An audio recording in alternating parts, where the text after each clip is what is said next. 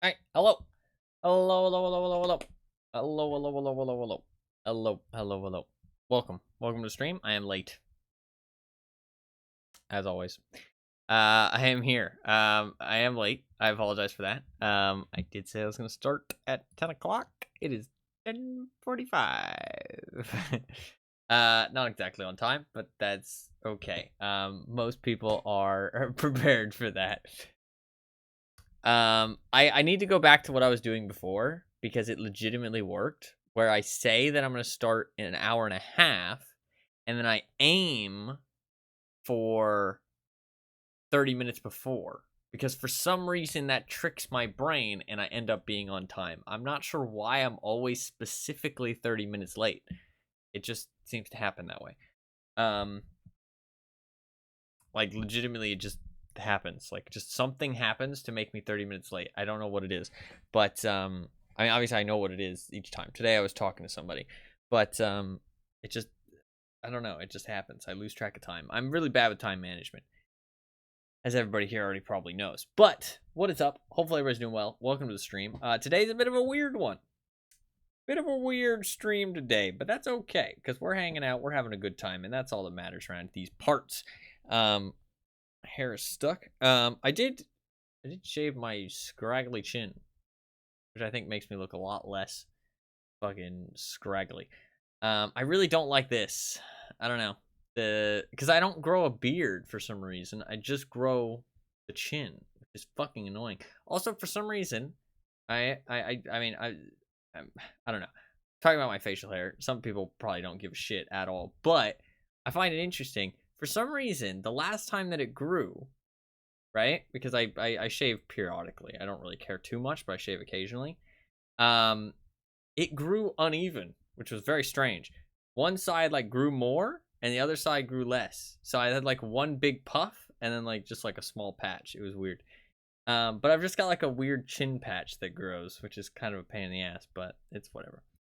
Um, what is up, Fluffkins? Welcome to the stream. Hopefully you're doing well. Hopefully everybody else is doing well as well. Welcome to everyone. Well. Um, but yeah, today we are here to just chat. Really. There is a little bit of a focus for this stream, as you can see by the title and the game, and I will explain that. But I'm gonna talk about what I kind of did today. What did I do? Well, I shaved. That was an activity.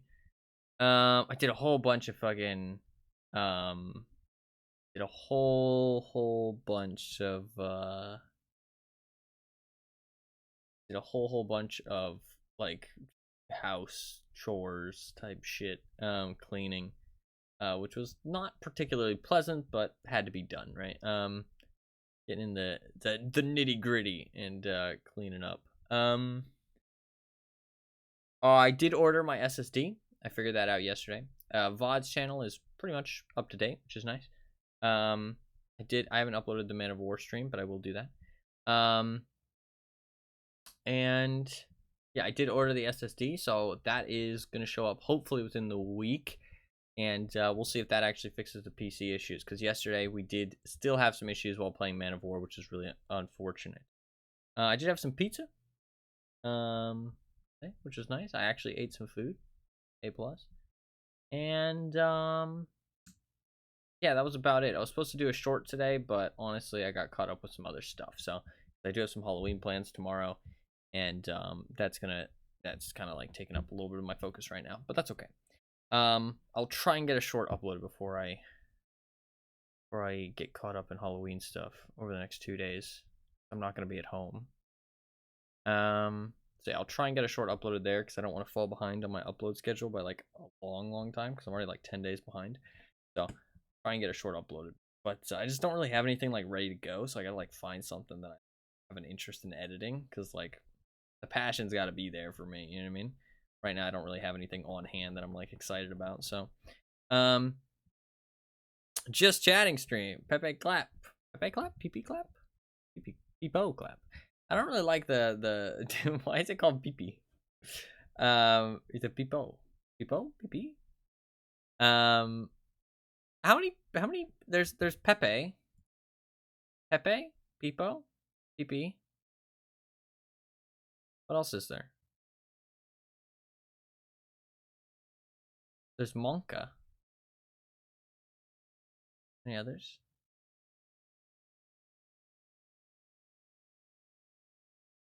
I think so. Pepe? There's Pepe, PP, Pipo,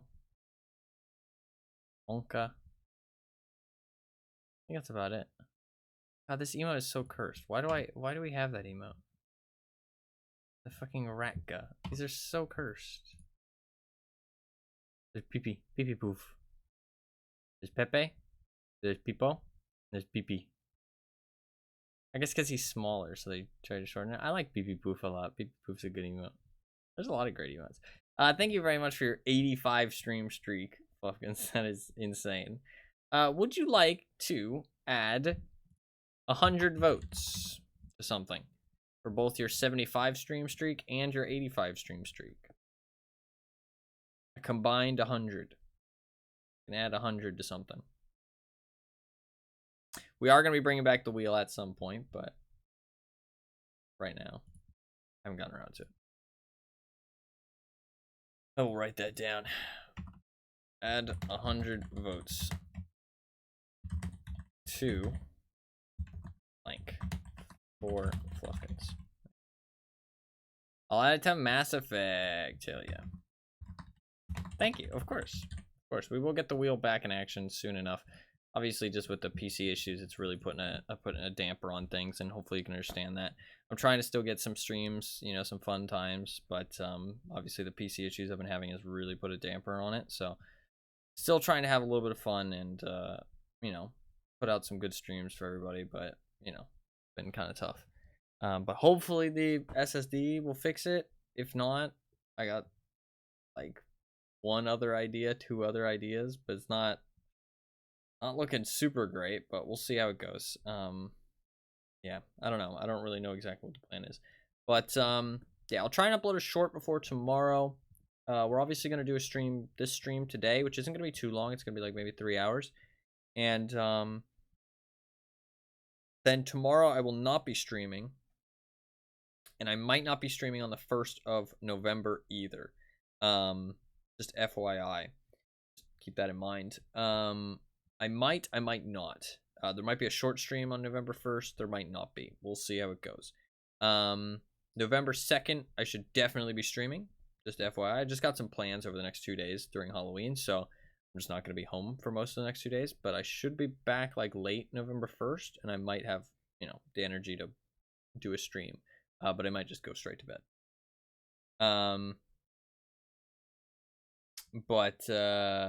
Yeah, so November 2nd, definitely a stream, but definitely no stream tomorrow. Potentially a stream late on November 1st. So we'll see. But all that aside, we can talk about what this stream is all about. So obviously, this is a bit of a weird stream. As anybody can tell, I am in the category for a game that no longer exists. Which obviously is a bit iffy. I've got 3 viewers, top of the category. Top of the category. So but it obviously is a little bit weird to be playing a game that doesn't actually exist. And I will explain. So, this game, Deathgarden Bloodharvest, is on my list of games that I need to play. Right? I have a list of games that I said I would play, all the games on the list, and there's a lot of games on there for various different reasons. The reason that this game is on the list is because I played it a long time ago in the past, but I don't have the VOD for it. It got deleted, which means that it doesn't have, there's no VOD for it on my VODs channel, which I create a playlist for each game that I've played. So I just wanted to have one VOD of this game on my VODs channel. So that way there can be a playlist for it to like show that I've played the game on stream. Because there's a playlist for every game that I've played on stream, bar like 6 at this point.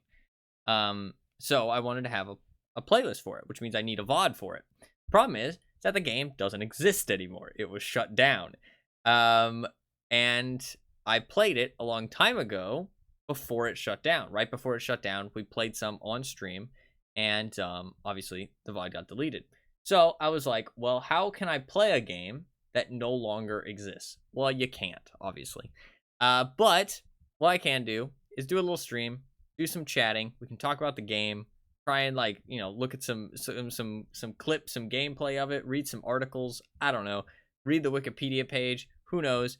Talk about it a little bit and just call it a day. And then after that, we'll just do some chatting about what the fuck ever we want. So yeah, that's pretty much the plan. We're just gonna be watching some gameplay that other people have on YouTube. I don't have any gameplay myself, sadly. Like I said, the VOD got deleted. I don't delete any of my shit anymore, but back then I didn't save anything, which makes me sad. I wish I had, but it's okay. It is what it is. You know what I mean? Live and learn.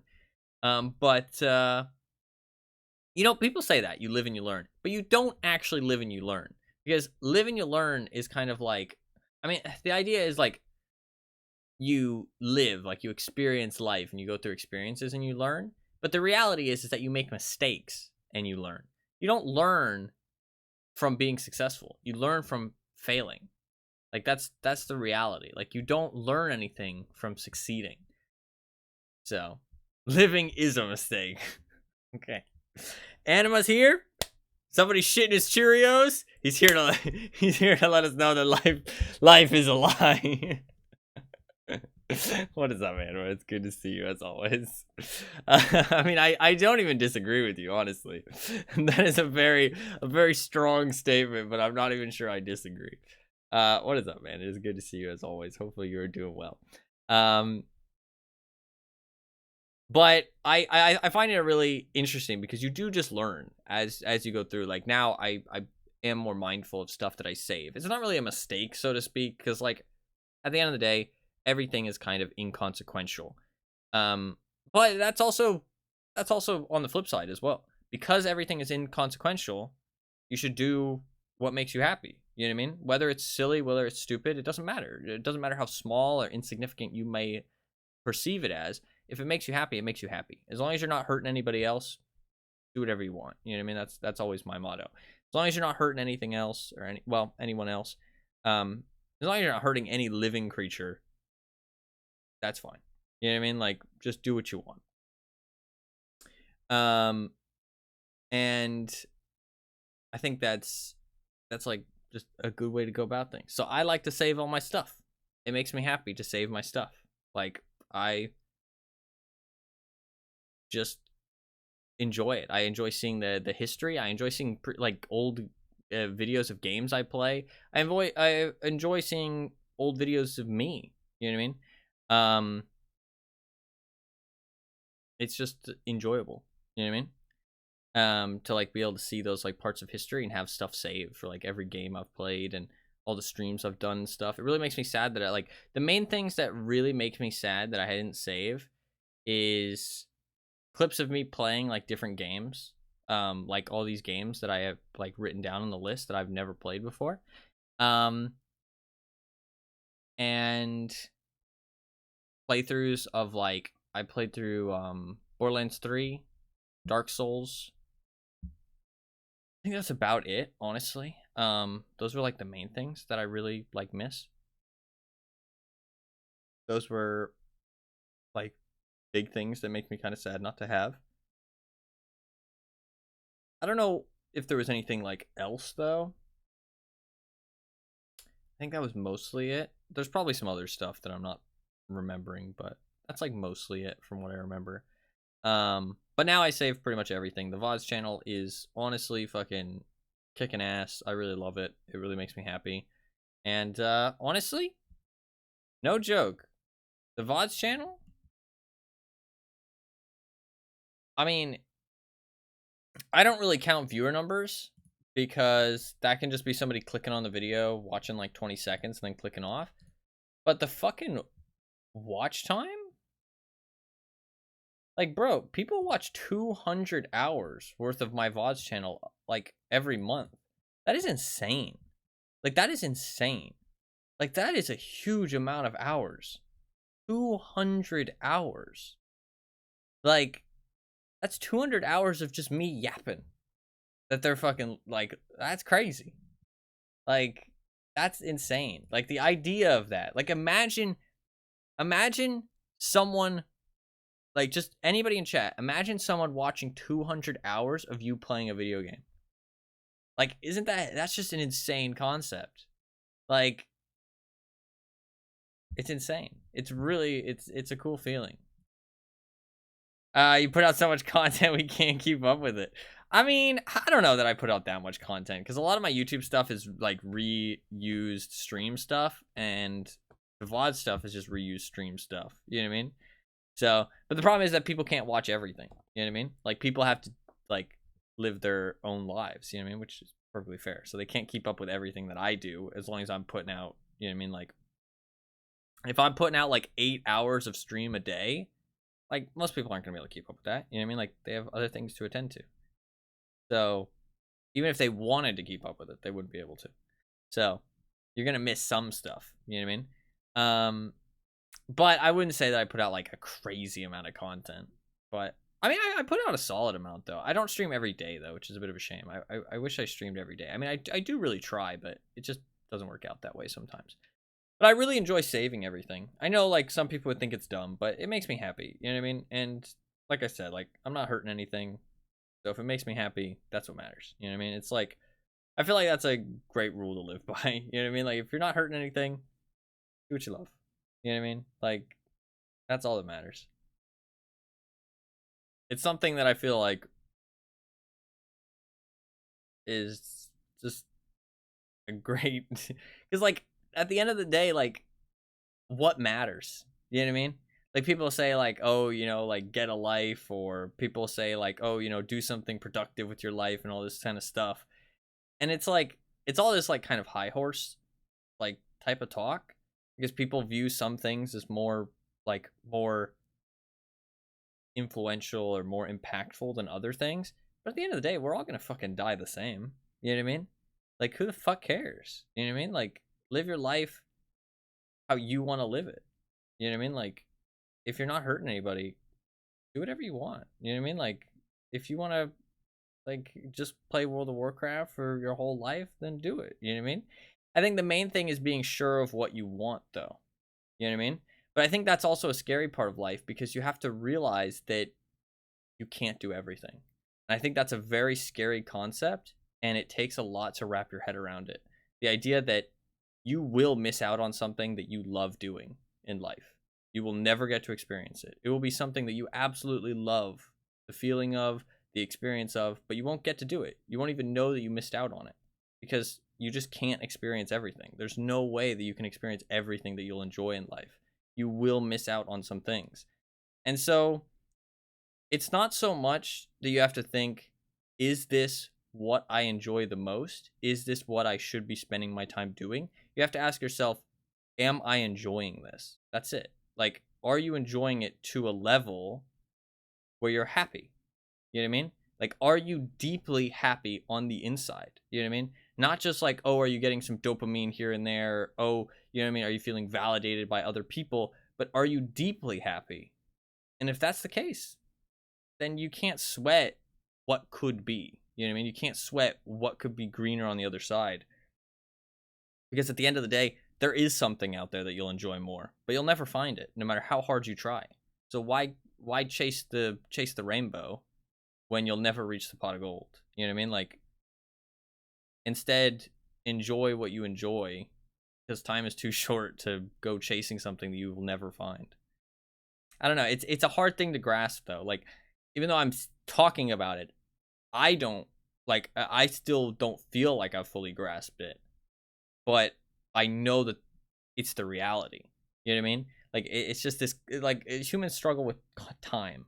We struggle with time and perceiving of time, because it's so fickle. Like, it just goes away, and we, like, I mean, like, literally, I mean, are we dying from the moment that we're born? Is that actually how it works? I don't know. I don't know biology enough. Just hate everything like me. I mean, that is a strategy. That is a strategy. But you hate some things less than other things. So you could perceive that as enjoyment. You start dying when you get older. like teens or 20s, I think. That's what I would assume, yeah, because that's when your body stops growing. That's when your brain stops developing, right?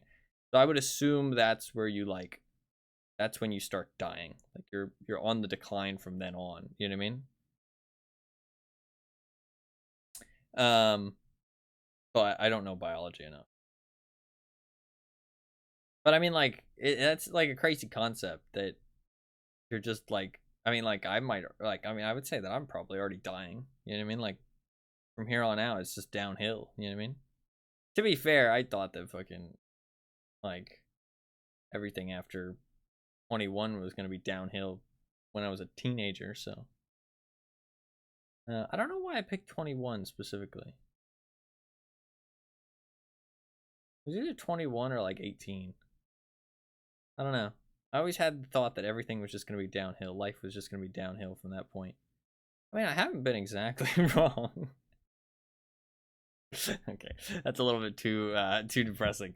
No,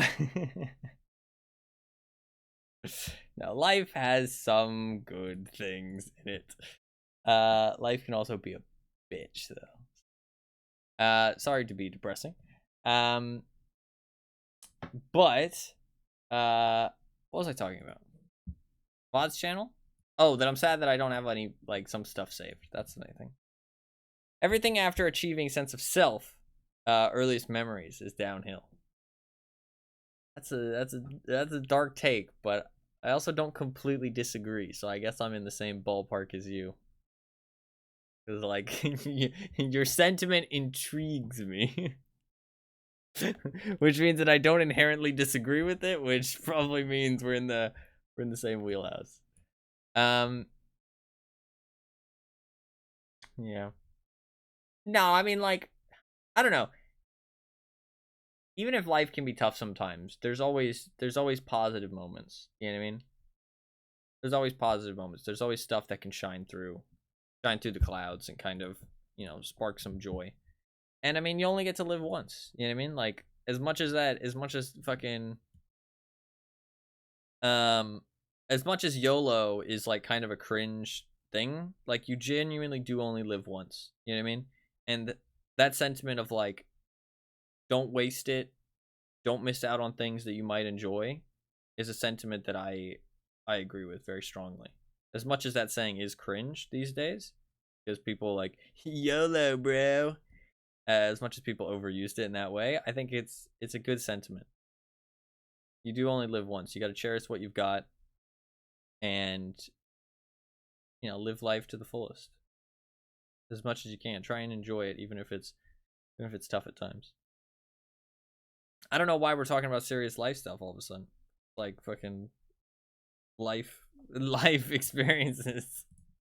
Sometimes it goes that way, especially with the just chatting stream around the gamer tie area. Sometimes we go down that road, and that's okay.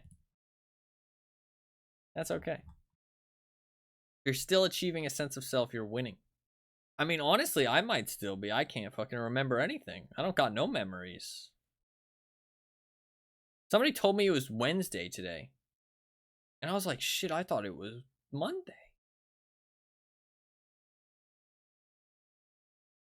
Light, heavy, it's all the same. Nothing matters. Yeah. I, like, genuinely, somebody told me it was Wednesday today, and I was like, shit, I thought it was fucking Monday. I was like, fuck.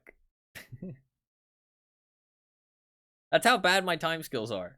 And they were like, how did you think it was Monday? And I was like, because the last day that I remember is Sunday.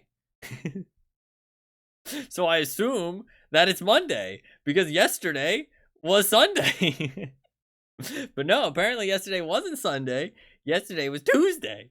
I don't know how that happens, but it does, apparently. It happens to me pretty fucking often, honestly, so. Peak human existence is vacillating wildly between nothing matters Sag and nothing matters yippee. Yeah, you're not even wrong. You're not even wrong. As long as you're happy, that's what matters. I think I saw a meme. I saw a meme template, which was, it was like, oh, I'm your heart, I pump blood for you. Oh, I'm your liver, I Liver is for alcohol and like, you know, it cleans liquids and stuff. Sorry, I got it mixed up with a kidney. I don't know what a kidney does actually. Does it filter blood? What does a kidney do? Ah, that shows my biology. Your kidneys remove waste and extra fluid from your body. They also remove acid that is produced by the cells of your body and maintain a healthy balance of water, salts, and minerals, such as, okay, so it's like a filtration system. It like filters the liquid, gets rid of the bad stuff. You can think of it like a sieve, I guess. And then you piss out the bad stuff. Gotcha. That's why kidney stones are fucking awful. So wait, the liver is, I smell dehydration, drink water. What the fuck is that? Get that fucking out of here. Wait, what does the liver do? Filters out the blood and breaks down poisonous substances such as alcohol or drugs. Ah, okay, so the liver actually doesn't do anything to do with liquids. It's just alcohol and drugs. Interesting, I didn't know that. Liver also produces bile. Anyways, going back to the meme template. Drink water. I have not drinking water in a long time. Going back to the meme template, which was, it was like, oh, I'm your heart, I pump blood for you. Oh, I'm your lungs, I breathe air for you. Oh, I'm your liver, I, you know, get rid of bad substances or whatever. Oh, I'm your kidneys, I filter out, you know, bad minerals, whatever it was. And then it was your brain, and it was just aware. Which is a pretty good meme. Definitely a good meme. I mean, it's pretty fucking accurate. Where's the aware meme? Can't find him. Oh, he's not in 7TV. There you go. Aware.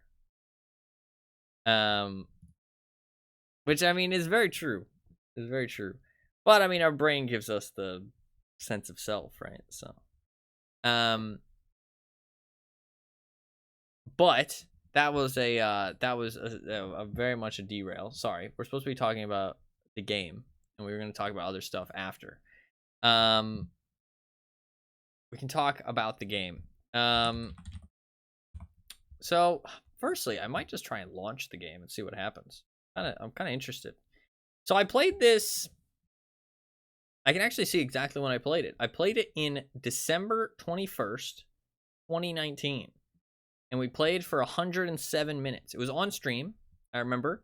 And we played, it was me and Fluffkins. Fluffkins joined me for some matches, and Turtles also joined for some matches. I remember that. It was 5 years ago at this point. 5 years ago. Very long time. I've been streaming for 5 years, which is kind of crazy. Started streaming in September. It was like September 4th or something. I can always check when I first started streaming because I can look up Blight League PoE wiki. It was the day that Blight League started. It was the day I first started streaming. September 6th, 2019. So this was like a couple months after. So October, November, and December. So it was like 3 months after I first started streaming. 4 months. Basically like 4 months. Because all of September as well. December 21st, 2019 is when I last played this game for 107 minutes. Yeah, I remember we played a couple matches. I can't remember if the queues were bad or something. I think it was. The last hotfix for the game is called Desperate Expedition. And they were fucking spelling out with that desperate title, apparently. Let's try and download the game and see what happens when I try and launch it, actually. I'm kind of curious. Just for fun. I don't remember playing it, to be honest, but it was only for an hour and a half, and I remember jumping around the lobby, but I don't remember playing the game. Did we actually get any matches? Do you remember, Fluffkins? Did we actually get to play that day? I can't have sat in the lobby for 100 minutes, right? That seems very unlikely. We did, I'm pretty sure. I don't remember the gameplay at all. Like, at all. I, like, vaguely remember what the arena looked like the gameplay arena, but we played at least one game. Okay. I'm almost certain you got some games. Okay. You were there, right, Anima? Were you there? Can't remember if you were there or not. You weren't as much of a... Like, now, I remember, like, I don't know, like back then it was like you were a new viewer. You know what I mean? So it was different. Now you're like the viewer we can't get rid of. No, I'm just joking. I'm just moving. But back then it was like I don't remember. No. You are very no. Don't leave. You're very welcome to be here. I'm always glad to have you in chat. I always appreciate having chats with you and you hanging out. You have a VIP badge for a reason. You were the first VIP. You were the first VIP. I remember when I gave it to you, you were like, "Why?" Which was a very strange question. I'm not gonna lie, but I remember you asking like, "Why did you give this to me?" Which I found pretty funny. But I mean, I don't know. I didn't think it's like me asking you why you always tune in. You know what I mean? Like, there's not really an answer. I just feel like you deserve it. You know what I mean? Like, you're an important person in chat. Seriously, why though? Because I appreciate you being here. You've never like, you know, you don't piss anyone off. You're not an asshole. You're a nice guy. You know, you're chatting. You like, you like, you provide value to the chat. You know what I mean? You're valuable. You're a valuable member of chat. You're a valuable person, and I appreciate you being here. I feel like that's what the VIP badge shows. Sus. Why sus? Why sus? I appreciate you. That's all. I don't know. That's how I feel about the VIP badges. It's just to show appreciation for people that I really appreciate. Like I notice them coming into chat. I notice they like always are very like positive, friendly, nice. You know what I mean? They're like good people. They come in, they chat, and they make me happy. You know what I mean? So I don't know. That's what the VIP badges are for. Compliments are always a distraction before the cage comes down. Not with me. Not with me. If I compliment someone, it's because I mean it. I very rarely am a positive person. So that's what I love about being an honest person, though, and that's why I am as honest as I am and am as open as I am. Because I can be a pain in the ass sometimes, and I can be an asshole when I feel like people deserve it. And I'm just very openly honest.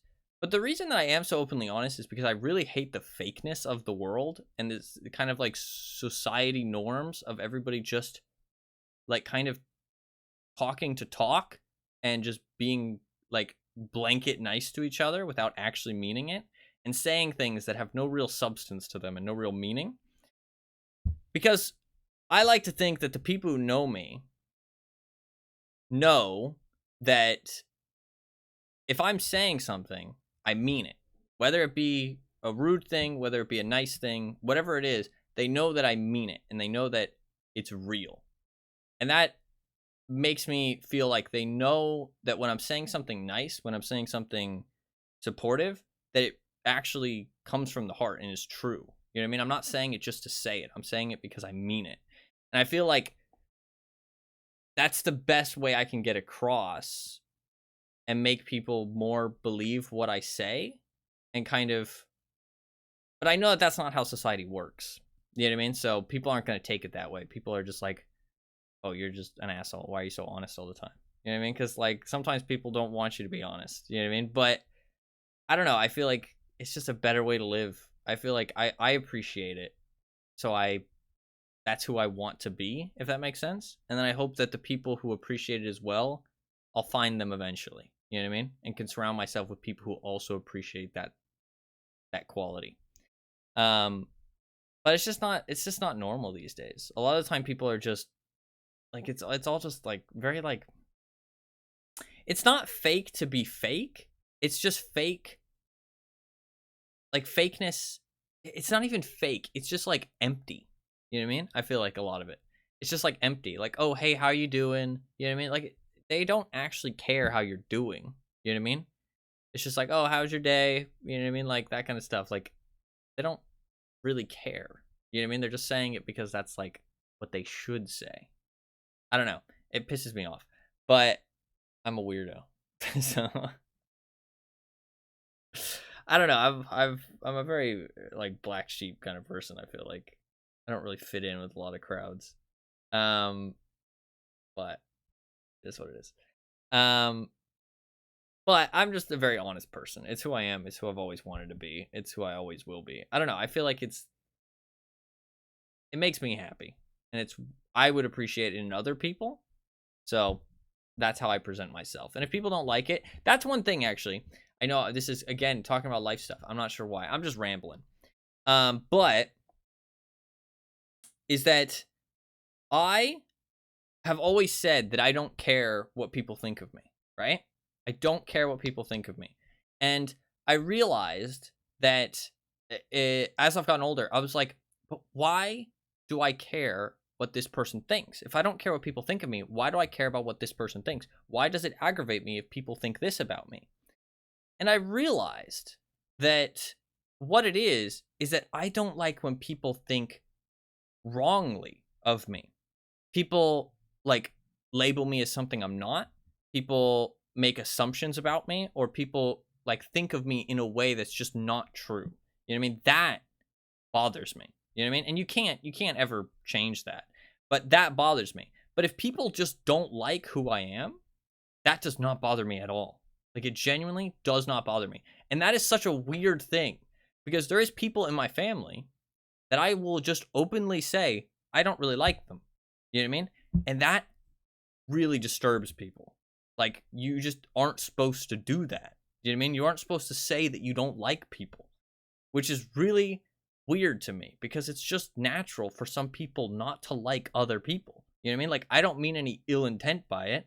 I'm not going around slandering them. You know what I mean? I just don't like them. I don't want to hang out with them. I don't like them. We don't mesh. You know what I mean?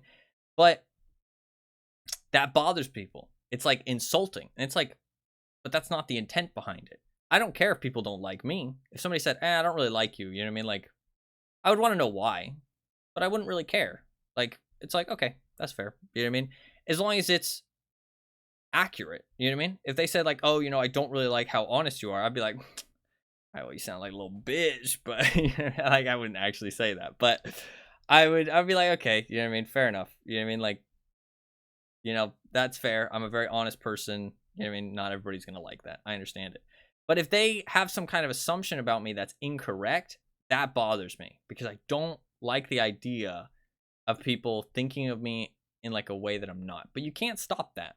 You can't stop it, because I don't know, I saw a thing, but it was a thing which is really kind of world shattering, right? It's really kind of world shattering, and it really puts life into perspective, right? It's a very existential thing, which was that the version of you that you think of yourself as, right? Which you think is the real version of you, only exists for you. Everybody else has a different version of you that they perceive because of the times that they've interacted with you, because they don't see you when they're not interacting with you. So the only things they get are the times they've interacted with you, and they will form a version of you based off of those things, which is nothing like the version that you feel like you are, like the version that you have in your own head. Everybody is got a different version of you that they think of you as, which is really interesting. And it is kind of world shattering, because you realize that you can't change that. You can't make everybody see the real you. You can't make everybody see the version that you want everybody to see, which means that you'll never be perceived in the way that you want to. Like, not 100%. You know what I mean? The best you can get is as close as possible, but that's what you have to settle with, because you can't ever get it to a one-to-one, like, this is who I am and this is how people perceive me. It will never match perfectly. So you kind of just have to accept that they're close enough, if that makes sense. Which, I mean, is fine, but it is kind of discomforting, if that makes sense. Because it feels like, it makes you feel like, is the version of you that you perceive really you? But I mean, it is, because you're you. But it's also, if you're the only one who perceives it, does it really make it true? But then again, it's only in your head. I don't know. Like I said, it's weird. It's a weird thing to think about. But what was I talking about originally? Oh, I was talking about people not liking me. I don't really care if people don't like me. I just care if people label me as things that I'm not, or like think of me in a way that's just not true. I just don't like that. If people don't like me, I think it's fair. Some people just don't mix. You know what I mean? Like some people just don't mesh, and that's perfectly fine. I think there's nothing wrong with that. You know what I mean? Like if you've been in a friend group, chances are you know of one person in that friend group that you just don't like as much as everybody else. You know what I mean? You don't hate them or anything. You don't wish ill of them, but you kind of just don't like them as much as everybody else. But you can't really say anything about it because it's rude. You know what I mean? And like, I'm not saying that you should be like, oh, yo, bro, I don't really like you. That's like kind of rude to just say out of the gate. You know what I mean? But I find it weird that as a society, we kind of have to like hide it. You know what I mean? We can't say like, oh, you know, like me and blank just don't really get along as much. You know what I mean? Like you can't just say that. You kind of have to like hide it away. You know what I mean? You have to like play nice. It's kind of strange. And there's like it's an unspoken thing. Everybody kind of realizes it. You know what I mean? Certain people just hang out more with each other, and it's very obvious who gets along with each other better. But you're not allowed to like outspokenly talk about it, which is weird. Trying to match your external existence to your internal one, so people are closer to perceiving you in the way you perceive yourself. Yeah, but it's a losing battle. It's a waste of your time. Because at the end of the day, this is something I've always said, which I think is, it wouldn't even work. You only know how you perceive things. You can never truly understand how other people perceive things. Exactly, yeah. Because people can perceive things badly as well. Like they can misperceive things. And that's why it's important to communicate when you're talking to someone who you care about, like your perception of each other. You know what I mean? Like if you care about their perception of you, it's important to communicate because they can misinterpret things that you really had no ill intent behind. You know what I mean? You'll do something or you'll make a joke and you'll not think anything bad about it, but they'll take it the wrong way and they'll be like, man, that guy's an asshole. You know what I mean? Like, why would he say that? But in reality, it was just a misunderstanding. You know what I mean? Like, I've had that 100%.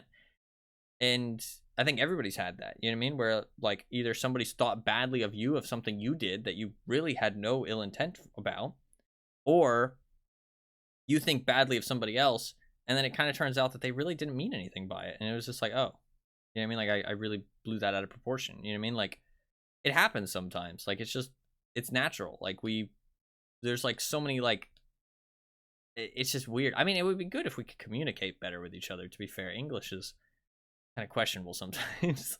There's just a lot of like context clues for things, which means that if you miss some, or like also it's like how you were raised in the environment you were raised, there's a lot of nuance to it. What I was saying though is that it's a losing battle to try and care what other people think of you to like a major degree, because the life thing that I've always said and what I've always kind of thought about is that the only person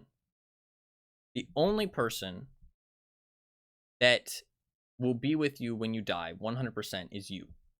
You have to make sure that that person is someone you're happy with, like someone that you're satisfied with being, someone that you're proud of, because that is the only person that will be with you 100% on your deathbed. There might be other people, but you know that that person will be there. So you should be satisfied with the person that you are. You should be proud of the person that you are, and you should be who you want to be. Don't, try and please others. Don't worry too much about how other people perceive you, because at the end of the day, they might not be there when you die. They probably won't. The vast majority of people will not be there when you die. Only you will. Well, not only. You will have some other people. But the vast majority of people that you know throughout your life will not be there. They will not be around. They probably honestly won't even care, because time goes by and like just life happens. You know what I mean? But that's a bit more of a cynical outlook, that people won't care. Chances are a lot of people would care. That's just me being cynical. I admit that. To be fair, I should say that because I'm talking about life stuff in general. People shouldn't take all of my life stuff because I am a cynical bastard. People will care, but they won't be there. That is a true statement. when you're living your final moments, the person that's gonna matter to you the most is gonna be you. And I feel like that's true for everybody. I mean, maybe not for everybody, to be fair. Some people might care more about others, but I don't know. I don't think that's worth. But obviously, depends on who you are. People have different values in life. For me, I think it's only really worth being who you want to be. You know what I mean? Not trying to please others, not trying to make yourself something that you're not trying to, you know, validate others' opinions of yourself. Just being yourself. You know what I mean? Being you and enjoying your life. You know what I mean? But that was my noise, by the way. Sorry, the game's finished downloading. I'm not sure why we're talking about lots of life stuff today. It just seems to happen. You know what? That's how it be sometimes in a stream, in one of my streams. Just start talking about random shit, and sometimes I don't know. I've got a lot to say. I'm a fucking yapper, okay?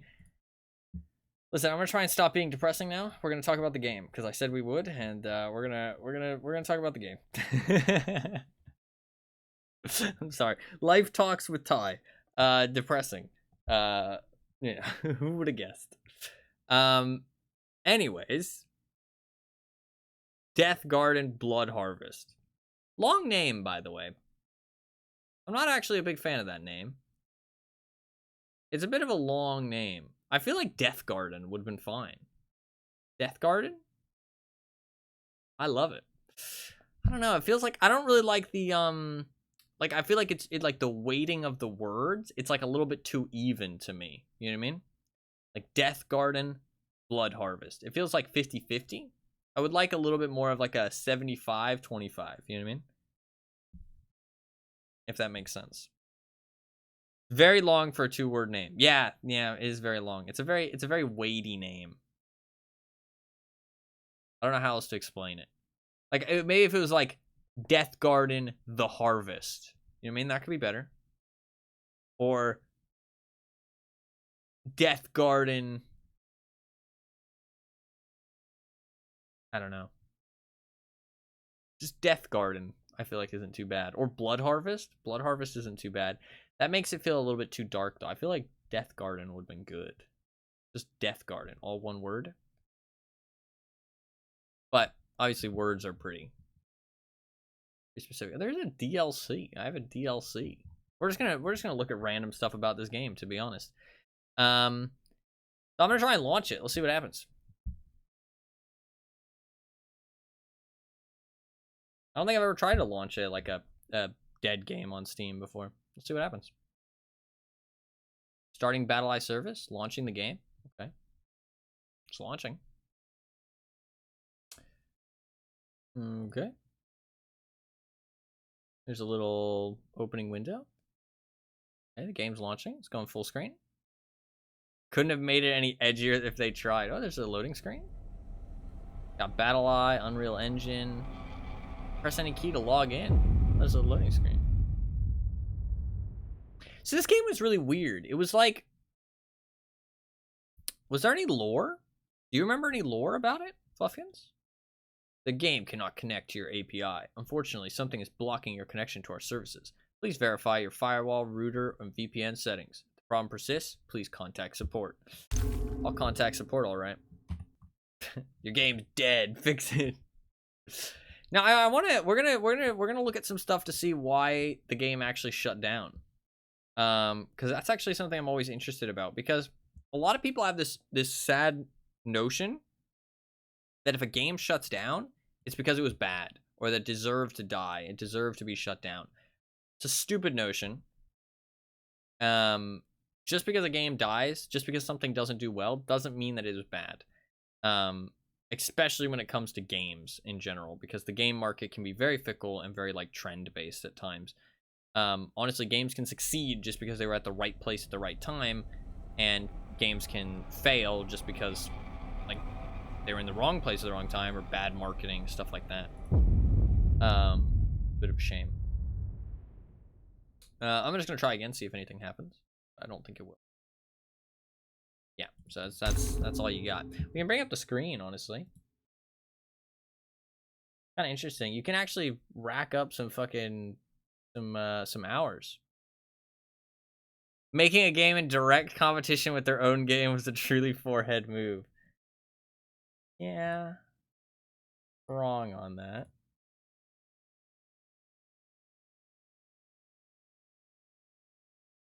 Not wrong.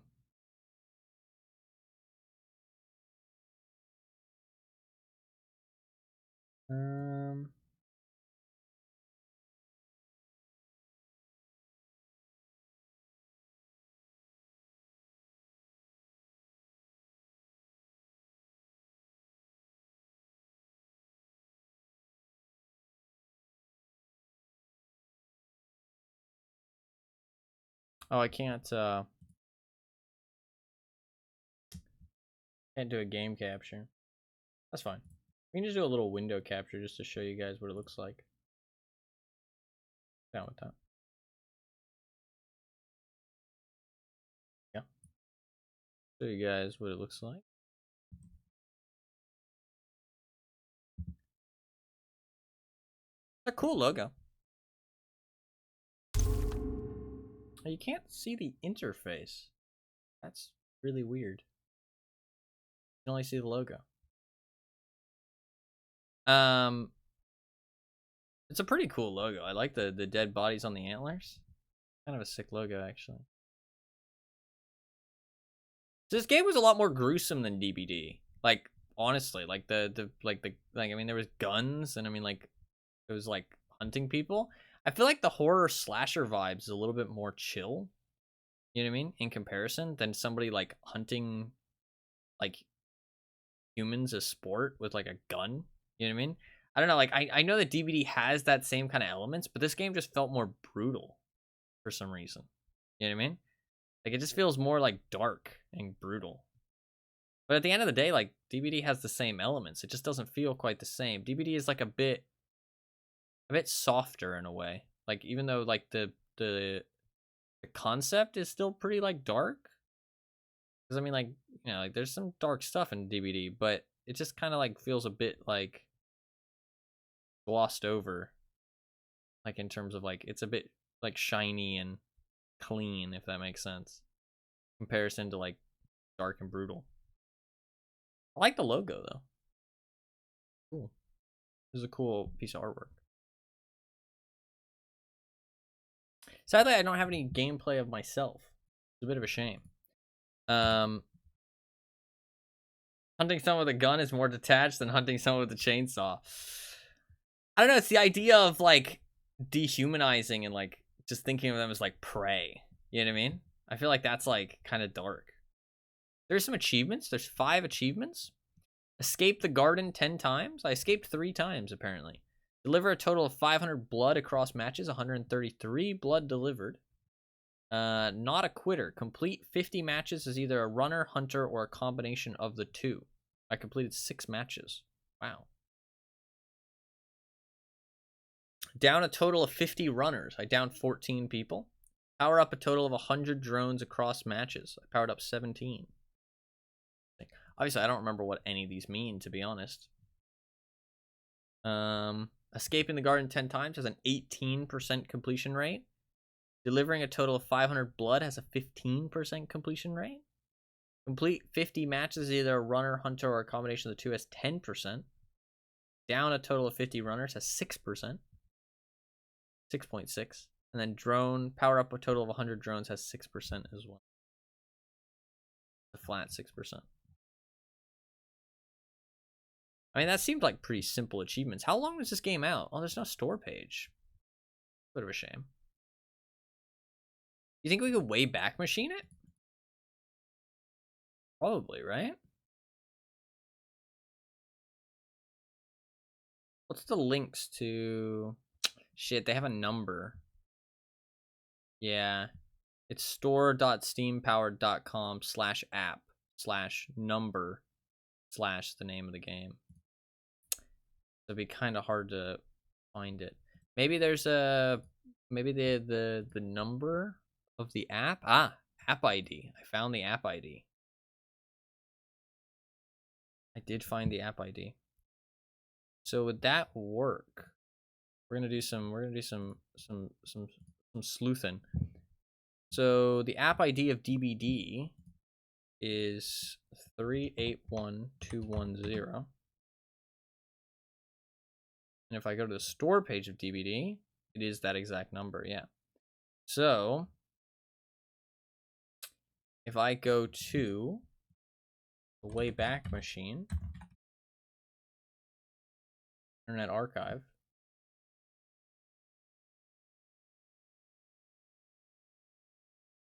and I look up https://store.steampowered.com/app/app ID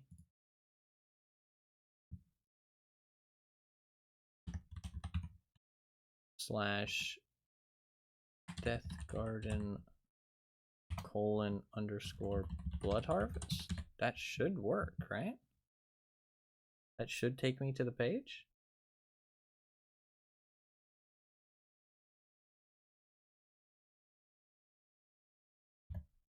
Some internet shit right here. See if we can find it. See what it looked like.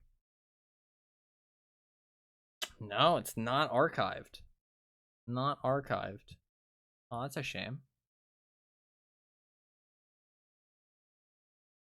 I wonder if maybe the colons. Wait, maybe if I can find another game in my library with a colon in it, and then go to the store page of that. Does the colon show up in the store page? Ah, it does not. Okay. Get rid of the colon. Ah, yeah, here we go. Look at this. Fucking genius. I'm a fucking genius. Alright. Killing someone with a knife is much more personal than a gun. This is true. At this point, I have at least 3 dead games in my Steam library, which feels oddly depressing. That's fair. The Deathgarden Bloodharvest is a multiplayer survival action game in which a ruthless hunter tracks and guns down scavengers, desperate individuals trying to survive and escape the Deathgarden. Very positive. 81% positive reviews, almost 2,000 reviews. Developed by Behavior, as we know. They're the people who make DBD, which is still a very successful game. Honestly, they kind of did just get lucky. They've never really made anything else that great. And then Publisher Behavior. It has the user-defined tags of early access, action, multiplayer, co-op, and violent.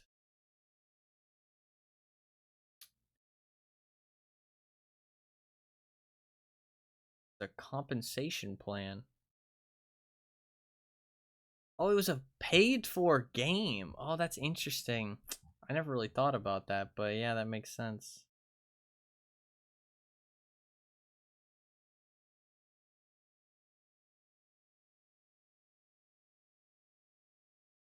Huh. I for some reason I just assumed it was free. This was kind of before the whole like free game. I only came out. Wow, it was only out for. It released May 30th, 2019, and then it just like wow. It was only out for 6 months. I didn't even think about that. That's very short. Holy, I didn't realize it was that short. The videos and the screenshots don't load, sadly, but we can look at everything else. There's not really much to look at. Tagged as a multiplayer, online multiplayer, co-op, and online co-op. It was in early access. It was $15. $15. There was a bundle between it and Dead by Daylight. There was also a deluxe edition. There was 3 DLCs, a Terminator set DLC, an original soundtrack, and then Origin sets and extended lore book. There's a lore book. That DLC was $20. Original soundtrack, $10. Terminator set was $2. Oh, the digital deluxe edition includes the base game, the Silent Victory Hunter set for the Inquisitor, the Sentinel Runner set for Sawbone, the digital art book, and the digital soundtrack. Dead by Daylight and Deathgarden Bloodharvest and receive, this is their bundle, receive 2 Dead by Daylight masks in Deathgarden Bloodharvest, the Toth mask for Fog, and the Trapper's mask for the Poacher. 2 Deathgarden masks in Dead by Daylight, the Scavenger mask for Meg, and the Hunter mask for Trapper. I can show those, actually, because I gave them to everybody. The game went free to play. Oh, wow, okay. It was in early access starting in August 18th. Gotcha, okay. It didn't shut down until exactly almost 2 years later. Okay. So it was out for a while. I guess it just didn't get enough to keep the servers up. Is like I assume the reason why they shut it down, but we can look into it. Let's read why they chose to do early access. That's always interesting. I actually really like reading this stuff. Why early access? Because Steam has like a survey that you have to fill out if you choose to do early access. Some devs just fill it out with like really quick answers. Like it's like a PowerPoint of like a whole bunch of different questions. Some devs just fill it out with really quick answers. Other devs actually like they write a lot of like interesting information and insight to the development process, which is kind of cool. And shows a lot of like character and personality behind the dev team. So why early access? The purpose of early access is to ensure that the game experience is as fun as possible. We wish to establish a relationship of collaboration and trust with our players. Therefore, we will immediately begin gathering feedback and data, communicating our decisions, and iterating on the game together. This way, once we launch the game, we will be confident in the quality of the content and service that we provide. Pretty generic answer. Approximately how long will this game be in early access? Our current estimation is between 6 months and 1 year. We want to reach a certain level of quality and quantity before officially launching the game. Iteration and communication with our players will be key in this process. Pretty generic, but they did supposedly only like, because you said it was August 2018, and then like about eight months later or something, they did no, it would have been 9 months or so. They ended the early access. So how will the full version plan to differ from the early access version? Over the coming months, we aim to deliver new gameplay elements such as perks, powers, and weapons, new arena elements such as garden conditions, weathers. That's kind of cool, actually. Cool idea. We're investigating adding a new garden biome, so a new map, I guess.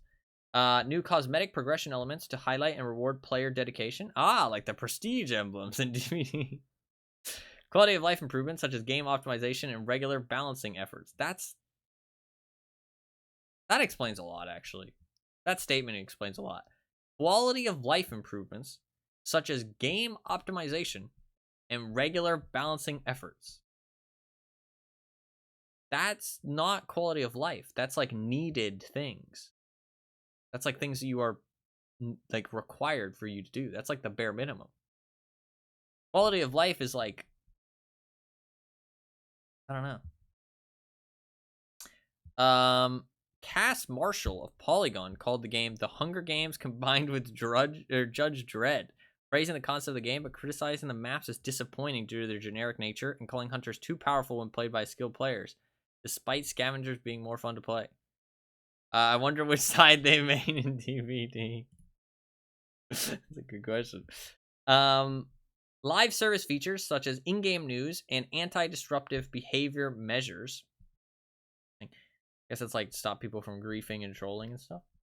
Regular hot fixes for maintenance and bug fixing. Surprises. That's fun. I don't know what that means, but surprises. Note that this plan is subject to change, as we will be carefully reviewing player feedback and data before locking in our intentions and priorities. Once we officially launch, we are planning on adding an in-game cosmetic store. All gameplay content and updates will always be accessible for free and to all players. This ensures that we can keep supporting the game for the long term, support our dedicated server costs, and grow with our community. So yeah, they were going to add a cosmetic store, but all the gameplay and updates will be free. But the game was paid for. I mean, that's a good way to do it. That way you can keep supporting the game and pay for the server costs and stuff. But sometimes it's not enough if the game doesn't build enough of a player base. What is the current state of the early access version? As of August 14th, our game consists of a world set in the near future revolving around a spectacular blood sport that is the most popular entertainment on the planet. Yeah, it is just the generic idea of, like, just people watch other people get murdered. You know what I mean? Like, I mean, to be fair, that's always been a thing, if you really think about it. Like, as a human race, like, legitimately, like, in real life, we were... like doing that with gladiator arenas and stuff. You know what I mean? Like, we've always found that as an interesting concept as humans, which is kind of fucked up if you think about it. But like the idea that it would happen in like a dystopian world is super realistic, honestly. Like if you like legitimately imagine it, it could totally happen. Which is kind of weird if you think about it, because you think of these like the Hunger Games and stuff like that. It's kind of like this like fucked up, like, you know, impossible reality. But if we actually went down the road of like a dystopian civilization, that could totally happen. Like, totally happen. It is like genuinely realistic. The way they put that, they weren't including balance improvements under the quality of life tag. It was a separate point, I think. I can show you what it was. It very much probably wasn't. I'm not bringing this up on screen because Wayback Machine can be a bit weird at times, and I don't really trust it to not like show some weird information or some shit. I don't know. I know that's like a little bit like paranoid of me, but I don't really trust it. Wayback Machine is like a little bit sketch at times in my experience, but there you go. it's like I posted the image. It's like a PowerPoint of the things that they plan and quality of life improvements such as game optimization and regular balancing efforts. So they definitely thought of it as quality of life for some reason, at least with the way that that's written. Oh, so what else we got? They said, so as of August 14th, our game consists of a locker room, the central hub, character creation, interesting, I don't remember that, ready room, which is a matchmaking physical lobby, the training area, which is a tutorial, a garden, a procedurally generated area in which runners and hunters compete against each other, one garden, arena, 3 garden conditions, weathers, oh, so they did have 3 weather conditions, interesting, 1 dynamic garden event, 2 game modes, capture and gather and deliver. Hunters, powerful contenders equipped with deadly weapons, abilities, powers, and perks. There's 3 hunter abilities, 6 hunter weapons, 4 hunter powers, and 6 hunter perks. Then there's runners, fast and agile contenders capable of scaling any structure found in the garden. 3 runner classes, 9 runner powered bolts, 9 runner caltrops, 8 runner perks. Do you remember playing this game at all, by the way, Fluffkins?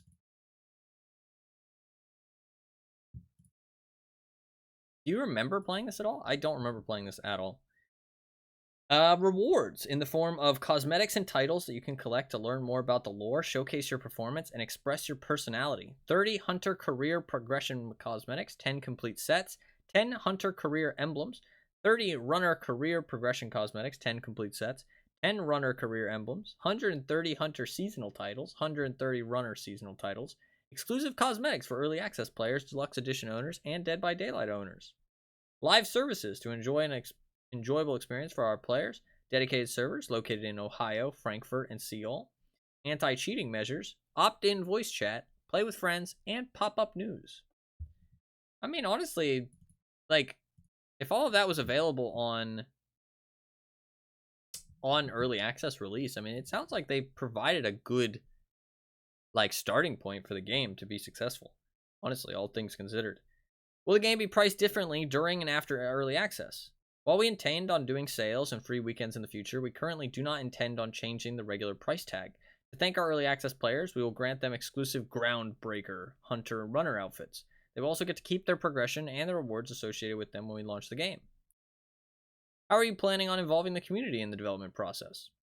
We believe gathering feedback is the key to success of our early access. We will obviously be regularly reading all discussion on our social media, forum, Discord, as well as on the Steam forums and the community-run Reddit. We also believe that two-way communication is crucial. Therefore, we intend on regularly posting news on our website, social media platforms, and forum, as well as to try to reply to all questions. We intend on sending monthly surveys to our players, as well as some more specific punctual surveys when we feel the need to cover a topic in depth. We'll be tracking data to identify player patterns and help to balance the game to make it as fun and understandable as possible.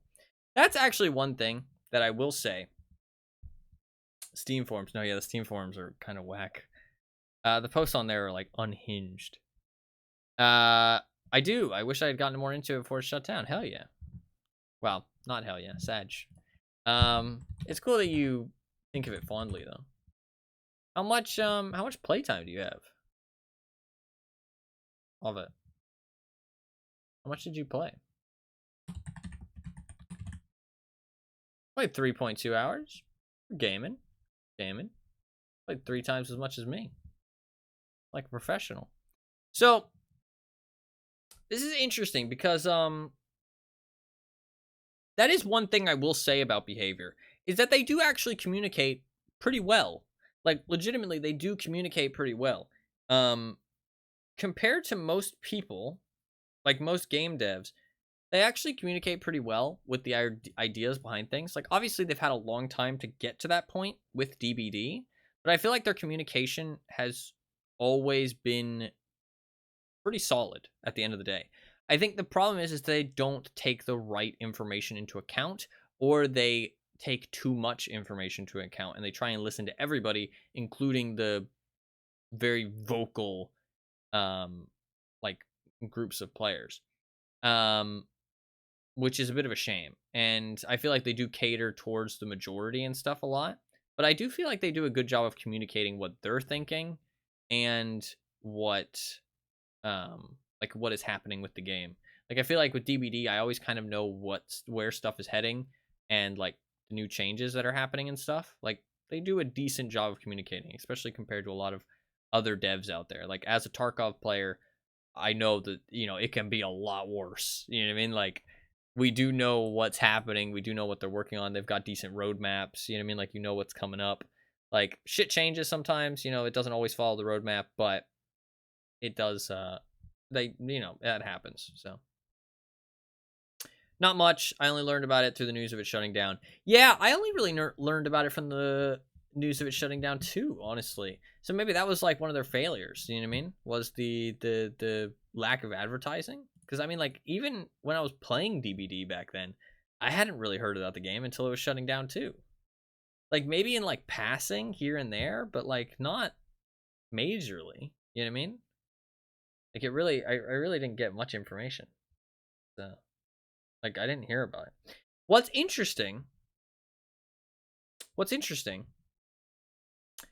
I heard about it a lot from DBD streamers during early access. Gotcha. To be fair, I wasn't as tuned into DBD back then. I don't think Fluffkins was either, to be honest. So I think maybe when it was like first coming out, people were pretty excited and talking about it a lot, but then it kind of went silent, and then people only really talked about it when it was dying. That's probably what happened, to be honest, judging off of what you said. Because I think me and Fluffkins didn't really get into DBD until like it would have been in between that time. That's why I'm kind of thinking that's the time frame. But I think we started getting into DBD like, because DBD came out 2019 or 2016. I played during when did DBD release? It was really edgy, but to be honest, it really intrigued me. And if it was still around now, I'd definitely be playing it. No, that's fair. You are a little bit of a behavior fanboy, though. Let's be honest here. I'm just saying.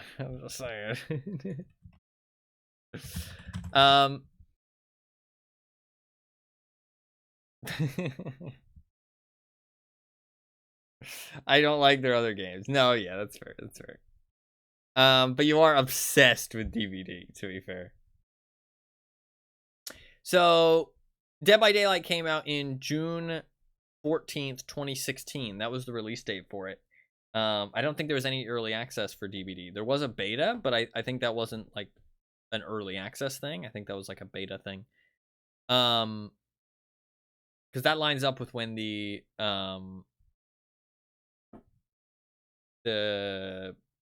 anniversaries. So, and I played during the 3-year anniversary, but that was like near where I first started playing the game. So it would line up that I started playing like early 2019, which is probably when everybody stopped talking about Bloodharvest, to be honest. The Make Your Choice game or whatever, casting of Frank Who. I'm a DBD fanboy, yes, but that's it. No, that's fair. Talking about behavior, actually, they picked up and they purchased the company that makes Darkest Dungeon. And I don't know, man. When I heard that news, I was like, oh no. That's not good.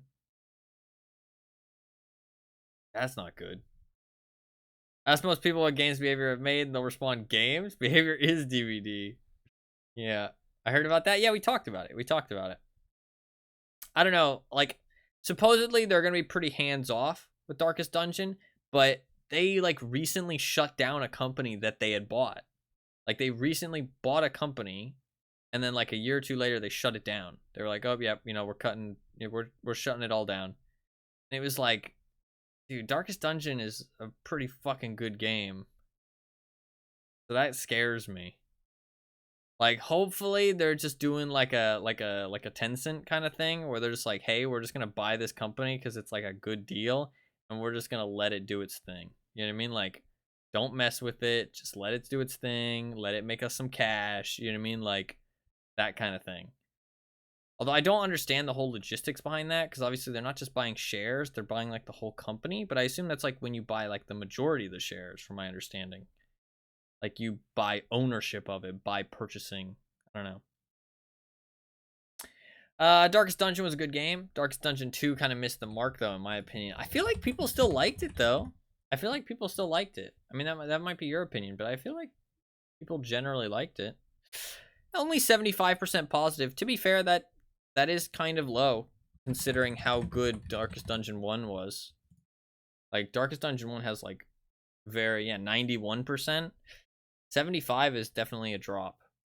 So it definitely seems like some people had qualms with it for sure. Interesting. I've really heard bad things, but I definitely didn't hear as much good things. That's for sure. But I don't know. I still think it's a good game. I mean, like 75% positive is still pretty solid. You know what I mean? Still pretty solid. Not great though. It's good, but maybe not great.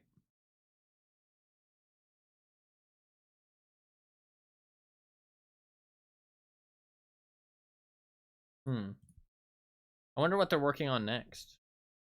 Not really related to Blood with Deathgarden Bloodharvest, but Red Hook Studios wiki. Say what they're. They don't even have a wiki page. They just have a. There's just a Darkest Dungeon page.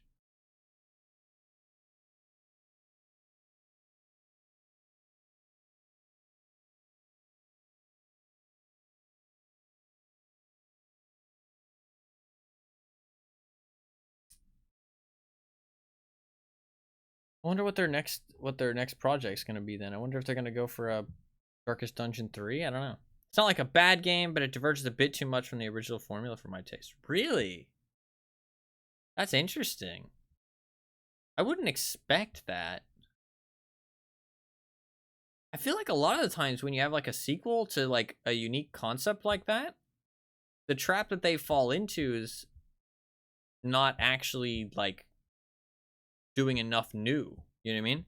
It's just more of the same. I feel like that's kind of the trap that they fall into a lot more commonly. So it's interesting that it ended up diverging, in your opinion. I wonder if they accepted that though, because it's not like Darkest Dungeon 1 is unplayable at this point. You know what I mean? Like it's not like Darkest Dungeon 1 is like going anywhere. So maybe they thought, hey, we can experiment with some different ideas and stuff and make this one a little bit different. I mean, you could still go back and play the original, but I'm not sure how replayable the original really is. I don't know. I haven't played it myself. I've just seen people talk highly of it, but I haven't heard enough to know if it's like got replay value to it. I wonder what their plan is then, because they bought the company. But I wonder, because I mean, if it only got 75%, that's not positive enough. I feel like, you know what I mean? Like that's like a. I feel like that's like a. You're in the office and it's like, hey, wasn't awful, but we need to do something different next time. You know what I mean? Like something went wrong. Didn't go catastrophically wrong, but I don't think you'll be happy with that. You know what I mean?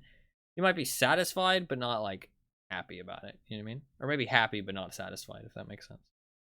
Like I feel like that's like a bit too low. With how much work goes into indie games like this, like high quality indie games like this, I feel like that's not gonna be like they're not gonna be super satisfied with that. I wonder what their plan is going forward. I didn't realize it wasn't that positively. I assumed it was like 85. You know what I mean? Like it was positive, but not like amazingly positive. But 75% is like a little bit low for a sequel of a game that was pretty like well received all around.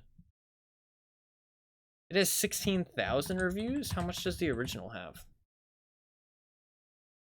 122,000. Holy shit. That's crazy.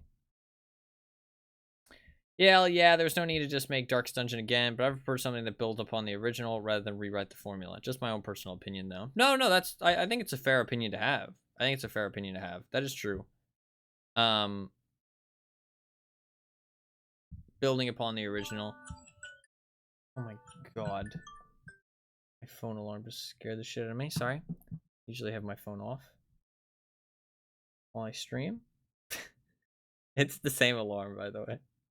Same alarm as last time. I don't know if anybody's here the last time an alarm went off like 2 weeks ago, but it's the same alarm. It serves no purpose. It serves no purpose. I should have turned it off, but I forgot. That's fine.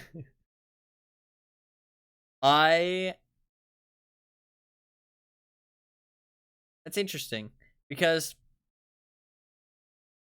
they might have felt like the original game was like complete though, you know what I mean? Might have felt like there wasn't really much to build off of, and so they felt like, hey, you know, like let's divert instead, but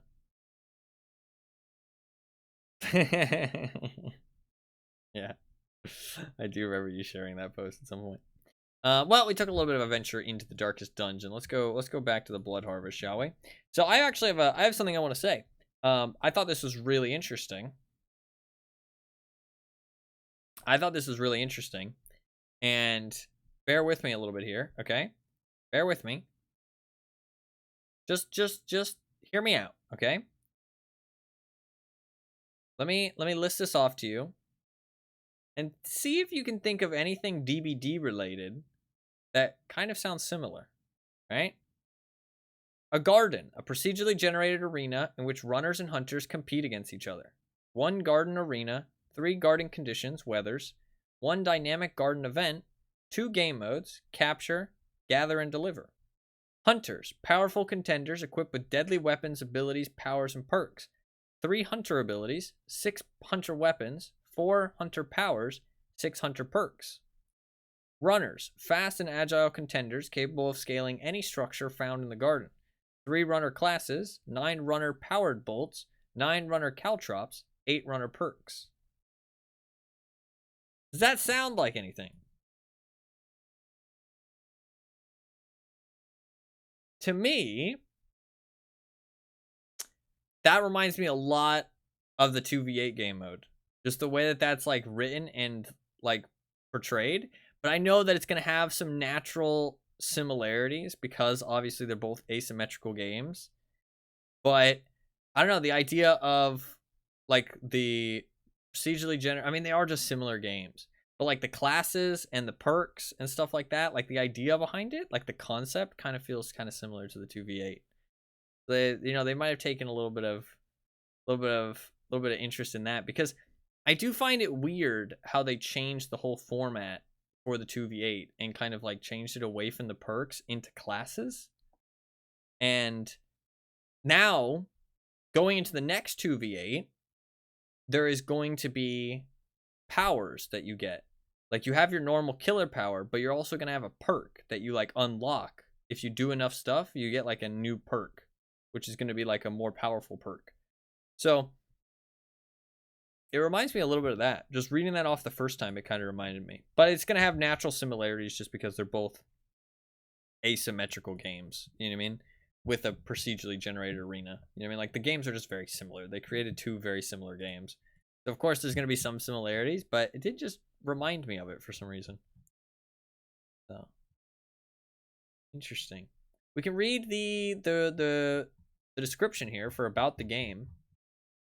That's about all the information that we're going to have off of, man, they had full audio for French, German, Russian, Chinese. I don't know how hard that is to do. like full audio voice acting for all those different languages. Like, and supposedly you have to pay different voice actors, right?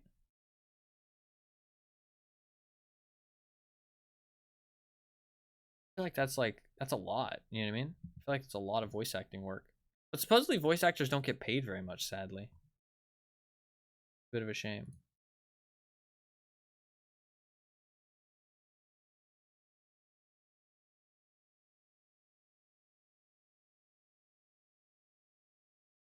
But there is some images. We can actually look at the images. Yeah. We can post these images in the Discord. I'll bring them up on stream too. These are screenshots from the store page.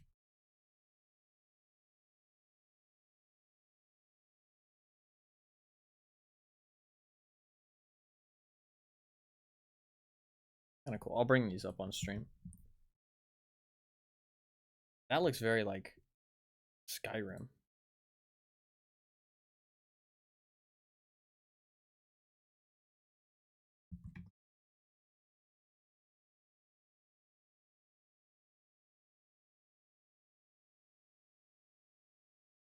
Some interesting images. I'll bring these all up on stream. I'm just posting them in the Discord for safekeeping. We'll read the rest of this page and then we'll go through them all. We're gonna look at some gameplay too. We're gonna go to YouTube and look at some gameplay. For sure. We're just gonna go through, you know, every little bit of information we can find about the game and just chat about it a little bit. You know what I mean? Like I said, like that's all we can really do, so you know, until we get like bored or we feel like we've seen everything. That'll be the plan. So not every perk is going to scale into a bigger game linearly. No, yeah, that is true. Much easier to build the class system with 2VA in mind than do the balancing for however the fuck many perks there are now. This is true. This is true. It kind of does make sense. But I don't know. They said that they wanted to do it for simplicity's sake. But to be fair, maybe they meant simplicity's sake for them. You know what I mean? Maybe that's what they meant. They didn't mean simplicity's sake for the players, but they meant simplicity's sake for everybody else. All right, so there's a thing here. We can read this. So, about this game, a dark and ruthless dystopian universe. In a dark dystopian future, the world is divided. Only a few deemed worthy are granted access to the Enclave, an opulent safe haven, while the rest are damned to an almost certain death in the slums. The only way to obtain the right to a better life and reach the Enclave is to face the Hunter and put one's life on the line in a ruthless game of blood. Definitely taking some inspiration from Hunger Games, right? I mean, is Hunger Games the original? Was Hunger Games the original death game? I mean, probably not the original, but maybe the original that made it popular. Because, I mean, the death game idea has probably been around for a long time. But I don't know if Hunger Games specifically was, like, the original. But it might have been the one that, like, really made it popular. You know what I mean? Really, like, kind of broke out above the crowd.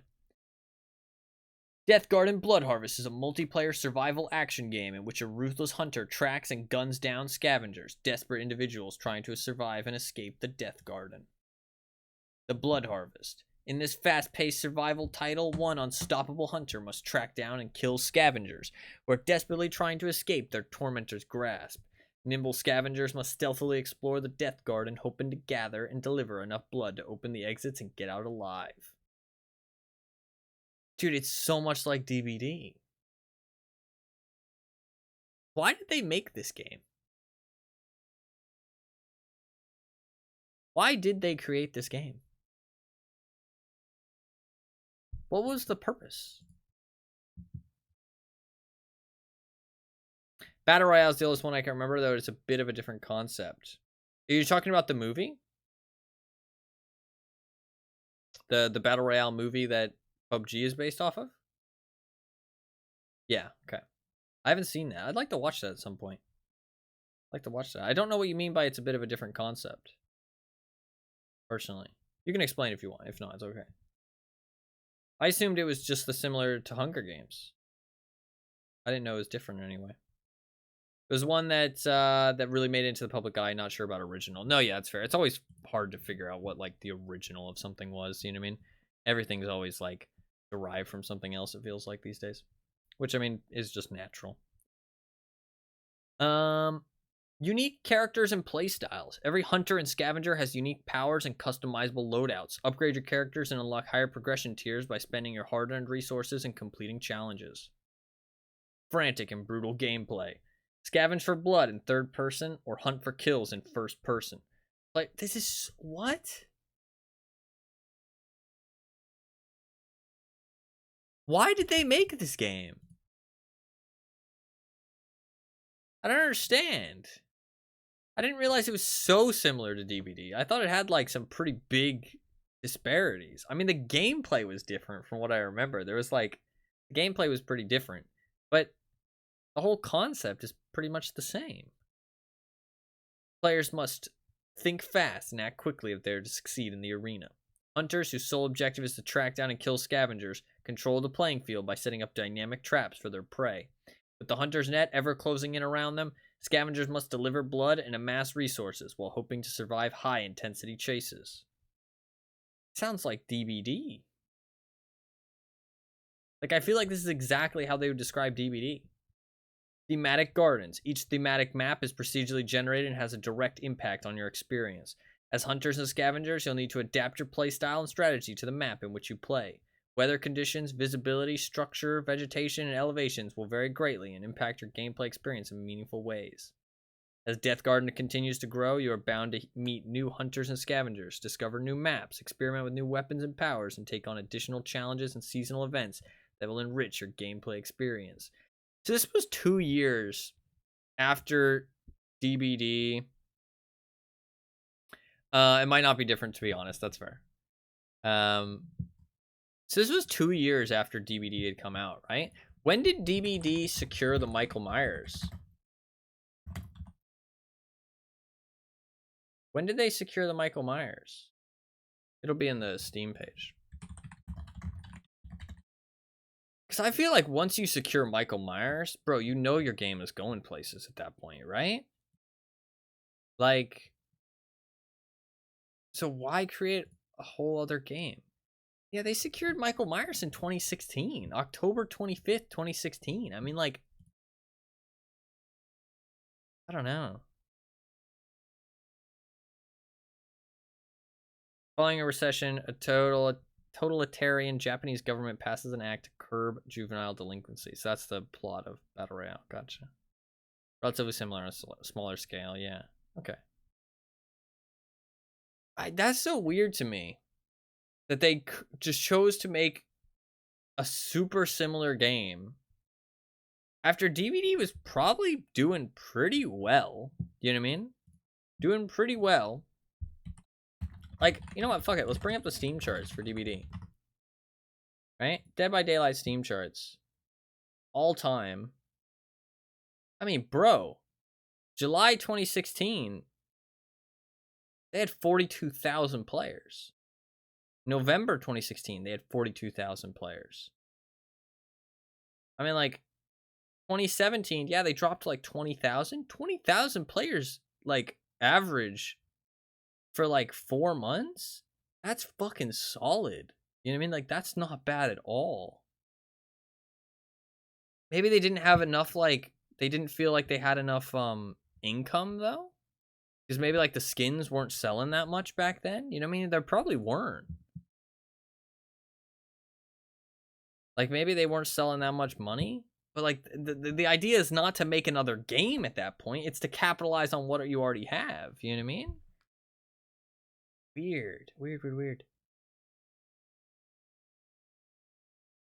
So, before I moved to compete with themselves, yeah, I never realized how much of a competition they kind of put against themselves. I mean, like, at July, August, September 2017, they were rocking like 40,000, well, like 35,000 players, like for like 3 months. Like, that's really good for a company that had no, like, standing. You know what I mean? Like, for a company that has no standing, making a game that has like 20,000 concurrent players, almost like 30,000 to 40,000 for the first like 4 months, like 6 months. getting a fucking deal with like a huge horror license like Michael Myers to add him into your game, and then still having like 20,000 players for like 6 months, probably when they hadn't really released any content, let's be honest. Like, I doubt they released much. And I don't know what their development cycle was back then, to be fair. But still, even if they had to like release some stuff, 20,000 players, that's super decent. And it's still like, why did they feel the need to make this game at all?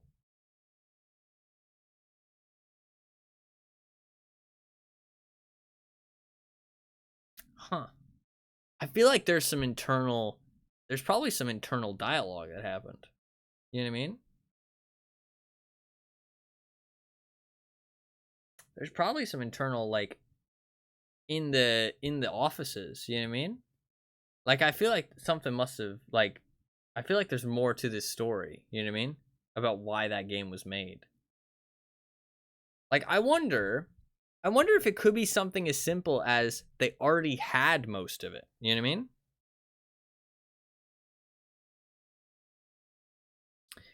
Pretty much only with themselves. They basically had the entire market cornered on this kind of asymmetrical game. Evolve came out the year before DVD's full release and flopped hard. Yeah, Evolve had promise, though. That's the thing. Evolve had promise, but it flopped. I can't remember the reasons why. It was like the servers or something, or like imbalance, or cheaters. Maybe I don't think it was cheaters. I think it was like servers and imbalance or something.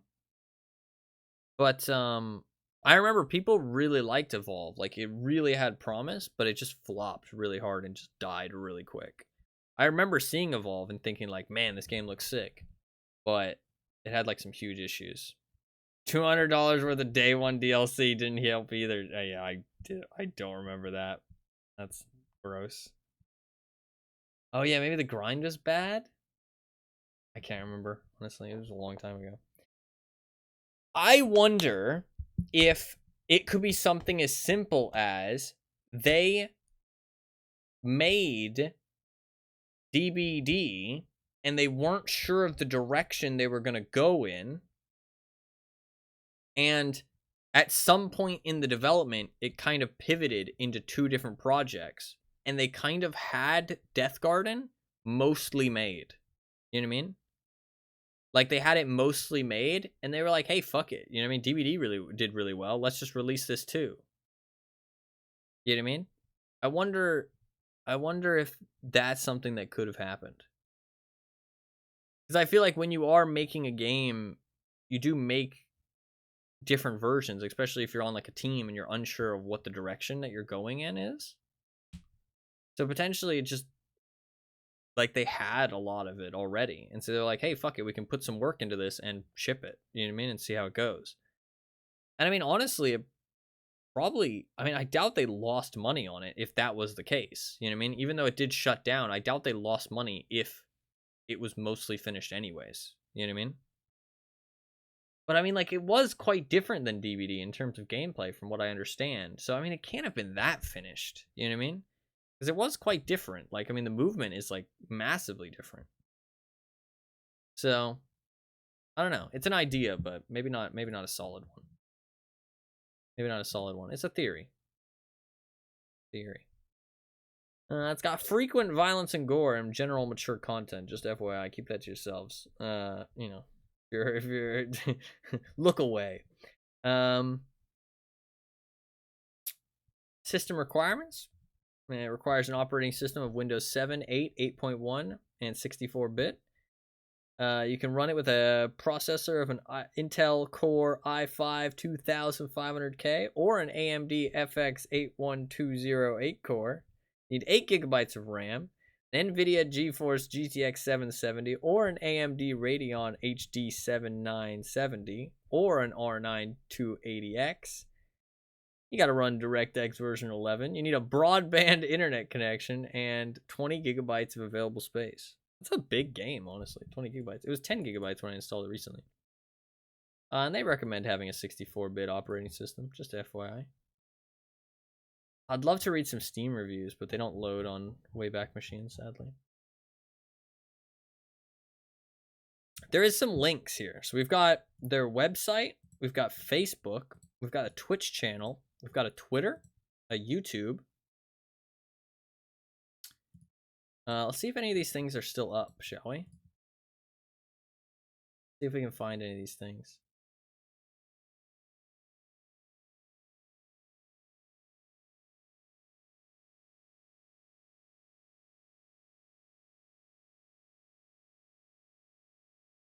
Their Twitter does still exist. They still have a Twitch? They do still have a Twitch.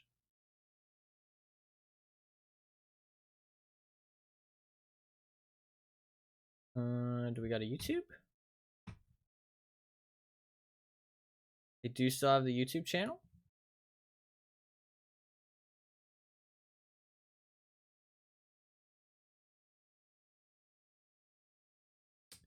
Sadly, we don't have the news. The Steam news page is gone. Yeah, so they completely take it off the Steam page. You can just hide games on the Steam store. Oh, shit! Wait, what the fuck? We are back. Play the game again here. What the fuck? You can actually play the game, apparently. Deathgarden Rebirth available now. What the fuck? The people made a playable version. Dude, some people are crazy about keeping things alive. There's only 137 members part of it, though. Just not using them anymore is easier than closing down accounts. No, yeah, absolutely. There's a fan modded version of the game that kicked up in September. Really?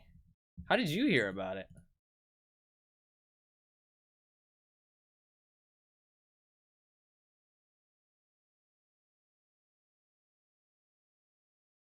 How did you hear about it?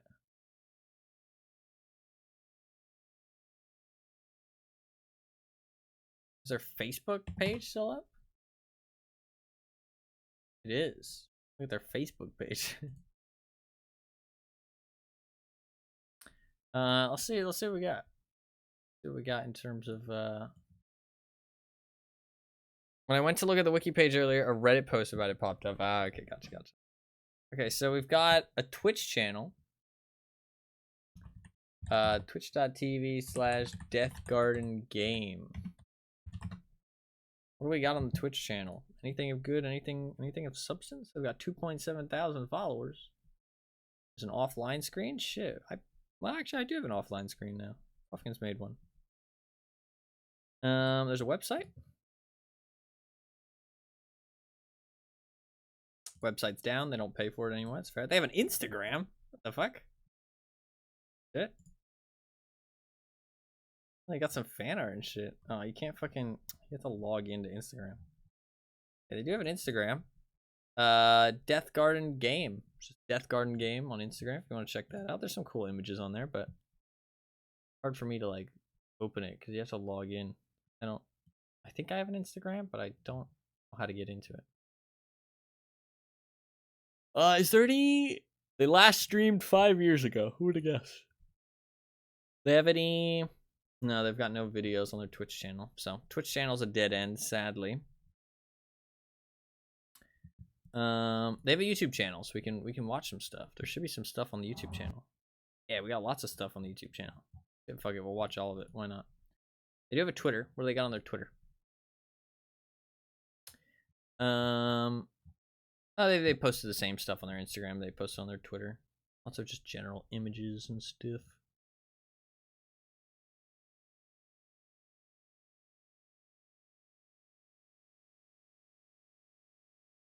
It's just Deathgarden Game on Twitter if you want to check it out. I don't think I'm gonna bring this up on stream. It's not anything too crazy. I'll bring the YouTube videos and we'll look at some pictures, but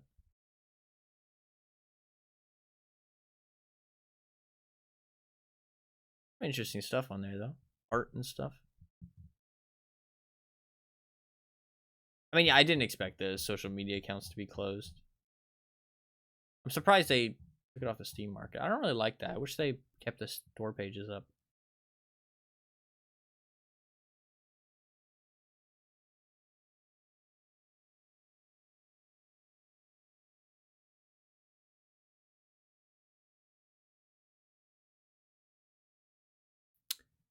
In case you missed it, you can watch the VOD of our sunset live stream. Thank you for everything. It's not a goodbye, it's a see you later. No, it's a goodbye. Definitely a goodbye. We have not seen you later. You have not shown back up. Just saying. Last November, we said that we would keep the Deathgarden servers up for an undetermined amount of time. Today, we are announcing the sunsetting of the game. The servers will be closing on the 12th of August, 2020. Deathgarden will no longer be playable at this point. We are proud of all the work that went into Deathgarden and for the amazing community that rallied behind the game. Thank you for everything. We appreciate all of your support. Thank you for this adventure, Deathgarden team. It actually kept the servers up for a long time. I thought it closed at the end of 2019. Huh. I imagine Steam don't want games that aren't and won't be purchasable to have Steam store pages. Oh, that's fair, to be fair. The pages that I have seen that are just like hidden are probably games that have the plans to be purchasable again in the future. That would make sense. That would make sense. I prefer it to just be hidden. That way you can still kind of look at it. You know what I mean? But we can read their final letter to the community. Dear Deathgarden community. This was posted on November 22nd, 2019. They say all good things must come to an end. Over the past few weeks, our team has been rather quiet about the development of Deathgarden. Witnessing the decreasing player base, we've been working on finding solutions. We sought advice, considered many different scenarios, looked at various solutions, but unfortunately, none of them would change the fate of this project. Today is with a heavy heart that we're announcing the end of Deathgarden's development. To honor the production team's work, we've decided to give the game a meaningful last breath by finalizing every feature we've been working on. 2 years ago, a handful of passionate game developers at Behavior got together to develop a new game concept. To pave the way for great talents to join the team, we want to acknowledge the work of every single person who took part in this soulful adventure. Deathgarden was, and still is today, a project of passion. A game that we wanted to make for ourselves, but also for players around the world to enjoy. That's toxic. That's toxic, Anwa. This project made us go through a roller coaster of emotions. From the first version to the reboot, we take pride in what we've accomplished. There was a first version and a reboot? We grew a lot from the experience as a team and as individuals, and we will keep on going. We'll take risks and be innovative to meet our players' expectations. As for the future, the Deathgarden team has been redeployed to other Behavior projects, both live and unannounced. All this work wouldn't have been possible without you, the community. We want to thank you for your continuous support and contribution during the ride. We want to leave this adventure on a high note and make the work we've been doing these past weeks be worth it to you. In the light of this news, we wanted to have one last moment to share with you. We'll be hosting a Deathgarden Sunset Play with Devs livestream on December 12th at twitch.tv/DeathgardenGame, starting at 3 p.m. EST to share our love for the game with you. We'll keep Deathgarden servers up at least through the end of the year, and you'll still be able to play the game as long as matchmaking is viable. We are also making the game free to play today so more people can join you. Thank you very much for your support these past 2 years, and we'll see you again soon. Deathgarden Dev Team. The interesting thing, there's an FAQ, but it's only on their website, so it's not around. So they're saying that the reason that they shut it down is because of the decreasing player base. Can we look at the Steam charts? Deathgarden Bloodharvest Steam charts. The early access was just Deathgarden. The Bloodharvest tag got added for the relaunch, the game coming out of it, because the player numbers died off hard early in early access. They wanted to appear like a new version. Gotcha. I wonder why the player numbers dropped so much. One person playing 23 minutes ago. That was me! That was me! Let's go!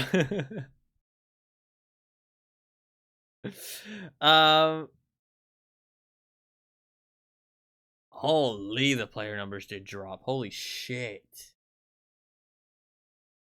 50. Oh, dude.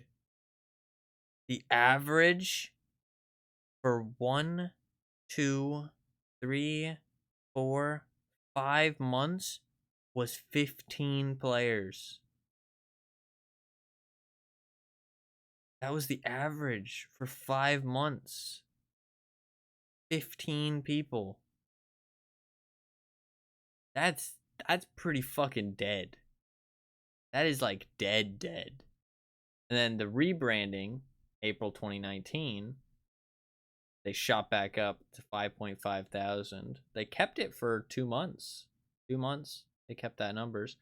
Then it dropped to 1,000 in June. And spiked back up a little bit in July, 2,000. 500.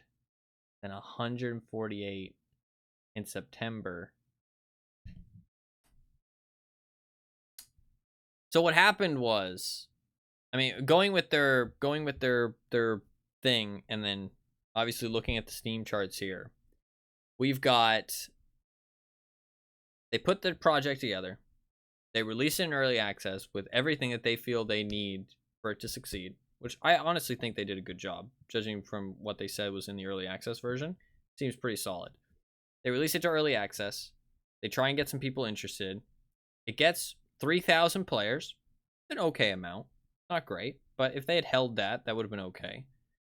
Then just the next month, it drops down to 100. That's not great. That's already a big drop. That's 1 month dead. You know what I mean? Like, it's already pretty toast. Then it drops again the next month to 30. Then it goes up a little bit to 50 in October because Halloween, it makes sense. And, you know, they have Dead by Daylight, so it would have, you know, kind of pumped the numbers up a little bit. But then for the next 5 months, which presumably they didn't really add anything, or maybe they did even add some stuff, 15 player average. That's like pretty fucking dead. And then, like Anima said, they did a little reboot to try and get people interested again, and it worked. 5,500 people for 2 months. You know, that's a decent average. And then it just immediately plummeted to 1,000. Went up a little bit to 2,000 in July. They probably had some kind of promotion going on because that's like, it was the 3-year anniversary of DBD. Maybe they put it on sale or something. Put the game on sale. But then after that, from 2,000, the next month it drops down to 500. And then the next month after that, it drops down to 148. And then in October, it shoots up to 600, you know, but that's not very much of a jump. And then in November, it's back to 188. And that's where they announced that they're gonna sunset it, right? Because they're just like, you know, what can we do? And the sad thing is, I hate to say it, but the numbers didn't go up after they said they were going to sunset it, which is usually happens. It actually just dropped more.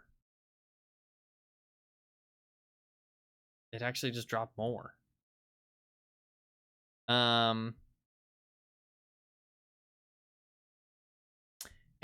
they kept the servers up until the 12th of August 2020. But man, I mean, there was like 50 people playing it for like 5 months before that, which is pretty low. But then August, it was 4 people. Which, I mean, you know, that makes sense because after the server shut down, nobody would have been playing. So it would have dropped the average pretty hard. So you can just see that even with that big reboot and then putting a lot of effort in it, supposedly, over those 5 months when nobody was playing it. I mean, those 5 months probably killed their drive, you know what I mean? To, like, work on the game. And then the reboot, and they were like, holy shit, player numbers are up, you know what I mean? But then them just immediately plummeting and not stabilizing at all, you know what I mean? Because, I mean, like, it went down to 150 in September and only shot back up to 600 in October. I mean, these are averages, you know what I mean? So, I mean, like, you know, that's like pretty low numbers on the, like, in the middle of the night or on weekdays. And then, you know, a bit higher on weekends and stuff. Maybe like, you know, 750 players or something on the weekends. And it's still like a decent amount of people. If you really think about like 200 people, it's a lot of people. But the problem is that it just doesn't, it's not enough people to keep servers up. You know what I mean? Like, you need money. Money makes the world go round. So, sadly, products can't sustain without money. Even if some people do enjoy them. They just couldn't, they just didn't have the player numbers. Is there anything else we can look at here? We got their YouTube channel. We got some images we can look at for sure. Look at some images. We can look at the YouTube channel.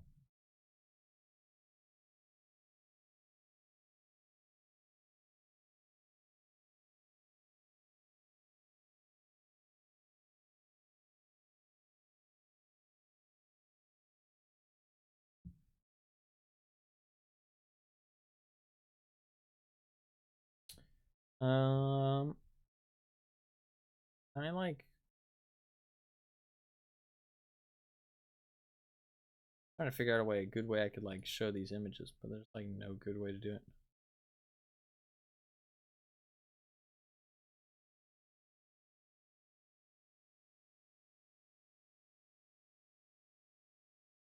I mean, some of this art's pretty cool.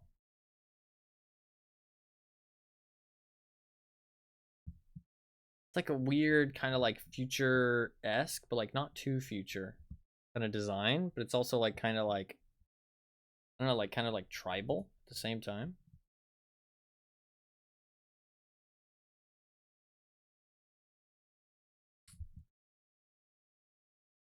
I'll bring up these images on stream.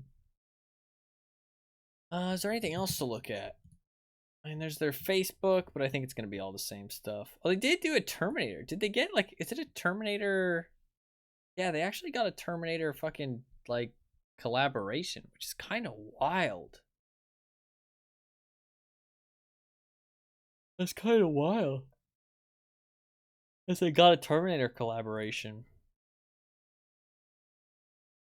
God, they fucking Facebook won't let me look at it because I need a fucking account. So yeah, okay, so there's a this is the Steam.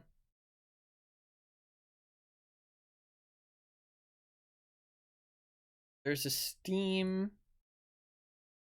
discussions for the Steam group here. So I'm going to talk about this for the people who are interested. Pretty much done with the store page at this point.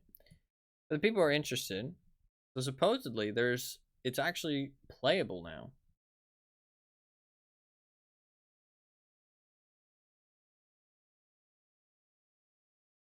There's even like an event. They're doing a Halloween event? Fuck.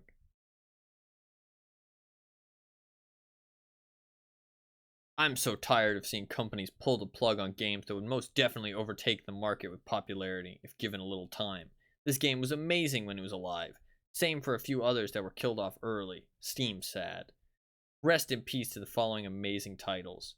Master X Master, MXM, insanely good and it was way ahead of its time. Nexon Game, Global Agenda, Creators of Smite. Heroes of the Storm, best MOBA ever, alive but abandoned by Blizzard.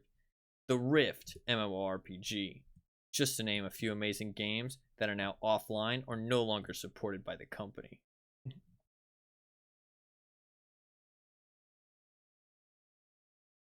This guy has no concept. This is recent, by the way. This was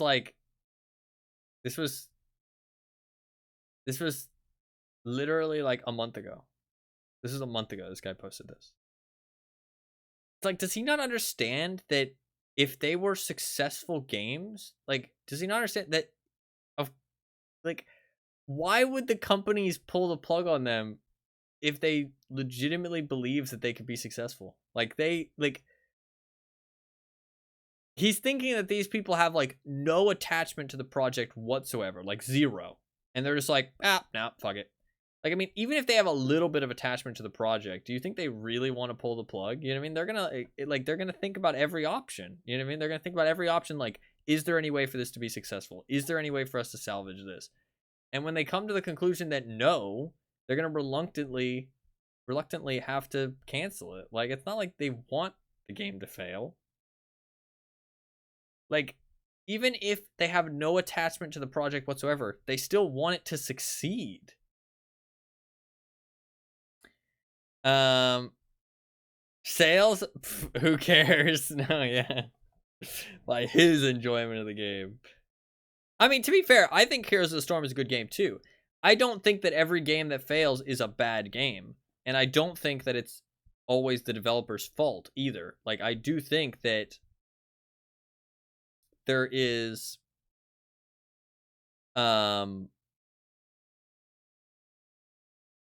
I do think that there is a lot of like outside factors. Like I said, like sometimes you can just be in the wrong place at the wrong time. I think with this game, from what I can understand, I mean, it seems like they just shot themselves in the foot, to be honest. Like they started off limping. You know what I mean? Like, why would you make a game that's so similar to another game that you own that is successful? Like, that just doesn't make any sense. Man, Behavior is like the king of weird decision making, I feel like. They make some very strange decisions. I wonder if they're like impulsive. Like, I wonder if their management is like impulsive. It kind of feels that way, doesn't it?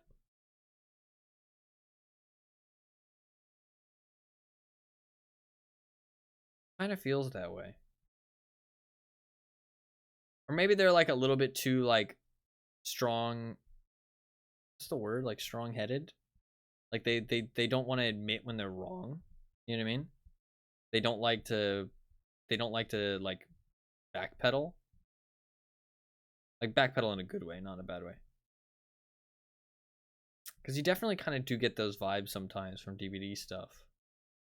Like them not wanting to admit when they're wrong, not wanting to accept like, hey, this was a bad idea. Let's back it up.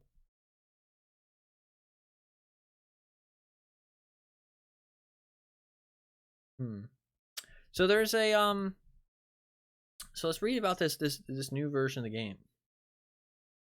Oh, there's an FAQ for the final version of the game. Let's read this FAQ. Deathgarden final update FAQ, including refund options. What will happen with the game? The game will be taken out of early access and available on Steam for free. Everyone will have access to the soundtrack and the lore book for free, and in-game cosmetics price will drop to 1 blood. Terminator DLC will still be available for purchase. Why is the Terminator DLC still on sale? Back when we were working on the first iteration of the game, we agreed to release the Terminator set in Deathgarden, and we'll keep honoring this deal with the licensor. Yeah, like, that's not really... Like, I mean, I doubt they want anybody to buy it. You know what I mean? It's just that with the way that licensing stuff like that goes, there's no way for them to really, like, you know what I mean? Like, it's just weird. I don't think that's really anything weird going on there. When are the servers closing? We are keeping the servers up and running for the moment. You'll still be able to play the game as long as matchmaking is available. Will I still be able to open as a support ticket? Support will stay open and available while the servers are up. Nice of them. Can I get a refund? If you purchased the game in the last month and played for under 6 hours, you are entitled to a full refund of the game. You can request a refund directly on Steam. That's not really them being nice. That's just Steam's policy. You have to, like, they have to give refunds. Can I still play 2v10? No, 2v10 is not available anymore. Interesting.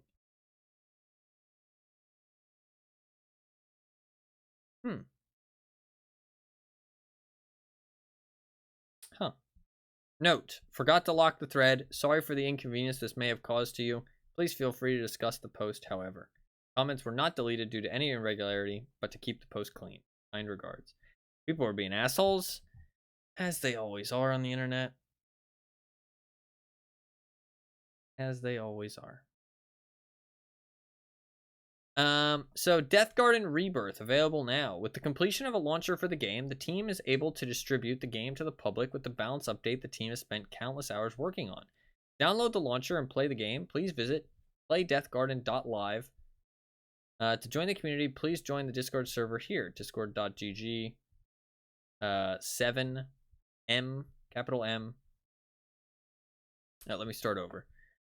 7, capital M, Q, U, D, capital B, capital G, YYP. And to read the patch notes for Deathgarden Rebirth, click here. There's a Google Doc. Okay, this is on the Steam Deathgarden Bloodharvest group on the discussions page. Interesting. Did you repeat that? Well, I just wanted to say it out there, so you know, like if people wanted to, they could.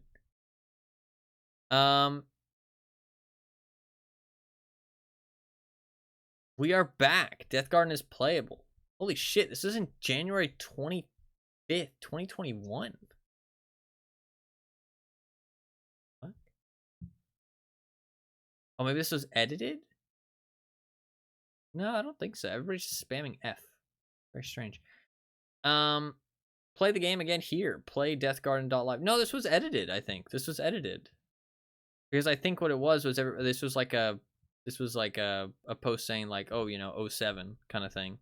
And they've edited it like, we're back. Deathgarden is playable again. Play the game here. They don't have like a, oh yeah, last edited September 27th. There you go. There's an edited. Yeah, they edited it September 27th. Because it was one of the top posts. Gotcha. Play the game again here. Play Deathgarden.live. The link. I don't know how safe that is. Just FYI. I have no idea how safe that is. I don't know if it's, you know, it's like reputable at all. I mean, it seems reputable, but I'm not gonna risk it myself because that's like a little sketch. Because, you know, I mean, like, you don't know how legit stuff like this is or how secure it is. So, but I mean, it seems legit. Community whose plays plus devs who made this possible. So there's a separate Discord server, discord.gg/Q 2 A XN BJ. If you want someone to play with, add me. Art. God bless the Bloodharvest. Long live the Deathgarden. Sign the petition here. So they started a fucking petition to bring the game, I guess. Interesting. Yeah, so they have a launcher. So I guess like maybe some of the old devs and some of the community kind of brought the game back. Interesting. It's always crazy when you see stuff like that. Because I saw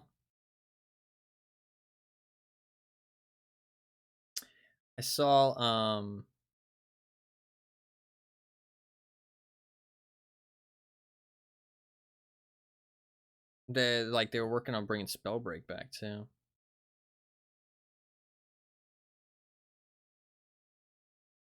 So it's definitely, I mean, people love to revive dead games, to be honest. I think a lot of people, it's just like they want to hold on to it, you know what I mean? Deathgarden is back after 3 years. Join the Project Cronus Discord. Full guide here. Another Discord server. Discord.gg EVSV capital Y 2 P capital P capital F. I'm just saying those out loud so people can, like, if they really want to, they can like clip it and have it. I mean, I could post it in chat as well, but just so that it's like, you know, in the video as well. Sounds like there's multiple groups doing their own versions at this point. No, yeah, it's a little bit of a mess. It is a little bit of a mess. No, there's another one. There's yet another one. Oh, you know what?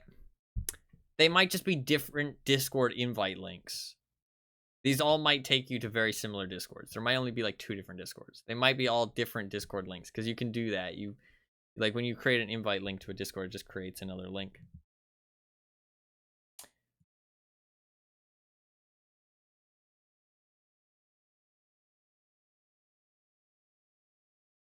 So potentially that's all it is. There's another Discord link. I'm just going to say this one as well. Discord.gg/S capital N 7 capital W B capital B 5 D capital Q Z. There you go. If you want to join that, there's 137 members in this group as well. Deathgarden Rebirth DG 2024. And people, they've got a logo and everything, dude. Got the same kind of font as well. They're fucking legit, dude. They want to bring this shit back. So we've got a YouTube channel we can watch. What about the Deathgarden Reddit? Is there anything interesting on there? The Dark Harvest is almost here. So yeah, there's a Halloween event. For some reason, they're starting it on October 31st and running it towards November 12th. I feel like that's kind of sad, but... Hello, if anyone is online, who will want to play a game? We are lacking scavengers at the moment, 17 days ago. Yeah, it's not a good sign about the health of it. But, that's, you know, it is what it is.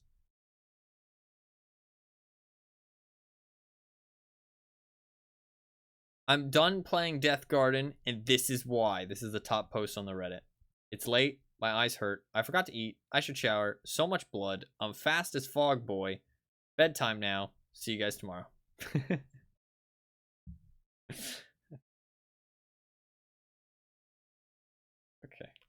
Well, I guess he fucking loved the game, dude. He was a gamer. He was a Deathgarden gamer.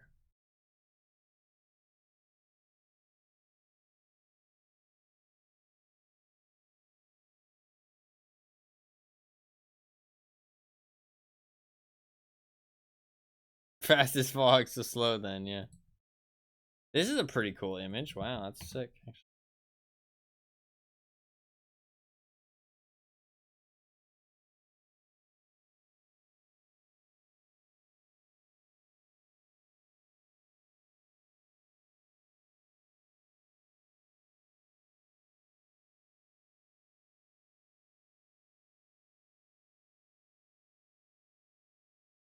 You can still look at the Reddit. There's lots of posts and stuff. Lots of posts on the Reddit.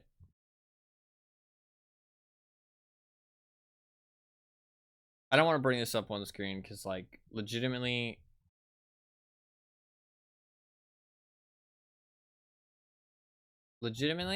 I'm not even joking. You need to be like, if you're a streamer who like is like a full-time streamer and you bring stuff up on screen, you need to like specifically set your PC up for it, because legitimately you'll just get ads, and the ads will just like have your location in them sometimes. Like, I'm not even joking. It's insane. And it can be super dangerous. So like, you really do need to like have your PC set up to just not show anything like that. So bringing up like random shit is just not a good idea a lot of the time. Don't want everyone to know exactly where I live. That's not ideal. So that's why I try and bring up only stuff that's like, it was safe. We can watch the YouTube videos and we can look through these images. Don't know if there's much else to do after that. We can watch some gameplay. We can look up some YouTube videos maybe. Shit, maybe we can look at some Rebirth gameplay too. Maybe people are playing it. Nobody's streaming it though. You'd assume people will be streaming it, you know? But I guess not. I know where you live. Don't be creepy. Be creepy. Let's watch these videos. There's quite a few of them. Some of them are, they're pretty short, but we can watch it up. Doxed, yeah. Let's watch it up, shall we?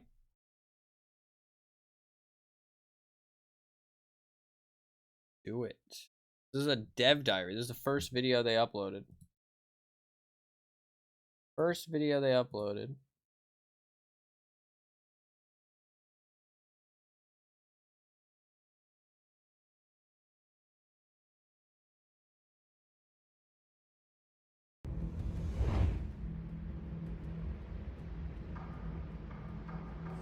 Hello, and welcome to Deathgarden's Early Access Dev Diary. I'm Ash Panel, the creative director, and I'll be taking you through a few of our plans moving through Early Access. I'll be talking about where we are now, where we're planning on going, and sharing a few of our ideas about what we want to do. So over the course of this Dev Diary, I'm going to be talking about three main pillars of our game: the fantasy, the characters, and the gameplay progression. If ever there was a time to make adjustments to our gameplay, to our fantasy, to our characters, to our progression, to everything we're doing, Early Access is that time. It's a chance for us to really make a turn, to make a difference, to give you what you want, to listen to what you're saying, and to make big decisions. This is the time for us to do it. So one of the most important areas that we're addressing in our game is that of fantasy. The actual sense as a player when you enter the game, not just from what the game looks like, but also what the game feels like. So the key word for the fantasy for us is survival now. It's the idea from the top to the bottom, from the fantasy of the characters to the runners, to the hunters, to the brutality that takes place inside this trial is all about Survivor. And obviously to do I feel like Anima woke up and chose violence today.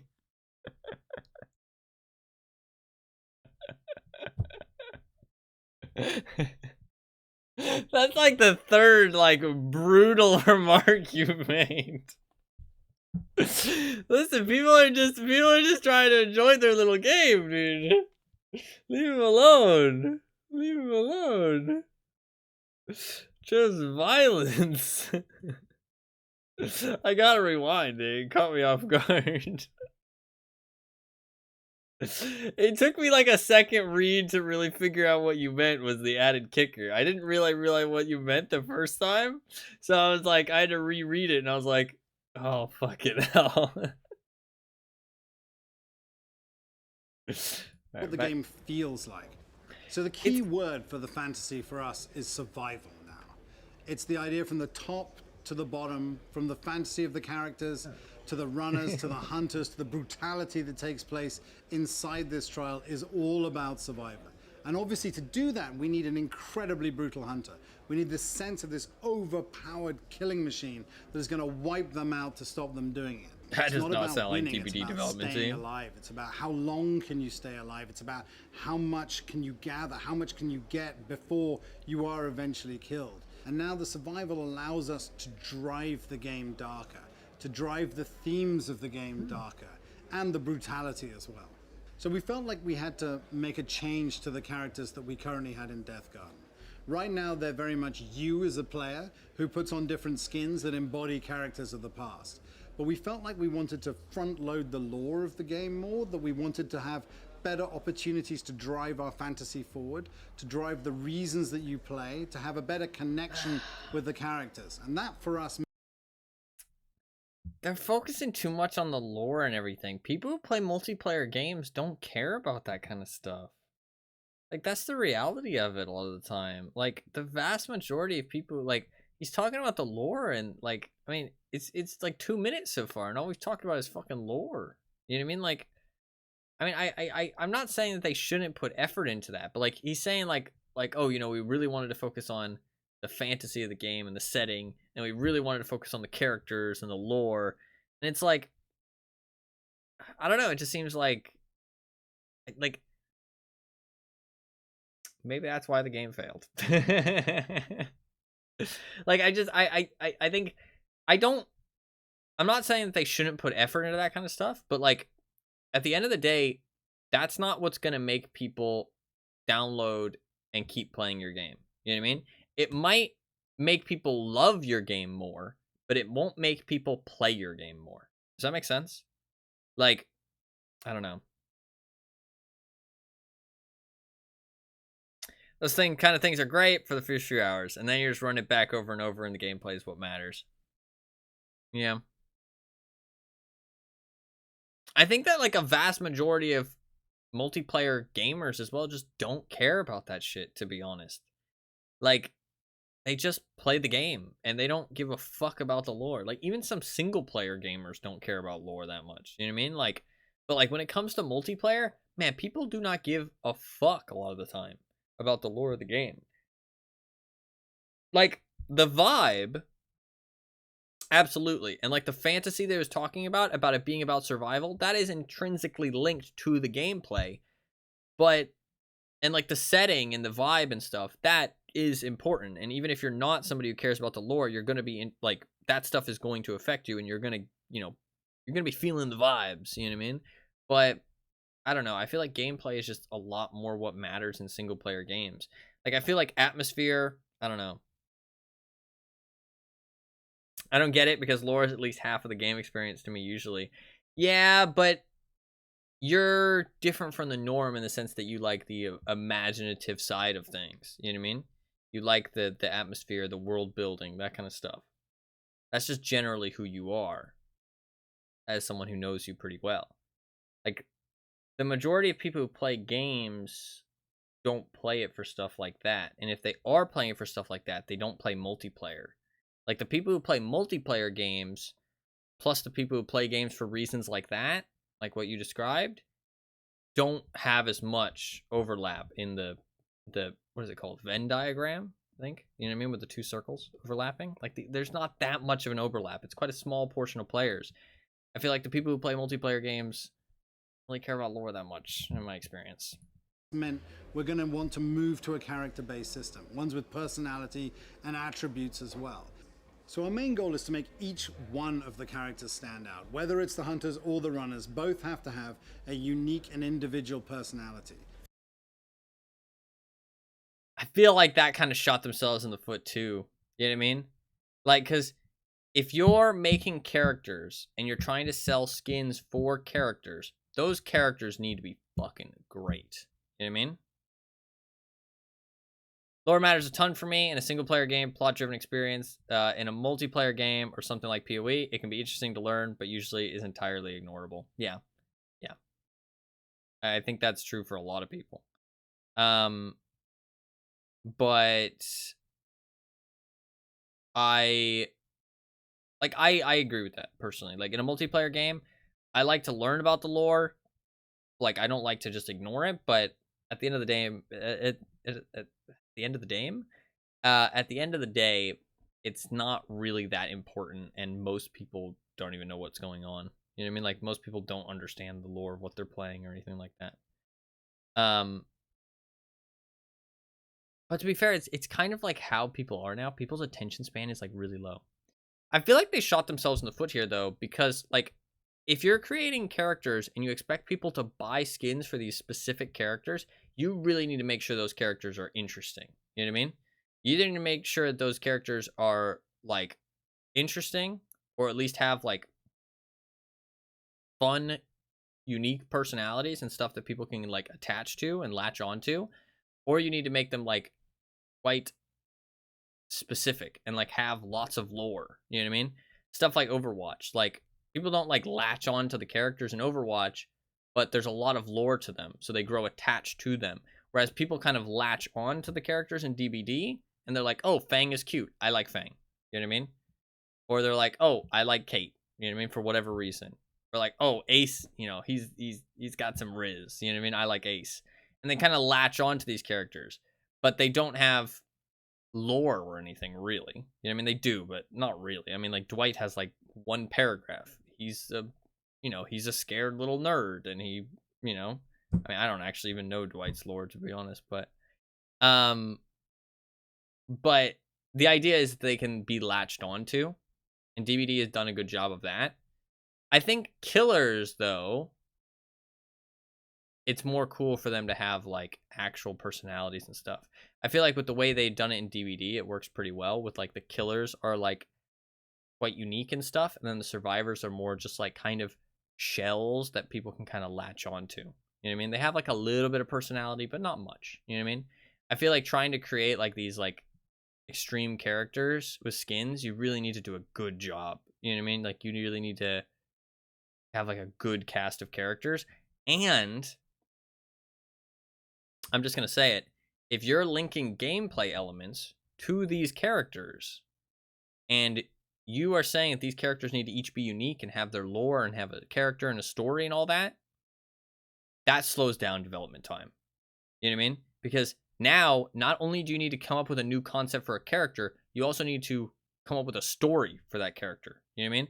It's like, oh, this is a really cool gameplay idea, and now you need to create a story for that gameplay idea. You can't just make it and add it. You need to make a story for it as well.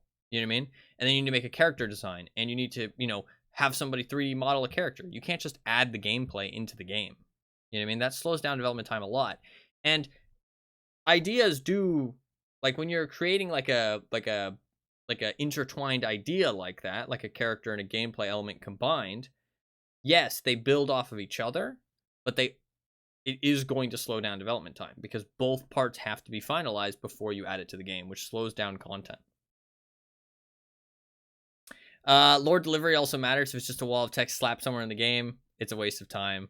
Or worse, not even in the game. No, yeah, like it is about accessibility, and also it's about how it's delivered to you and if it's satisfying to engage with. You know what I mean? Because like we've all played those games where you're like having fun gameplay, and then you pick up a piece of lore and somebody just fucking rattles in your ear for the next 2 minutes. You know what I mean? And they're just rambling on and on and on. And I'm like, bro, just stop. Like, I tuned you out ages ago. I'm killing some monsters now. You know what I mean? Like, I'm not listening. You know what I mean? Like, lore delivery really does matter. Like, it needs to be delivered in like a digestible and like informative way, but also engaging and interesting. It's hard. Lore delivery in games is hard because, like, with a movie, it's a lot easier because, like, you're always watching and listening. You know what I mean?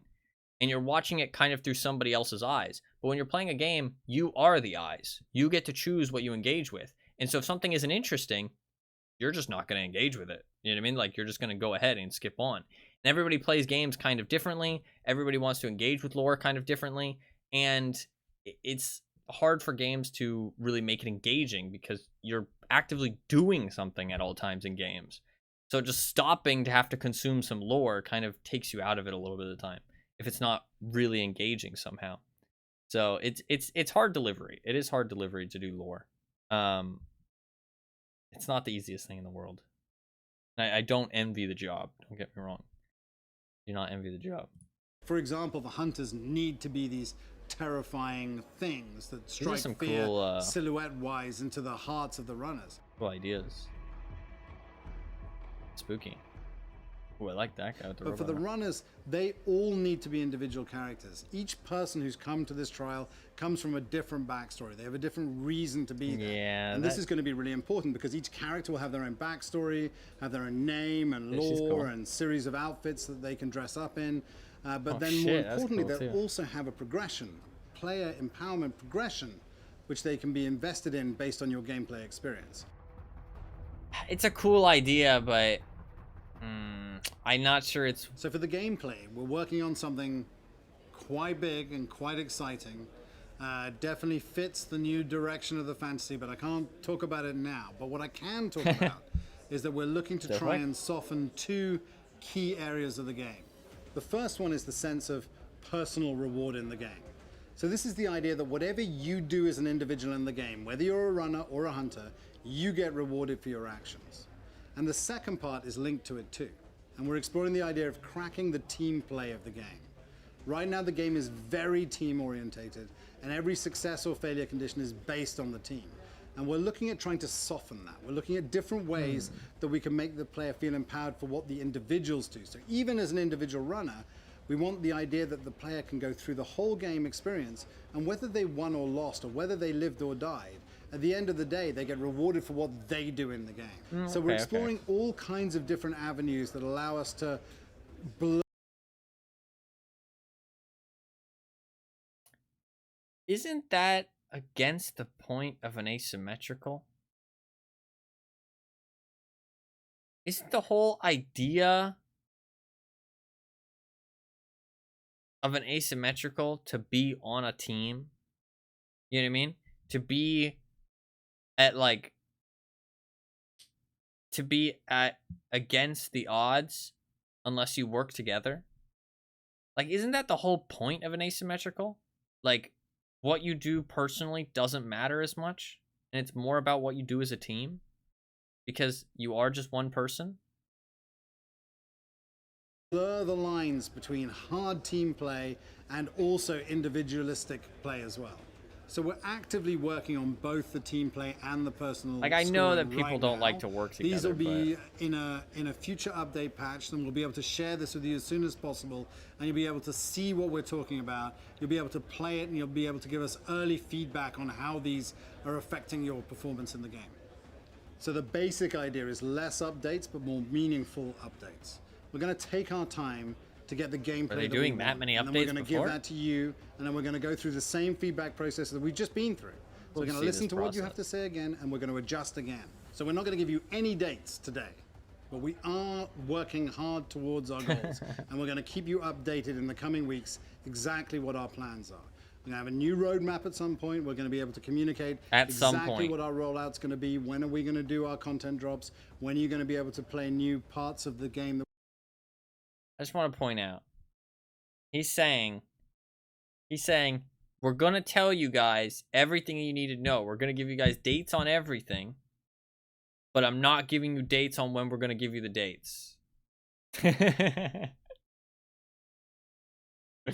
I mean, I understand it. As someone who's bad with time management, even just managing myself, I can understand where he's coming from.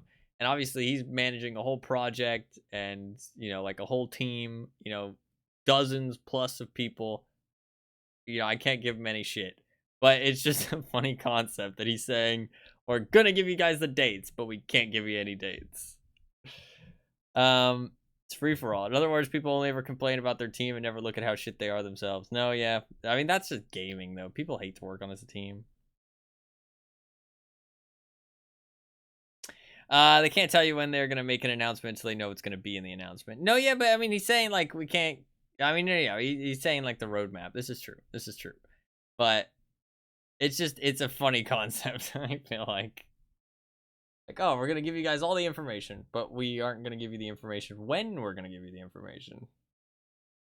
That we've talked about today. When will the characters come in? We'll have all that information coming forward. So stay tuned.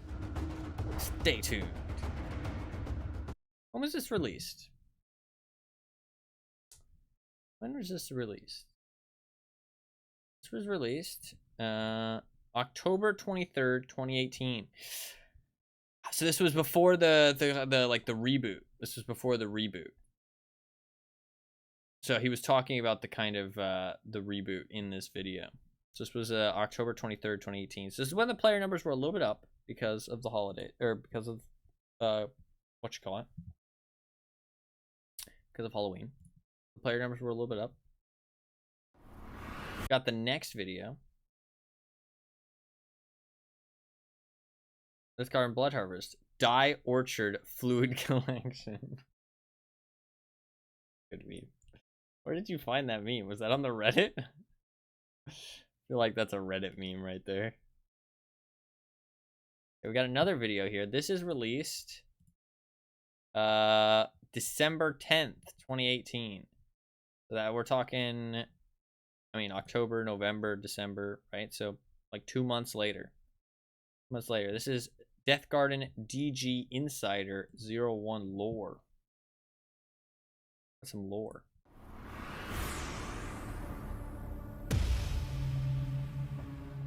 Hi everyone, I'm Michael, your community manager on Deathgarden, and today I'm joined by Ash, the creative director. So today we have a Ashley our J. very Williams. first DG Insider for you.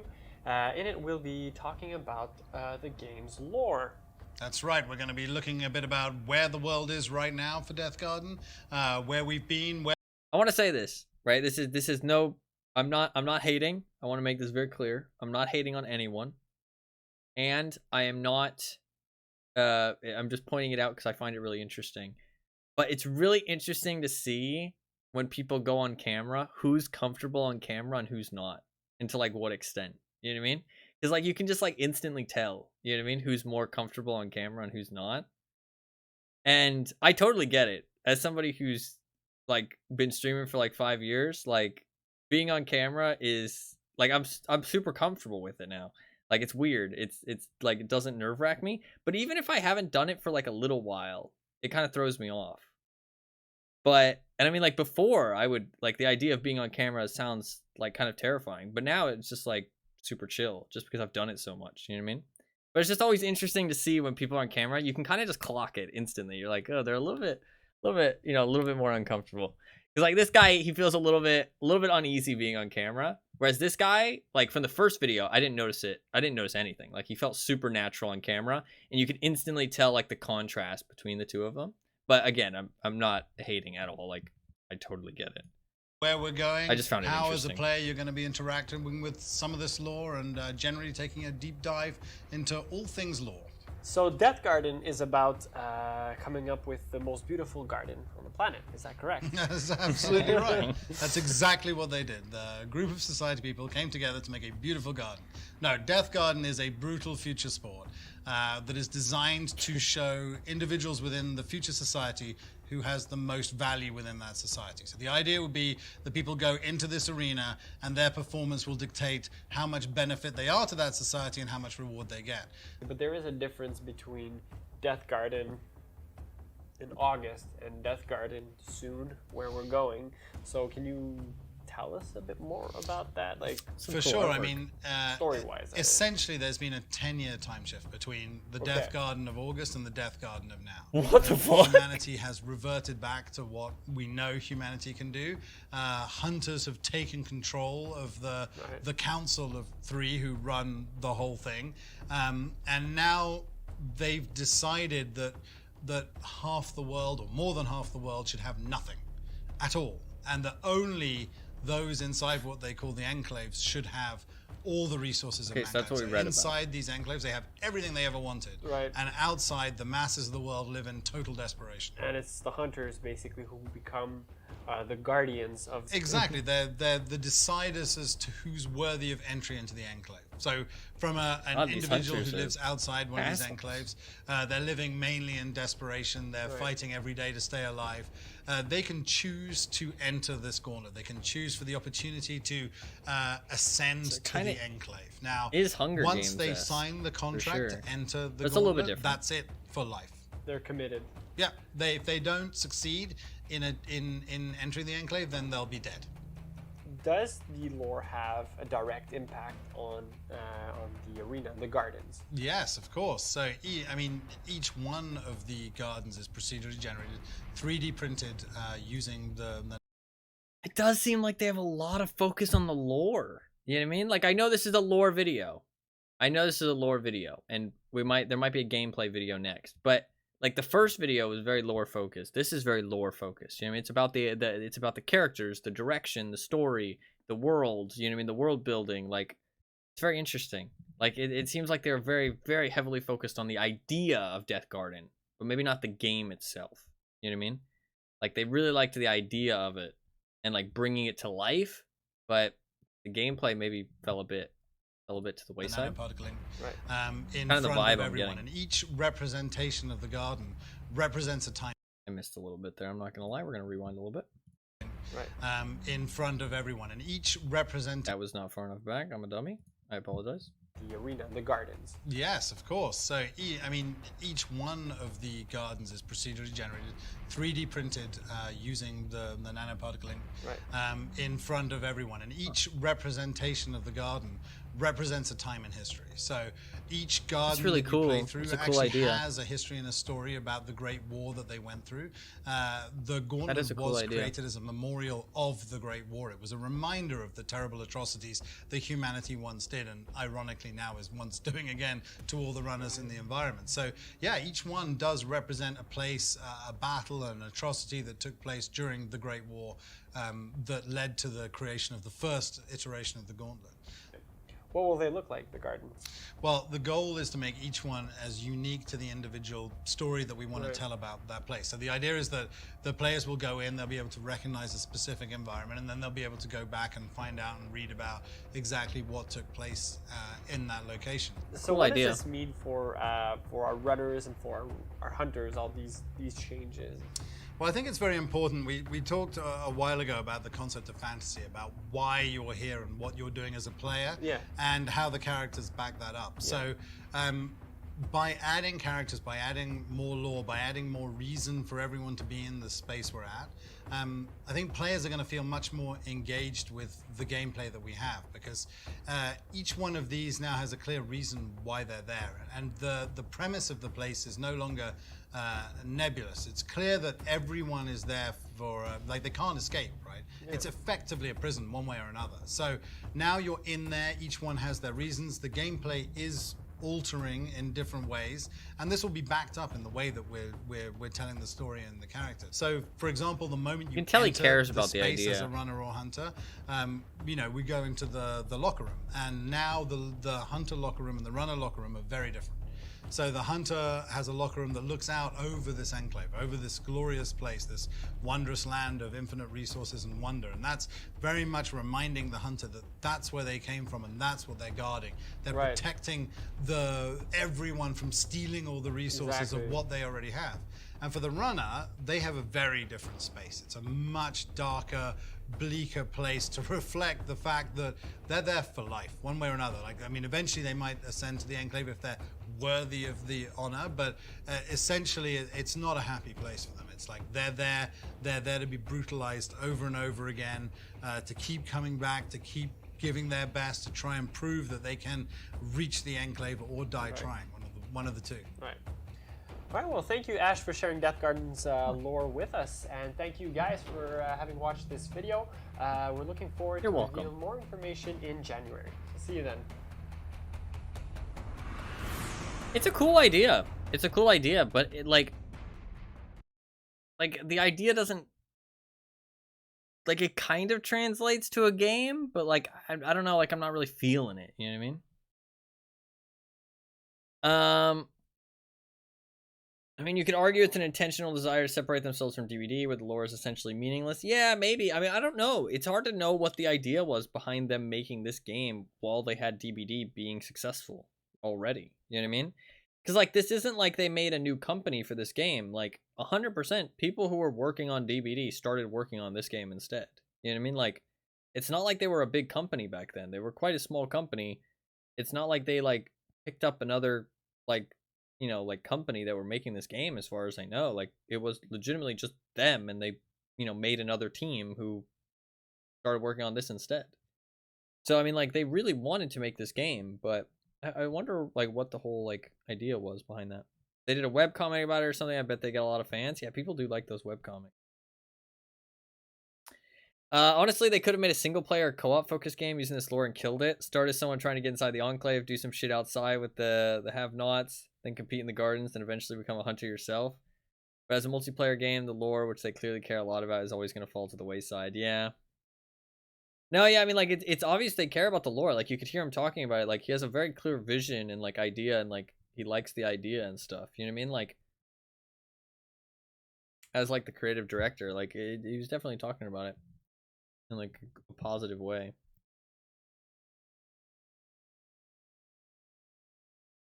Oh no. The top comment: stay strong, Deathgarden devs. I believe this game can be big. Oh no. Somebody else commented, you need to promote the game more, and not only the Dead by Daylight community.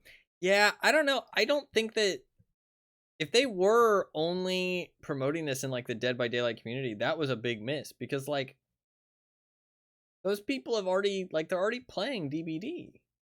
You know what I mean? Like, they're already playing DBD. They're already playing an asymmetrical. Like, they're not, like, it's not like, oh, I'm going to play some DBD, and then, oh, I'm going to go play some Deathgarden after. Like, that's not, you're just going to stick with one of them or the other. You know what I mean? You're not going to play both. Like, they would both need to be really good games to play both of them. Like, they would need to be both really good games to have the desire to play both of them, like, actively. You're just going to choose one, and you're not going to choose the other. And chances are you're going to choose whichever one you've put more time into already. You know what I mean? Like, so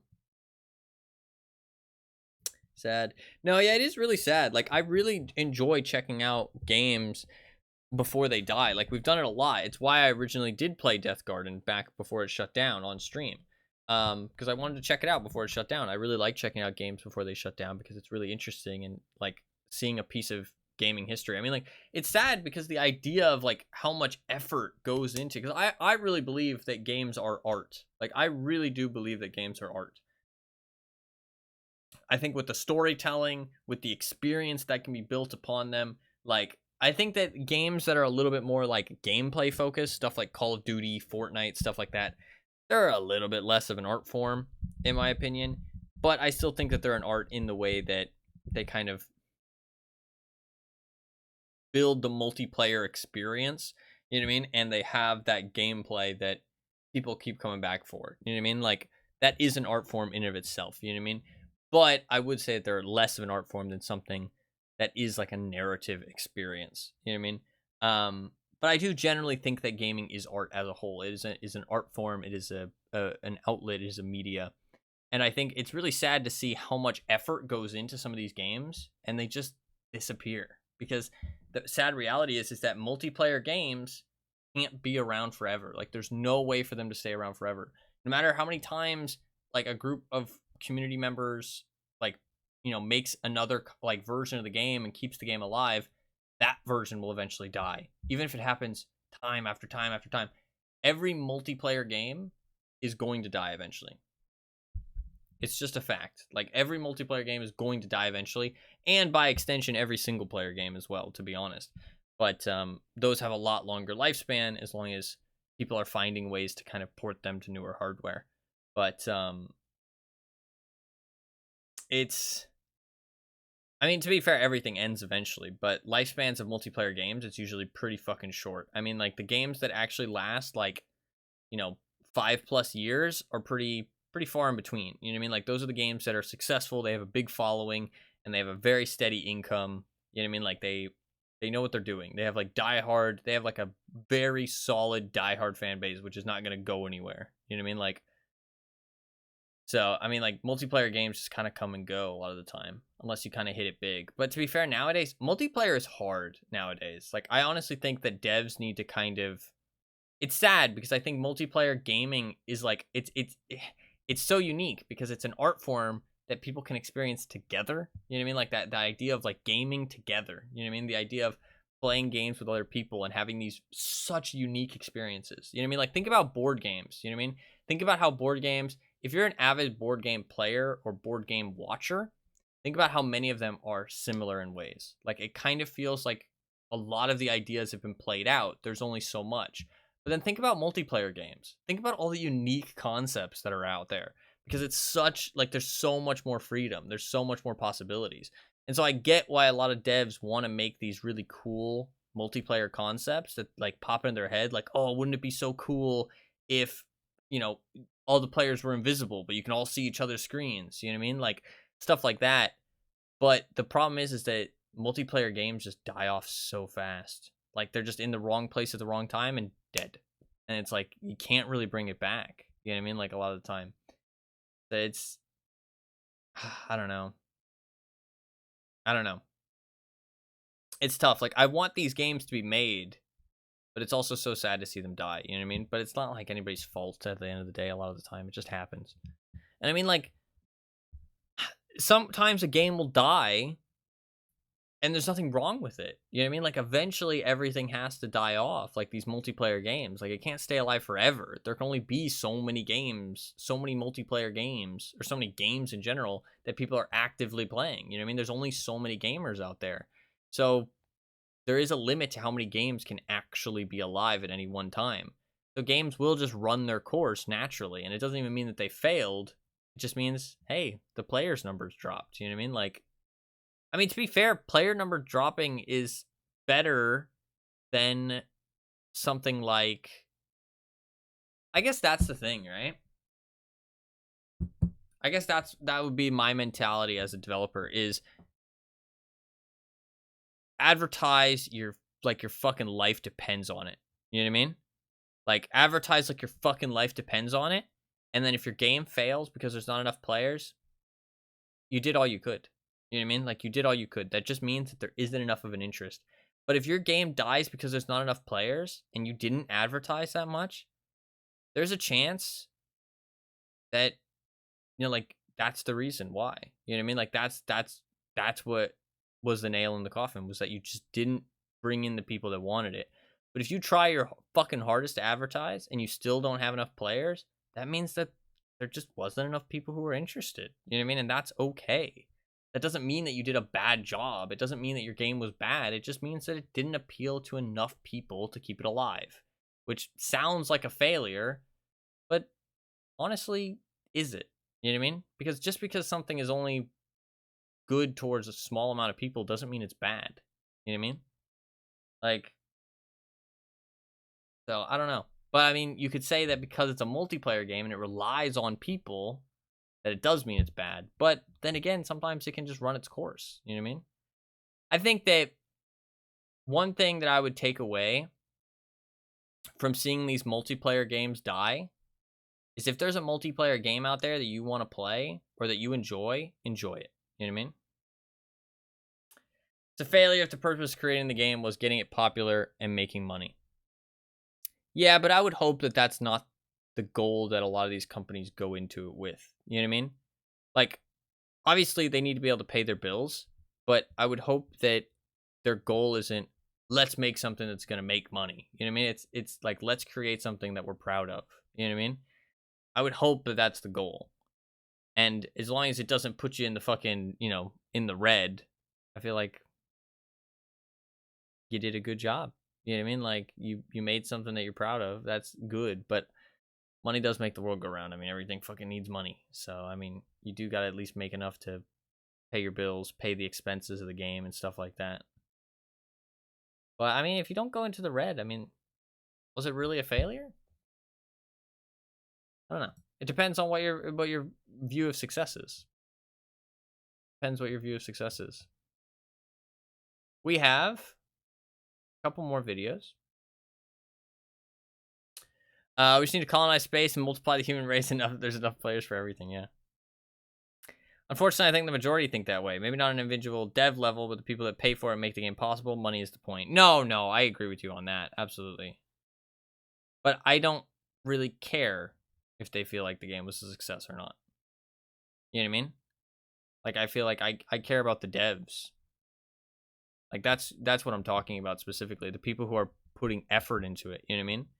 Like, I feel like the people who just throw money at it, they don't really have as much, like, ground to be upset if it fails. You know what I mean? Like, obviously, they're going to be upset about their money. But I feel like the people who put their passion and their time into it, you know what I mean? Is like, I don't know. I just feel bad for those people, you know what I mean? Seeing their game, like, not do well.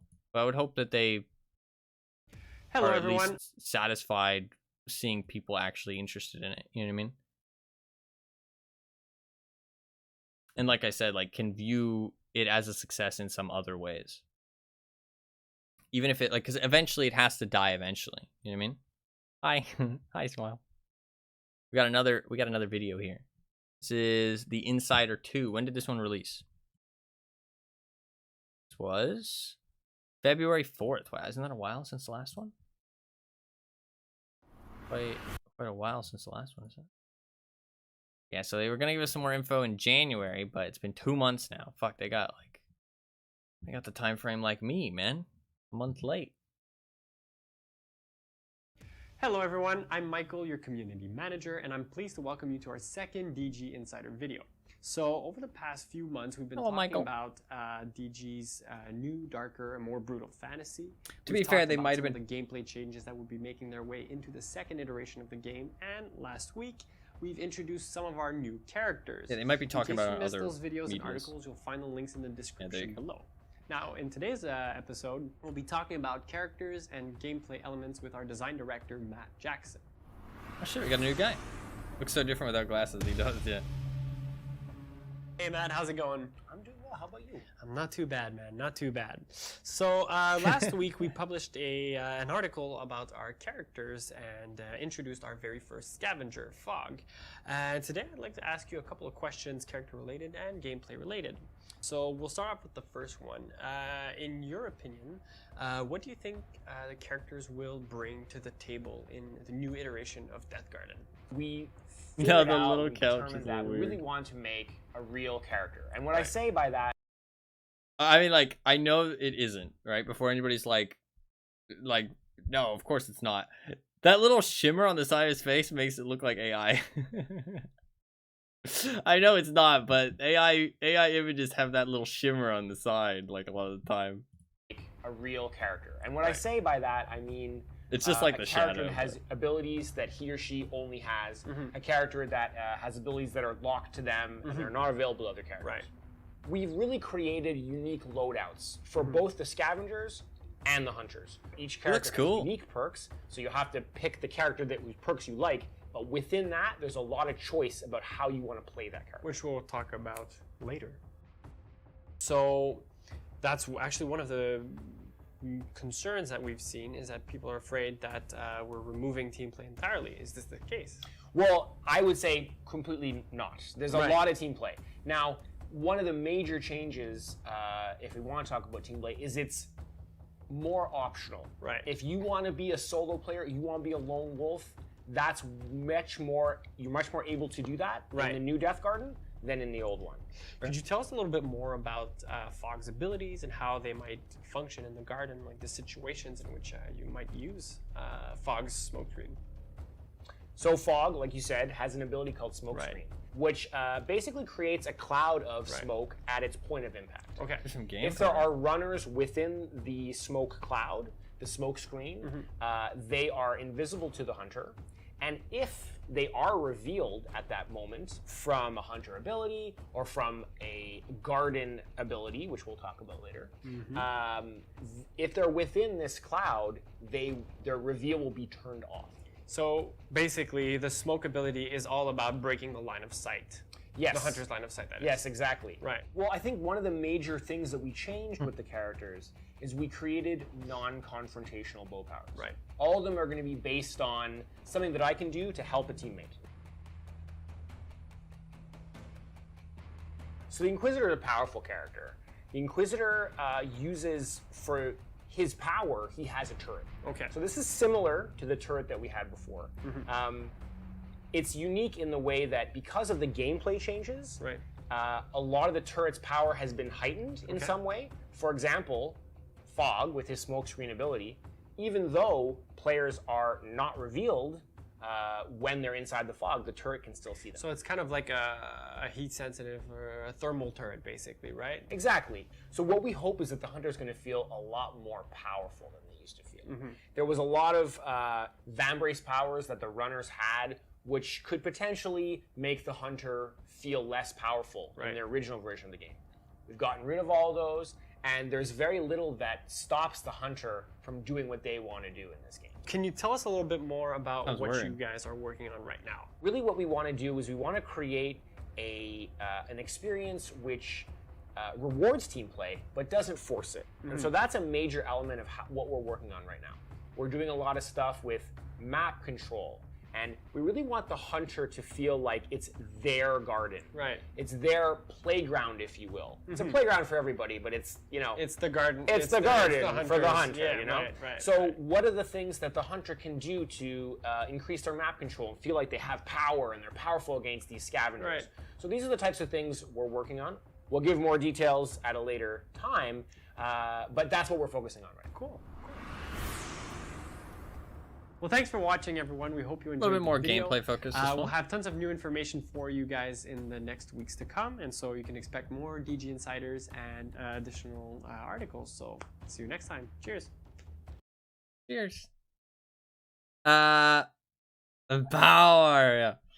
Something I remember actually enjoying about Deathgarden, just the actual ability to hide from the killer and completely disappear. You know, that's how I attempt to play DVD, but it isn't designed to be able to actually get away. No, yeah, DVD is all about, like, wasting time. When you're hiding from the killer in DVD, you're hiding to waste their time. You're not hiding so you don't get found a lot of the time. There's occasionally times, and there is perks that kind of let you more, like, hide to hide. But a lot of the time, you're hiding to waste time, not specifically hiding to actually hide and be stealthy. But I don't remember the gameplay, honestly, so that's interesting. But I mean, I can't comment on that really. That's interesting to hear. I mean, I would hope that they have like some like different focuses to DBD. You know what I mean? Because obviously they were like putting this out as like a very like different. Like I mean, they're putting it out like alongside DBD. You know what I mean? Which is hello everyone. So this one was actually 11 days later, so very soon after this next one. And we're talking to a new guy here about animation. That's always fun, actually. I like hearing about animations. Hey guys, welcome to episode 3 of DG Insider. The fuck, why do they got a different mic every time? It's only been 11 days. You're on the same couch. Why'd the mic change? So in today's episode, we're going to be talking with Kirk, our director of animation. But before we do so, I'd like to talk to you guys about some of the characters we've been introducing these past few days, and as promised, to show you a couple of their clips. Okay. So let's dive right in.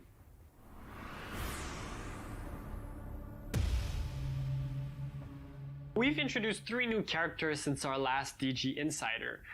We've introduced 1 new hunter and 2 scavengers. The first hunter, or huntress I should say, is the Stalker. Yeah, she's pretty cool. The Stalker's default power is Fade, which allows her to slip in and out of the shadows. And a Her starting Huntress weapons S. are the Sniper Rifle and the Burst Rifle. Unlike the Inquisitor, who roots out his targets using his turrets, the Stalker lies in wait and ambushes her prey. Ink's default power is the Shield Bolt, which provides all nearby scavengers with a shield buff. This can get scavengers out of a tough spot. For example, if you're playing against a Stalker and she pops out of the shadows, that shield might make the difference between life or death. Like all scavengers, Ghost can use his starting power, the Invisibility Bolt, to benefit him or any nearby scavenger. While invisible, scavengers can move freely around the garden or get out of a tricky situation without ever being noticed. It was a lot faster paced. I remember that for sure. It was a lot faster paced than DVD. Hey Kirk, how's it going? Pretty good, Mike. How's it going with you, man? Not too bad, man. Thanks for asking. So, I want to know, how does your work give life to our unique characters? Well, you have to think of it this way. Each character has had their unique personality.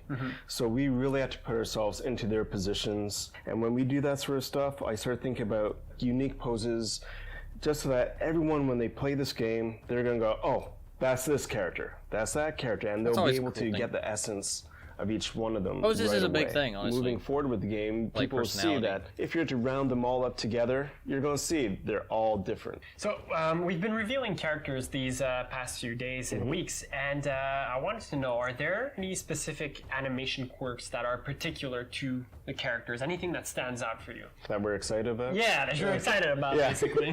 Yeah, so we are kind of excited about some of the stuff. Like, Okay. we're adding a lot of secondary little animation onto these characters, having their capes that will flow. Like, you'll see the Stalker. Right. It's going to be fun to, you know, as you watch the Stalker go through the scene, all of a sudden you see this cape flapping Right. behind Yeah, and yeah, everything. yeah. And it's the same thing with some of the other characters that we've introduced and will introduce. Right. So how does animation influence I only had one gameplay, example, or but- vice versa? Didn't have anything else to Well, mention, I guess. I think when we're doing a lot of these gameplays, especially when it's like third person and first person at the same time, we have a lot of things to take into No, that's consideration. true. That's very true. For example, when you're in first person, we never want to get into a situation where our animation is hampering the experience for the player. If you're chasing down the scavengers, Yeah.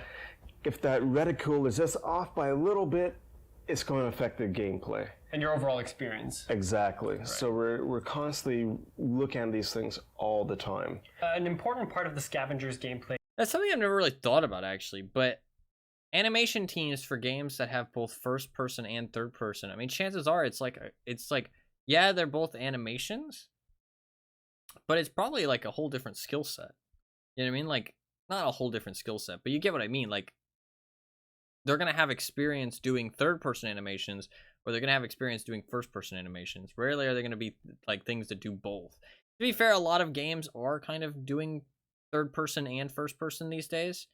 Like single player games and stuff. And then there is multiplayer. Like, multiplayer is usually just one or the other. Although, I mean, like, stuff like PUBG has first person and third person. But I never really think about how difficult it is to do both. You know what I mean? Because it's like the animation team is just one team. You know what I mean? They have to do both. So I feel like they're probably only going to have experience with one or the other, not both of them. You know what I mean? I mean, life is only so long. is maneuverability. But they probably So worked how on does some your projects here and there animation to do work both. impact their ability to move across the map? If we make a choice and it causes you to get killed because we're taking too long doing an action, we haven't done our job properly. So when we talk about maneuverability, it's always about having that fluid motion that allows the player to go from one thing to the next in their parkour type style that will not affect them being shot in the back just because they're stopped for a moment. Where we're avoiding all animation locks, basically. Pretty much, you know, and we're looking at those, and when we do have it, it's a particular choice between us and the game design. All right. You're making a choice to do something that might cause you to slow down. You know, but in most cases, we're making sure that the player always feels like they're like an agile ninja. When they're running around the place, you know, they shouldn't feel slowed down. They shouldn't feel caught up on anything. It's a constant smooth action. Well, that sums it up for this week's episode of DG Insider. So thank you for watching. Next week we'll have Videos are fun some to watch. information and concrete Like- details about the gameplay changes we've been doing. So stick around. Ciao, guys.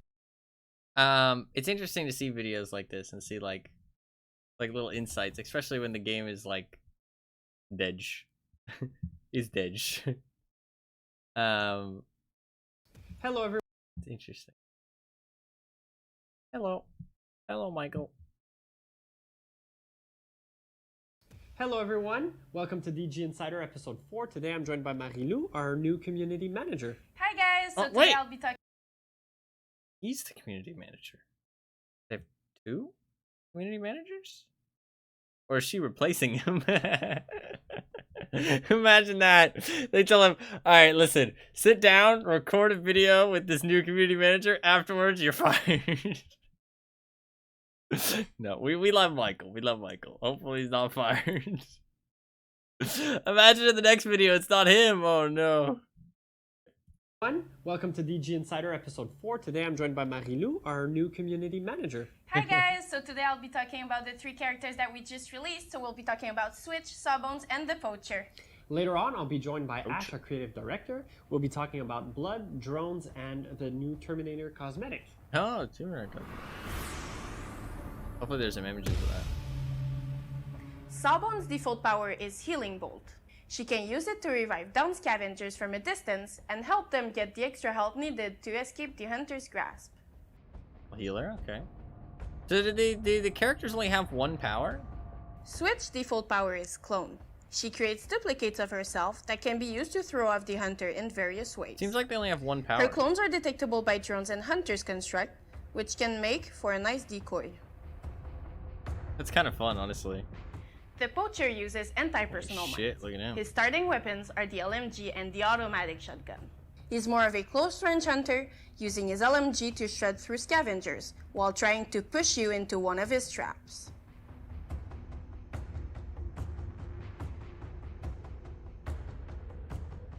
Welcome back, Ash. It's nice to have you with us today. It's great to be here. So last week we released a small article about blood, drones, and new gameplay features, and I was wondering if you could tell us a little bit more about blood and its role in Deathgarden. Sure, so blood is really important in our fiction.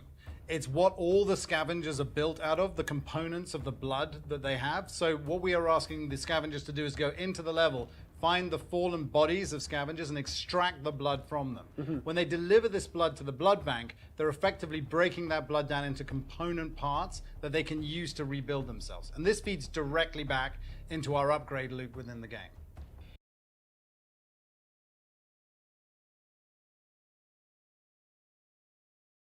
They're not human?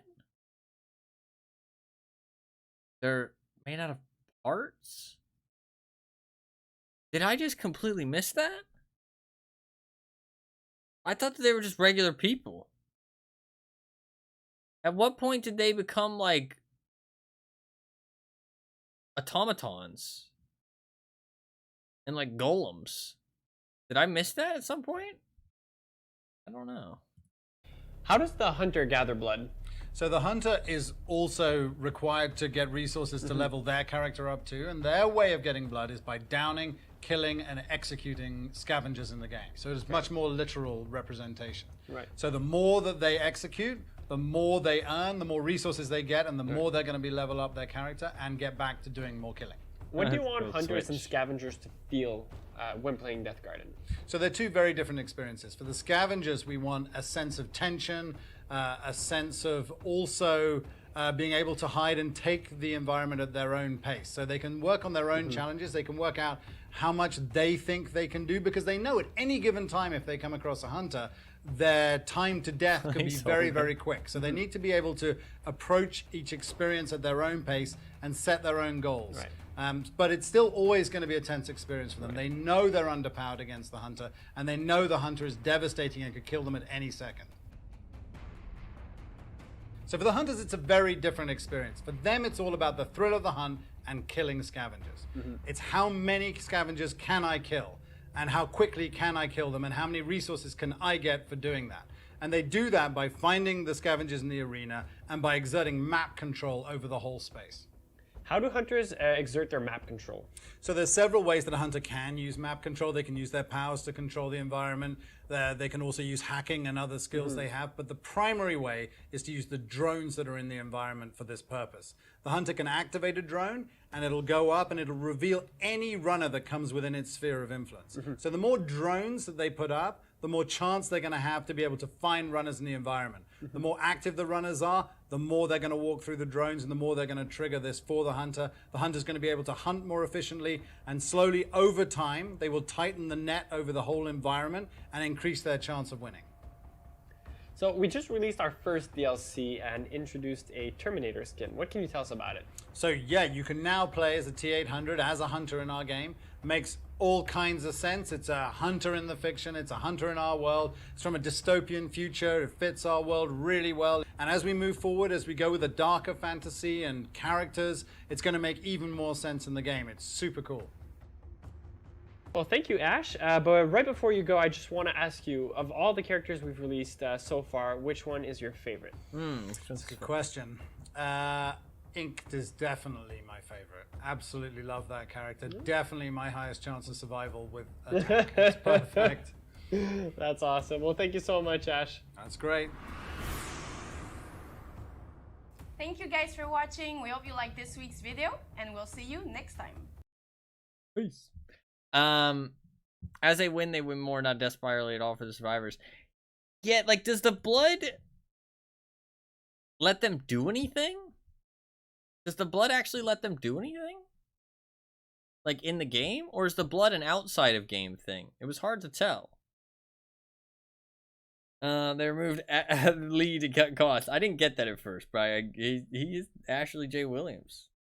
He is him. The closest we've gotten is the Bard perk. I want that perk in DVD. No, yeah. Doesn't it let them escape? I don't think it does. That's what we had to do to escape. I guess, maybe. I don't know. I'm talking about the hunters, though. Does it actually, like, let them do anything, or is it an out-of-game progression thing? That wasn't, like, super clear. Maybe I missed it in the video? It seemed like it was maybe both? I know it's 100% an out-of-game progression thing, but I also... Because, like, he talked about, like, oh, we want to rebalance it so that you get rewarded for what you do in the match, regardless of if you, like, escape or not. You know what I mean? That seems like what it kind of, like, aiming for. Seems like it's definitely an out-of-game thing, but I'm not sure if it's an in-game thing they actually get to do. Did activating the drones cost blood? Was that a thing? If I can check and see. So the hunter is also required to get resources to level their character up too, and their way of getting blood is by downing, They killing, just leveled and their character executing up. scavengers in the game. So it's much more literal representation. Right. So the more that they execute, the more they earn, the more resources they get, and the more they're going to be level up their character and get back to doing more killing. What do you want? To get back to doing more killing. I don't know, he might have meant it in like an out-of-game when way. playing Deathgarden. Challenges, they can work out how much they think they can do, because they know at any given time if they come across a hunter, their time to death could be very, very quick. So they need to be able to approach each experience at their own pace and set their own goals. Right. But it's still always going to be a tense experience for them. They know they're underpowered against the hunter, and they know the hunter is devastating and could kill them at any second. I mean, it seems like it is more like they wanted the survivors to die. You know what I mean? Like, they didn't want the survivors to just definitely live. You know what I mean? Like, they wanted it to be more like a, oh, you go into this battle and just how long can you live? Any runner that comes within its sphere of influence. It doesn't look like it costs blood to activate the drones. It might just be like an out-of-game thing. It might just be like a how many blood points you got. You know what I mean? Like in DBD. You know, it doesn't do anything in the match specifically. I don't know. Kind of unclear. But I haven't seen any indication that it's 100% like an in-game thing. Alright, we got another video. Hey guys! Michael did get replaced. Oh no. He got fired. Hey guys, welcome to DG Insider 5. Today I'll be joined by Christine Marsh, the associate producer on Deathgarden. You might also know her as Bucky Maggie, and we'll be talking about the new maps. I recognize that name from DVD. Hey Christine, welcome to DG Insider. How's it going? It's going good, thanks. So you're the associate producer on Deathgarden. So what exactly do you do?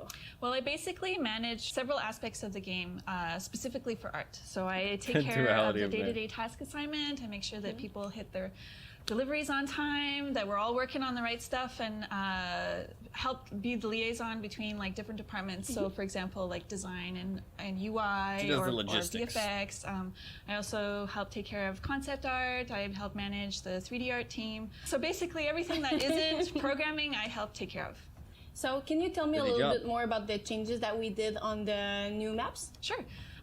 One of the things that we wanted to keep since the beginning of Deathgarden was the fact that the maps were procedurally generated. We liked the gameplay variety that presented. Getting the player to learn the map every time they played was very interesting to us. So that stays. One of the things that we did add was thematics, and with thematics comes different gameplay elements. We have elevation changes, we have structures, we have different vegetation, different time of day, different things that affect visibility and line of sight, and all of these things help to make a unique gameplay experience with each map. So let's dive into the specifics of each maps. Sure. Let's start with Tombstone. Tombstone is an interesting map because it's dark. It provides a lot of opportunities for the scavengers to be stealthy and to hide. It also has tunnels which allow the scavengers to travel stealthily, and there are groups of cover like tombstones and mausoleums and these kinds of structures that will allow the scavengers to hide. But what's the advantage the hunter has is that when the runners are delivering, there's a giant beam of light that shoots up into the night sky, and he knows exactly where they are. What about Salt Creek? Salt Creek is our rivers map, and this area is wide open. There's nowhere to hide, which is very challenging for the scavengers, and also very easy for the hunter to pick you off. However, that's contrasted by the fact that it is a foggy map, so even though it's great for snipers, it is definitely more challenging. There are also varying degrees of elevation, which gives different vantage points for both sides, so it's pretty well balanced. First Strike is our shadow. I just want to say this. These weapon models are way too fucking big. Degrees of elevation, Like, which gives what are different these vantage weapon points for both models? sides, so it's pretty well balanced. These weapon models are fucking huge. First Strike is our Shattered City. It is a flat map that has that is covered in destroyed buildings. This gives the scavengers lots of opportunities or different places to hide, but the hunter definitely has some advantages. It is a daytime map and there's high visibility. Despite all the walls, there's no fog to block his view. He or she also has opportunities to hide their constructs anywhere. They can hide their mines under the stairs. They can hide their turrets up on the second level, and there's lots of chances for the scavengers to get caught in the crossfire. And finally, let's talk about Blowout. Blowout is a desert map that has fiery smokestacks and embers floating on the wind. There is a high degree of difference in elevation, contrasted with flat areas filled with cover like barrels and pallets and oil derricks. So the vantage points for the hunter is great. He can pick them off, pick off the scavengers. However, the scavengers can have lots of places to hide. So I have to ask you, as Bucky McGee, which one is your favorite map? It's a toss-up. I really like Salt Creek because I think it's very beautiful, and I like to explore the river, and then I'm dead. But I also really like First Strike. I find First Strike is the most challenging one. I like scampering over walls. I like having lots of places to hide, and I find it very exciting when I discover a trap that had been set and I see it ahead of time and I avoid it, and it's gameplay-wise, I find it the most interesting. So thank you very much, Christine, for joining us today. Thank you, my pleasure. The maps were actually interesting, and it makes me kind of feel Thank you guys for watching. I really hope you enjoyed this video, and stay tuned for more exciting news about Deathgarden. It makes me kind of feel like I'd like DBD to have more like variety in the maps. You know what I mean? Like the maps to actually play differently. You know what I mean? Like if you really think about it, the maps don't play that differently. And the newest map, well actually it's not the newest map, but well actually no, the two newest maps, they are actually going a little bit more in that area. With the new Vecna map, they are making it like the portals and the underground part really does kind of mix up the gameplay. And with the unknown map, it is kind of different in gameplay because the building is like way off in the corner of the map and there's only one gen over there. and then everything else is in this big open area where there's like lots of pallets, but the pallets are kind of weak, but they're double stacked. So they're like stronger. And it's like a new kind of loop with the double stack mechanic.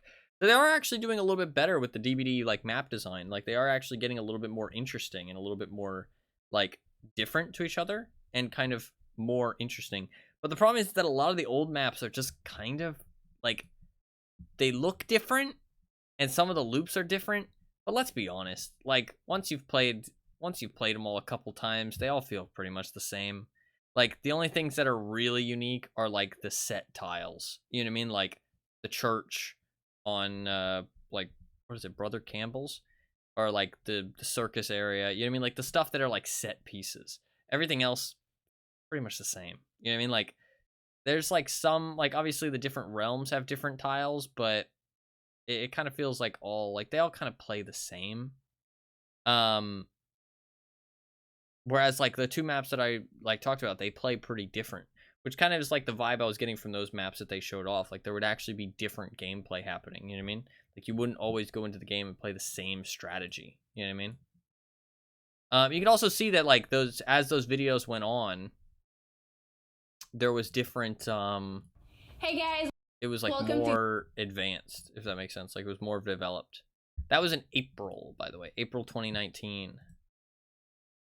And it's crazy how fast these games live and die. I mean, that was like we just watched March. Like we went from like February, March, April, and then the game shut down and fucking like they stopped development and said, "Yep, we're done in November." Right? I mean, that's like January, February, March, April. I mean, that's only like a 6-7 month gap. You know what I mean? Before it's just like, oh, got to pull the plug. It's kind of crazy. Like 7 months feels like nothing. You know what I mean? 7 months and it's like, oh, we got to just, you know, kill this project. It's kind of sad. We got the intro cinematic here. This was released in May 28th, 2019. May 28th. I mean, this is... I mean, if I check the Steam charts, isn't the game, like, already dead at this point? When they released this?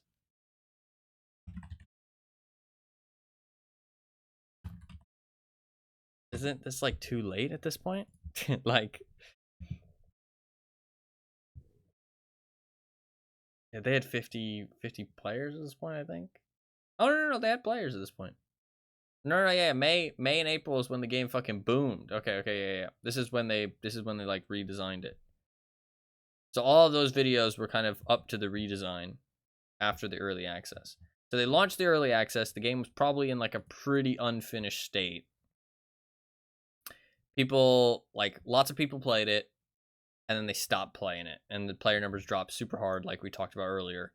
Then they went on like a 4 to 6 month like development process, and that's when all those videos that we just watched were made, and they kind of redesigned a lot of stuff, and then they released it again with the kind of redesign, the revamp, in hopes that it would be successful.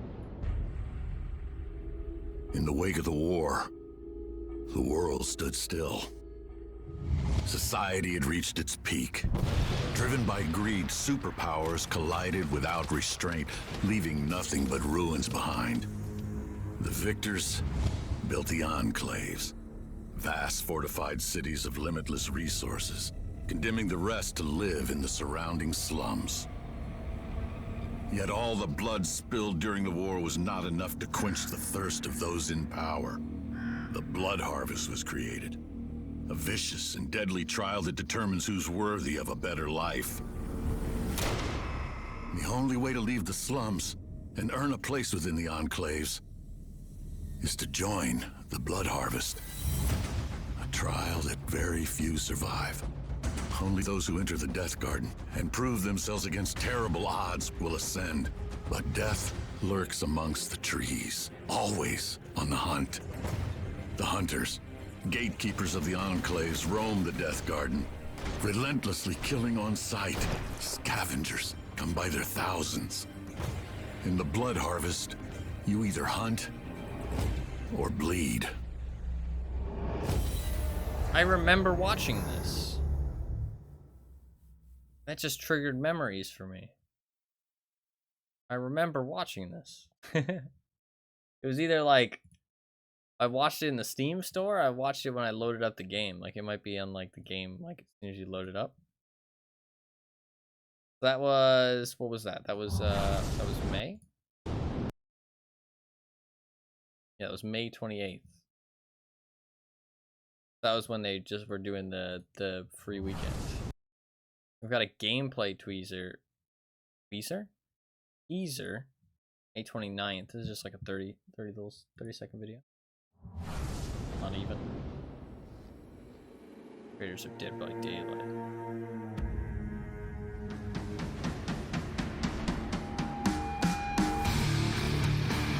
What is this?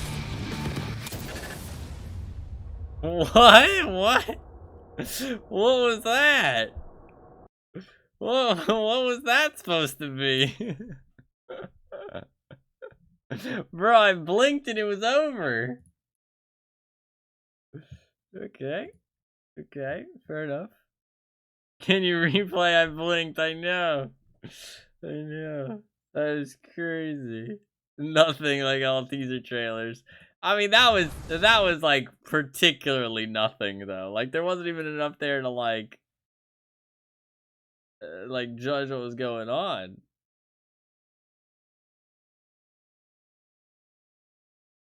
Ugh.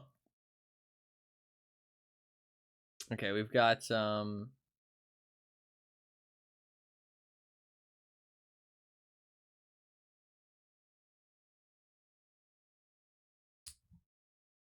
got another character vignettes, the scavenger. Minute-long video.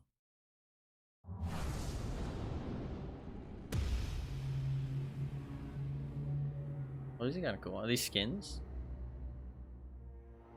Are these just the default character outfits? I mean, honestly, they created kind of some cool characters.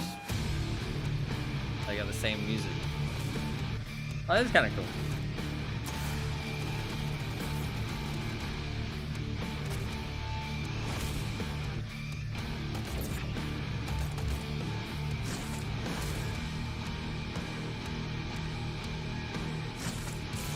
I feel like a lot of people probably played Ghost.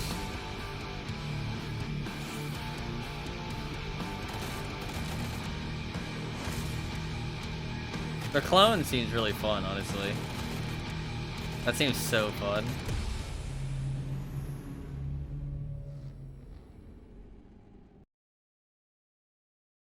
There's a how to play scavenger video. Let's go. Go.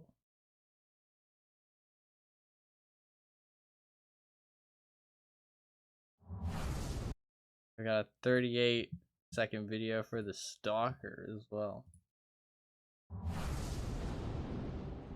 Naturally drawn to clone heroes. A little bit. They're pretty fun. This is the Huntress. It's pretty cool.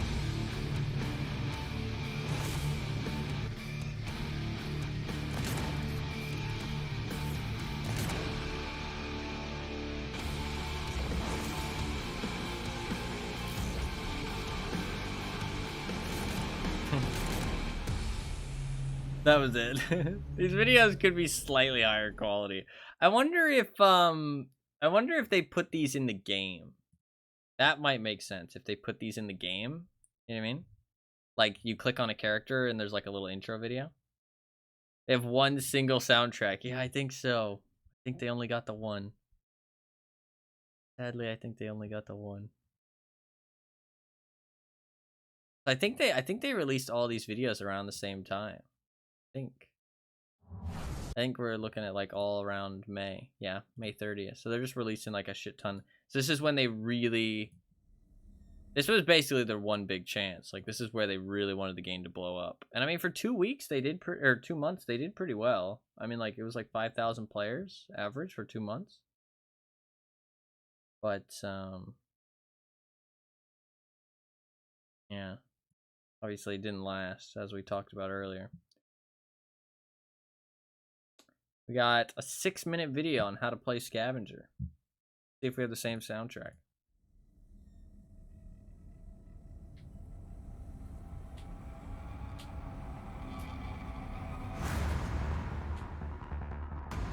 You are a scavenger from the slums, trying to escape a life of endless misery. No matter why you take part in the Bloodharvest, your objective is the same: to evade the hunter's onslaught and escape the garden. As a scavenger, there are two ways you can escape the Deathgarden: deliver blood or survive. If you manage to deliver enough blood units as a group, you will trigger the exits that allow you to escape. To deliver blood, you must extract it from body piles scattered across the Deathgarden. Once you've filled your tank, deliver the blood to one of the 3 blood banks in the map. Remember that banking blood makes your position visible to the hunter. An alternative way to escape the Deathgarden is to survive until the timer expires at the end of the match, or if you're the last scavenger standing. When this happens, the garden exits are automatically triggered. Keep in mind that no matter how the exit gates are triggered, the blood mode is activated. While in blood mode, the scavengers are revealed to the hunter, which means you'll have to make a run for it if you want to survive. Cool. Outmaneuvering the hunter is critical to a scavenger's chances of survival. To evade the hunter, you can jump, climb, or roll out of their line of sight. Hiding at the critical moment will ensure your survival. Bushes, boulders, and tree trunks make for good hiding spots. However, the hunter has constructs which force you out of hiding, using their turrets, mines, and the drones that populate the garden. Once activated, drones hover in the air, revealing every scavenger in the area. Also, if you hide in the same spot for too long, your position will be revealed to the hunter. Hunters can also set traps by hacking crates. If triggered, you will be revealed. Watch out for crates with a red shimmer. Knowing which tactics and weapons the hunters have at their disposal will give you an edge as a scavenger. We suggest that you watch our Hunter 101 video to improve your chances of survival. To overcome the odds stacked against them, scavengers are equipped with a vambrace. This useful device fires bolts that take down the hunter constructs and disable drones for a short period of time. It also enables you to highlight important objects for every scavenger to see. Each scavenger carries their own powered bolts imbued with energy that can turn their impending death into a clutch escape. Fog, a Russian-born scavenger who vowed to destroy the enclaves, uses a cloud of particles to shroud the hunter's vision and to grant scavengers a precious split second needed to escape. He said they wanted to destroy the place. A tattoo enthusiast scavenger uses the biometrics etched on her skin to boost her constitution. She also has shield bolts that give scavengers an extra layer of protection when they're within range. Ghost entered the garden after a failed assassination attempt. He's now using his active camouflage bolts to blend into the background and escape from the hunter's grasp. Sawbones was tending to the wounded from the slums when her makeshift hospital was destroyed by Enclave's factions. She now helps the scavengers in the garden using her powered bolts to heal and revive them and help avoid execution. Rumor says Switch entered the garden willingly and replaces her limbs by artificial parts to sell them and make a profit once she escapes. What the fuck? She uses her clone bolts to throw the hunter off her trail. Whether it's the long, winding river of Salt Creek, the fiery oil rigs of Blowout, the silent graveyard of Tombstone, or the ruined city of First Strike, each map is generated procedurally and supports its own thematic. Pretty cool. The ever-changing layouts force you to adapt to your playstyle and demand you learn your surroundings. Multiple crates are scattered all around the garden. They help you accomplish your objectives and stay alive. What's up with these crates? They are easily distinguishable according to color.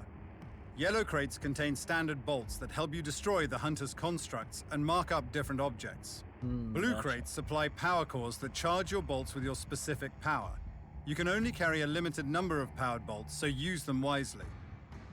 Red crates heal you. Remember, being downed by the hunter does not mean it's over. You might still be able to crawl to a nearby red health crate and avoid execution. When a golden crate appears, reach it before it vanishes, and this crate will provide short-term buffs that will help whoever picks it up first. Whether you survive or not, almost every action you take in the garden will be rewarded with XP and resources, which in turn will let you upgrade your characters and loadout.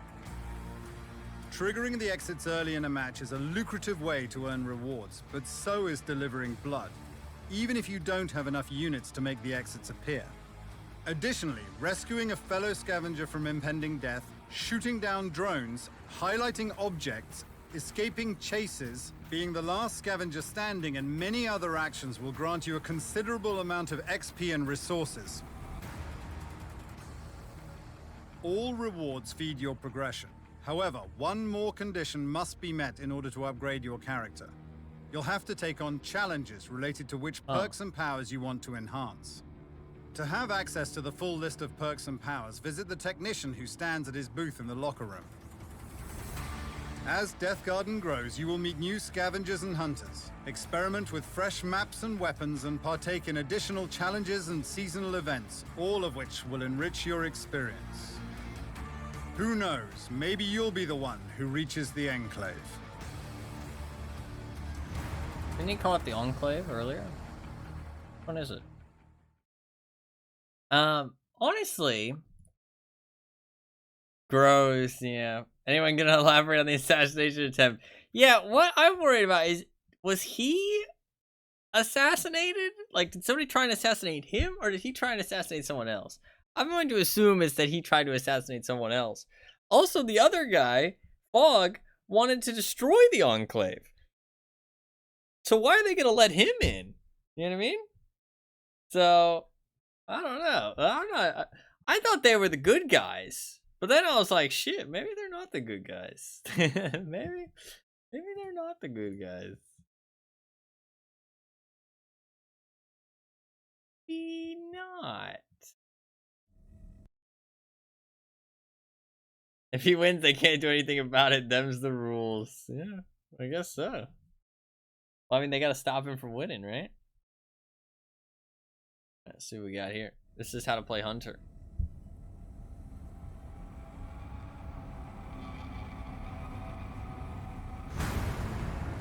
You are a hunter, guardian of the Enclave and harbinger of death for the unworthy who dare to challenge you. Only one question crosses your mind. How many can you kill? In each match, you'll try to track and kill as many scavengers as you can before the timer expires. To kill scavengers, you first need to down them by damaging them enough so that they fall to the ground and are forced to crawl.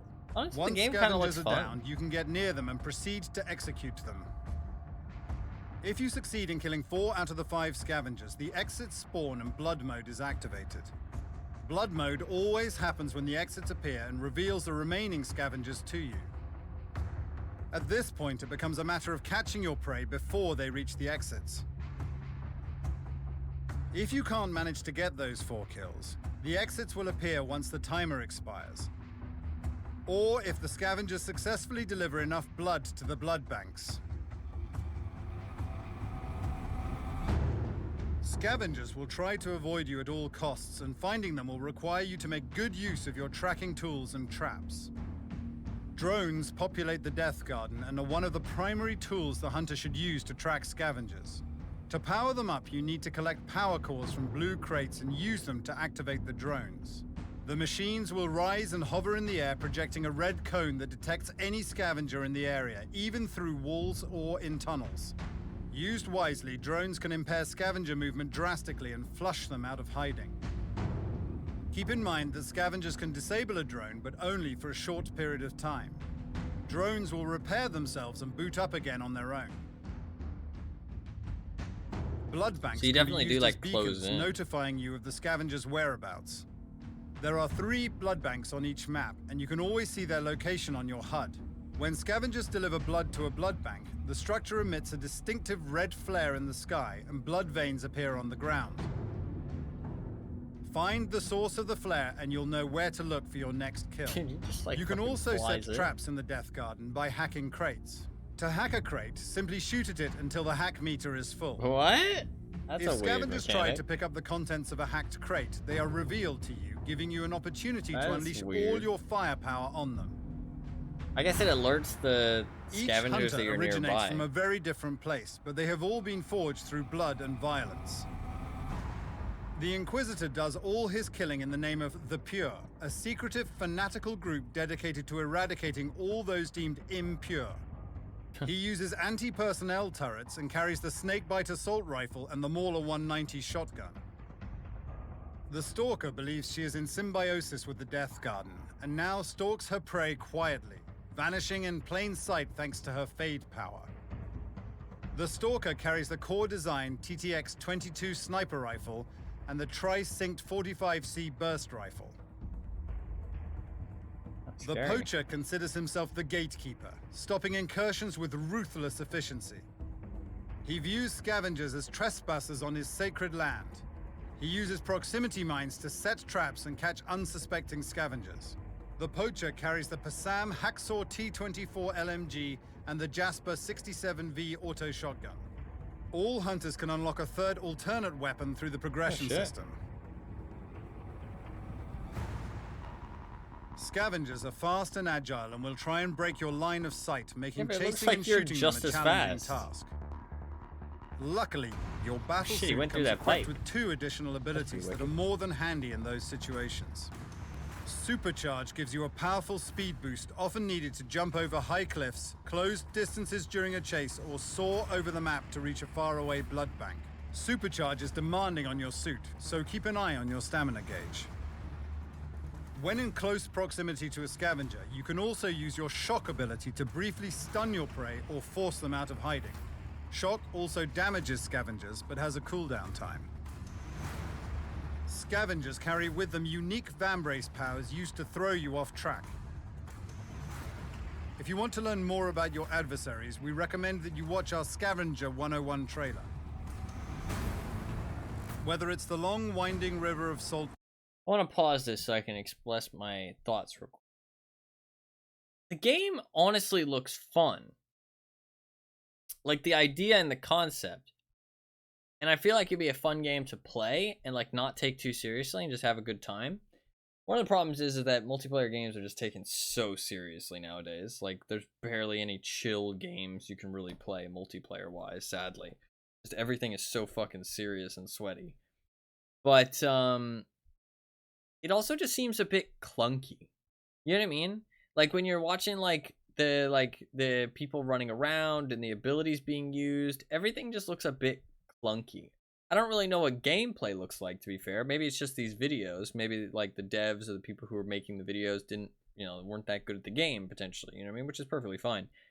But maybe but I feel like it just looks clunky. You know what I mean? Like the movement, the shooting, the recoil, like the like some of the animations, some of the gameplay elements. Like it just looks a bit like clunky, like not smooth, not like polished. You know what I mean? Which I mean isn't that surprising because the game is quite like, you know what I mean, like they kind of like it was early slapped together, you know what I mean, like, and it would get more polished over time, but it never had that time to get polished because it flopped obviously and just didn't get enough of a following to keep like sustain itself. But have you seen Early Days DVD? No, you're not wrong. Early Days DVD was also pretty fucking funky looking. Absolutely, don't get me wrong. I mean, in that regard, it does look decent, but to be fair, comparing bad to bad doesn't make something good. You know what I mean? Like, I think that it just doesn't look that smooth. But I mean, if you're a smaller team, you got to start somewhere. You know what I mean? But I mean, like this is like 2018 gaming. You know what I mean? Like this isn't like, this isn't like 10 years ago. You know what I mean? Like this is only like 5 years ago. So I mean, I would expect like a little bit higher quality in terms of gameplay smoothness, but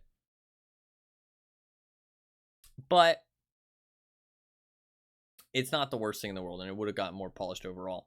The other thing I want to say is that the gameplay is like weirdly looks simple, but also complicated. Does that make sense?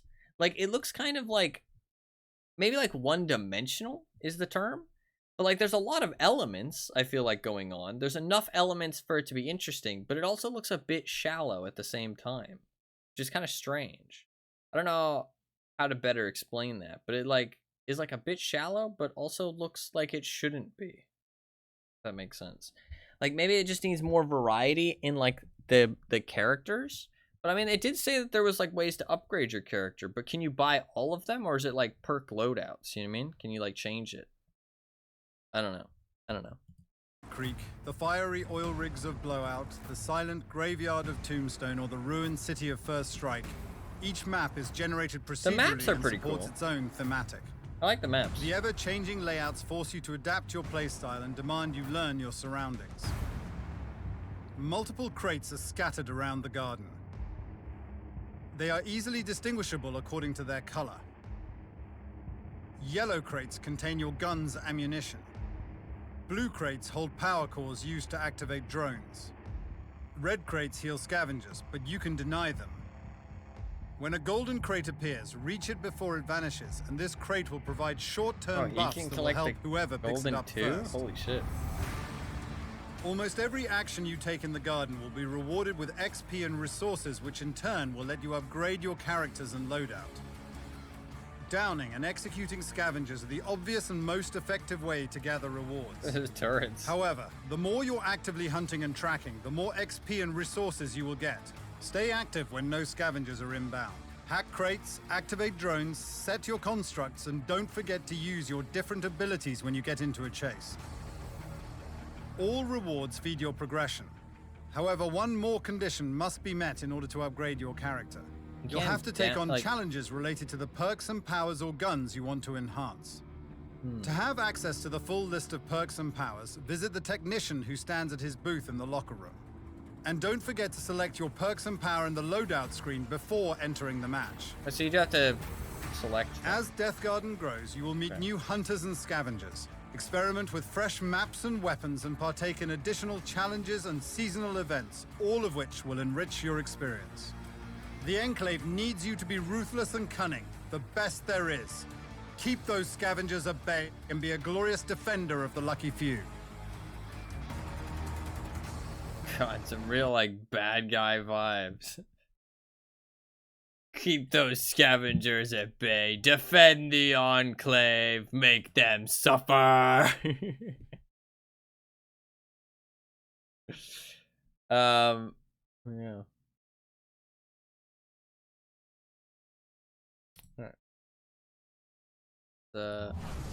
There's a vignette for the Inquisitor.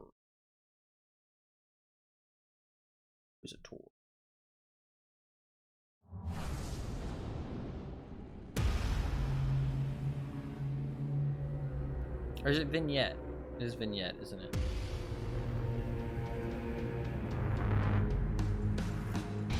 Inquisitor is pretty badass, to be honest.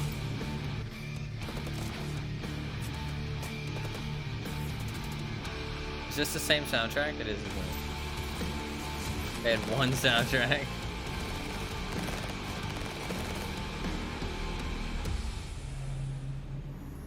These are just little fun videos.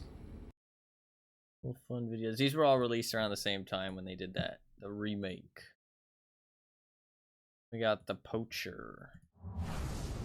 The revamp, not remake, but.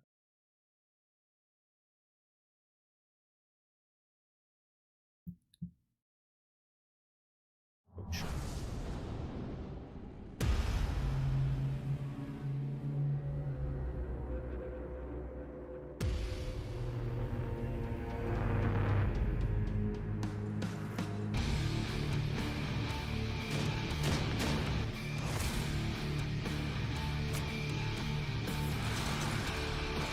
They didn't talk about the executions during that video, did they? The previous one?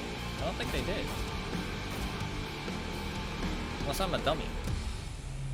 Oh, they did say, like, oh, executing survivors will give you points, but it didn't really, like, explain how that works. I don't think, unless I'm a dummy. I just completely missed it. Did I just completely miss it?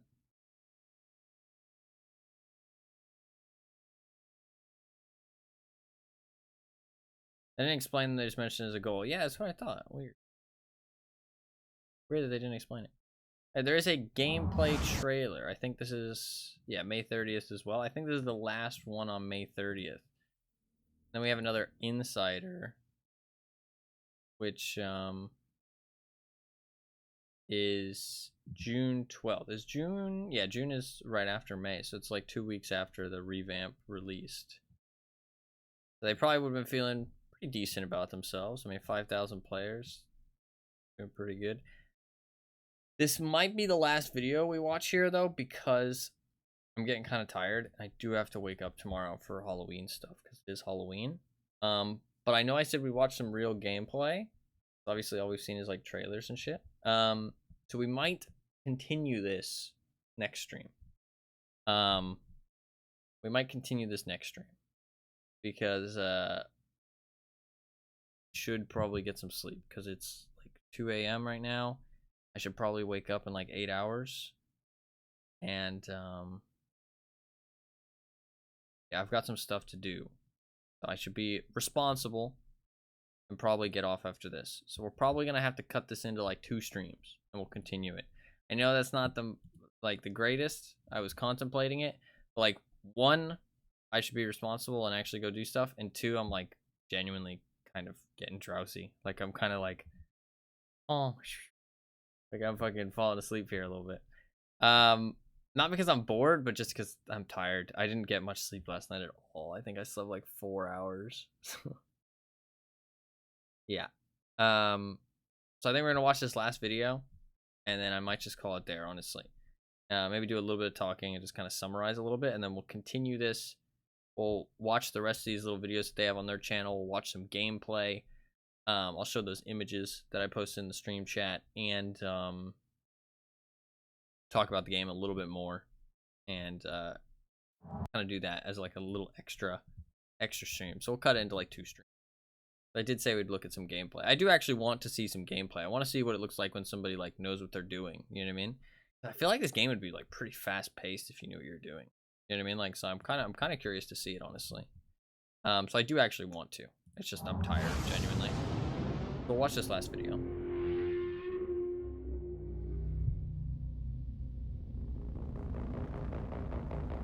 So this is like an extended version of the teaser that they showed.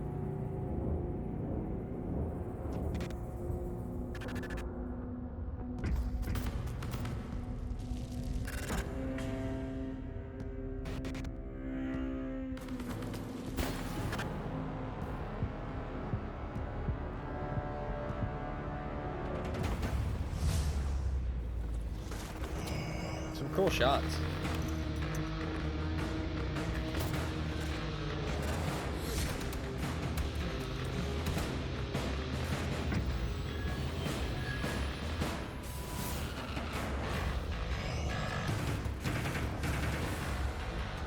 I mean, it honestly looks fun.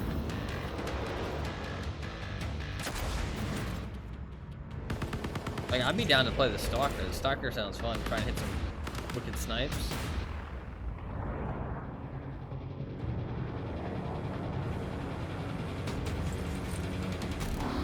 That final chase at the end sounds fun too.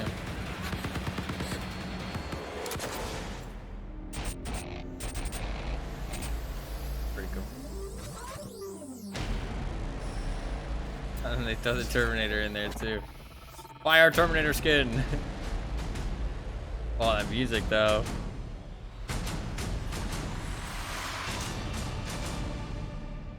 That music though is pretty wicked.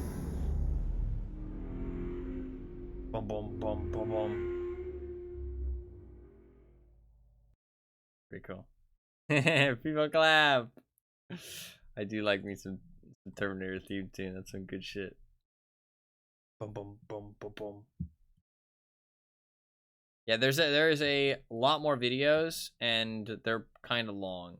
There's 2 11-minute videos, and there's another character that they added. 2 other characters. They added another hunter and another scavenger. So there's a whole bunch of insiders of people talking again. I'm just too tired, honestly, and I got stuff to do. So I think we're gonna have to call it here for today. Honestly, it's already been like 4 hours, which is kind of crazy. So we'll continue this next stream. We'll look at some gameplay. Maybe try and see if we can see any Rebirth gameplay as well. That'd be kind of cool to see the 2 different, like the game, and then see what the Rebirth gameplay looks like, the like fan-made version that people are playing. And we'll watch the rest of these videos on their main channel, and I'll show those images that I pulled up before. I'm not going to show those today because it's going to take a little bit to bring them up, but and we'll just talk about the game a little bit more. But I think I pretty much like expressed everything. I think from what I can understand, from like why it seems like the game failed, honestly, it was probably like lack of advertising. Maybe a little bit too much focus on like lore and stuff instead of the gameplay elements. But it feels like the gameplay elements are there, but maybe they just needed a little bit more like fleshing out and smoothing over. You know what I mean? In terms of the clunkiness, maybe a little bit too much focus on the lore and everything. And honestly, I feel like that's kind of not a great like direction for a multiplayer game, because I think that's not where like players really focus their attention on, which means your efforts are kind of wasted a little bit. And I feel like it's like advertising. You know what I mean? Like they're going into, like, they made this game into a saturated market, and the saturated market was themselves. You know what I mean? Like, that seems kind of silly, don't you think? I mean, not by saturated market as if there was a lot of these types of games, but there was already a successful one. You know what I mean? And they basically made the exact same style of game.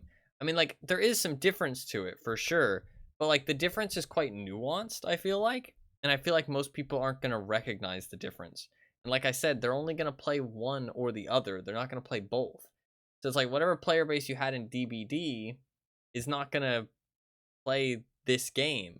And the idea, I mean, chances are, in terms of like horror asymmetrical player base, like, you've pretty much capitalized on all of that already. You know what I mean? It's not like there's much else to capitalize on. You know what I mean? So it's like the only place they could really capitalize was off of their own player base. So even if the game was successful, it was going to hurt themselves, which doesn't quite make much sense. I'm really curious about the insider aspect of this game. Like, why was this game made? You know what I mean? Like, what was the internal dialogue in the office? You know what I mean? Like, in the development teams, like, inside behavior. Like, why was this game greenlit? You know what I mean? Why was this game, like, put out? I feel like my theory of the game already being mostly finished, or like the concept being mostly there, and, you know, it having like a functional prototype is like not too far off. But it could also be that the DBD devs are like impulsive. Like the management is impulsive, and they maybe are just like, I feel like they're a bit like strong-headed, and they don't like to admit that they made a mistake. Because like I feel like that's kind of evident with the development of DBD, like that they kind of do some stuff and it's not really a good idea, and then they don't really walk it back. You know what I mean? So maybe they were just like, oh, that's a really cool concept, let's do it. You know what I mean? We can make another successful game. DBD was successful. You know what I mean? And then it's like, and they're like, oh shit, this is a bad idea. It's like this game is failing. But then they didn't want to admit their bad decision and call it while they were ahead. You know what I mean? And so they tried to make it work, but obviously didn't. I feel like the advertising is a big issue though. They just didn't advertise. Because like, I mean, I hadn't heard of this game at all. You know what I mean? And by the time I heard of it, it was already shutting down. And it seems like the people who did hear about it were DBD players. And it's like, of course, the DBD players aren't going to be interested, because the DBD players already have a game. You know what I mean? You're trying to sell them like a different skinned copy of the game they already play, basically. Like, there is differences. Like, you can very clearly see the differences between it and DBD, but those differences would have been less apparent back in the day. Like, if you try and sell this game to somebody and you try and sell DBD to somebody, if you put them like two next to each other, the average person is not going to be able to tell a difference. Like, the average person is not going to see the nuance, and they're going to be like, these are just the same game. Like, they're just barely changed. Like, why are they releasing the same game? Like, people would have like laughed about this, I feel like, oh my god, the Dead by Daylight devs are releasing the same game again, lol. Like, what the fuck? Not the separation that Deadlock has from Dota 2. MOBA is developed by the same company. Very limited overlap in player attraction. No, yeah, I mean, well, I wouldn't say very limited. I mean, I feel like MOBA is a player base that doesn't really play a lot of other games. Like, MOBA players tend to just play MOBAs. But I do feel like MOBAs are hard to get into, and Deadlock breaks that barrier for a new genre of MOBA players, which I think helps it stand out. Like, it breaks down that barrier, and it lets people who aren't as familiar with MOBAs get into a MOBA that they probably wouldn't have gotten into otherwise. And it stands out from other MOBAs with the FPS and the third-person elements and stuff. Like Smite, but Smite is not really an FPS. Smite is a third-person MOBA. Like, that's essentially all it is. Whereas Deadlock is like a third-person FPS MOBA, which, I mean, I guess it's like a third-person shooter MOBA, the way you'd say it. But it's like very different. So I agree with you. Not that I'm saying I disagree with you. But yeah, I mean, this game just doesn't have enough nuance to DBD. Like, chances are, like, this is right when DBD was like really getting, like, DBD had like a decent foothold at this point. People would have already been committed to DBD, and DBD was on a good trend. I just don't see why they would release this.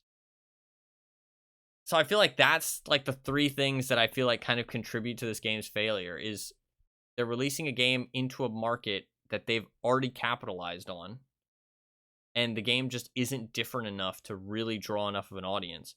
The advertising, because it seems like they only really advertise to DVD players who are already interested in DVD. They're not going to go and play a similar game. And three, I feel like they focus pretty heavily on the lore aspect. And when it comes to a multiplayer game, that just isn't really what people are looking for or focused on, which means that a lot of that effort will fall into the wayside and not have been as impactful as if they had focused on the gameplay, making it more nuanced compared to DVD, and kind of cleaning it up and making it a little bit more polished, if that makes sense. Those are my three kind of explanations for why the game failed, I feel like, and why it didn't pick up the player base that it needed. But I mean, that's just speculation, though. That's just speculation. I'm not even saying that it's a bad game, though. Like, if you see the things that I pointed out, it's just kind of bad decision making. It's not that what they had was bad, and it's not that what they had, like, they did a bad job. It's just bad decision making, poor decision making, and like, I mean, I think that if DBD didn't exist, maybe this game could have done well. You know what I mean? Would it have been as popular as DBD? I doubt that, but because DBD has that kind of classic horror vibes, you know what I mean, that people really like, that kind of like that corny slasher horror, like, you know, like just like it kind of like combines all the kind of horror elements. It's like a Super Smash Bros of horror kind of thing, you know what I mean? Like, it kind of lets everything kind of take part, which is kind of cool. And I think it draws a lot of like horror fans in. And it also, those horror fans tend to be casuals, which the game caters for because it understands its core audience. So it kind of, you know, creates a good gig for itself, so to speak. But I think that it probably would never have been as successful as DVD, but I think that it could have maybe done well if DVD didn't exist. You know what I mean? Because I think, like, there is some fun ideas. I do think that it lacks longevity, so to speak, though. Like, the game itself seems very, like, narrow scoped, if that makes sense. Like, it doesn't seem like, I mean, they do say, like, oh, new hunters and stuff like that, but I don't know if the gameplay would have, like, been, like, I think you need more elements, you know what I mean?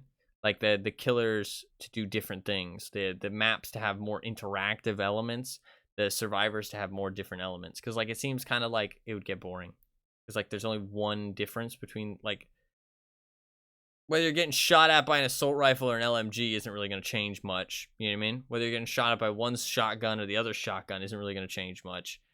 And the killer only has one power. You know what I mean? They have one power that's unique to them. This guy places mines, this guy places turrets. You know what I mean? So I feel like that kind of could have gotten a little bit boring. And it's like they were going to add new killers or new hunters, but those hunters are also only going to have one ability. That's kind of narrow scoped for longevity's sake. I don't think it probably would have mattered in the game that it had. Like, I don't think it's why it failed in the short term. because I don't think it would have gotten to that point where people got bored, but I think long term it would have been a problem if I had to make a guess.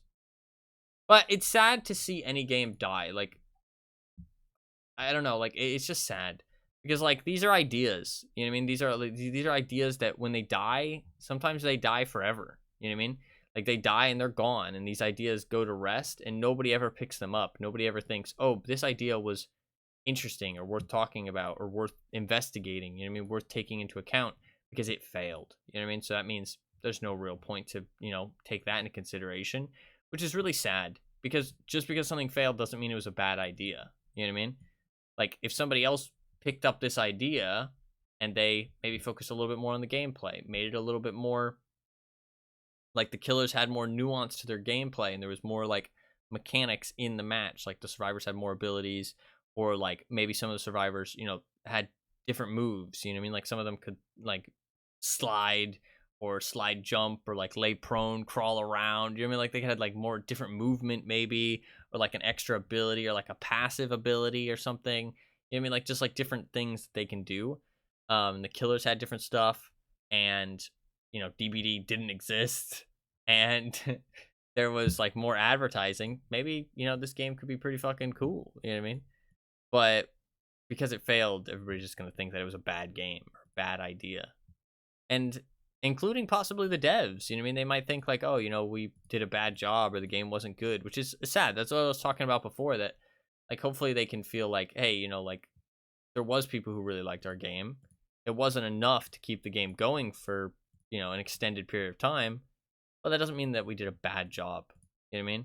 I think that, like, I can't play it, so I can't say, but from what I've seen, it doesn't seem like they did a bad job. You know what I mean? Like, could there have been some things that could have improved? Sure, but I mean, everything can always be better. You know what I mean? Especially when it comes to games and multiplayer games and stuff. But I can't say that for sure, obviously, because I can't play it. But it's sad because I don't like. I hate the mentality that people are like, oh, a game failed, it must have been shit. Like, no, not quite. Like, there's more nuance to it than that. You know what I mean? Like, there's more nuance. You know what I mean?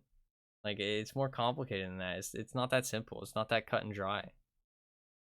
But yeah, we'll continue this. Because I do want to do, like I said, we're gonna watch some gameplay, finish off the rest of those YouTube videos. I'll show off those images that I had, and next time.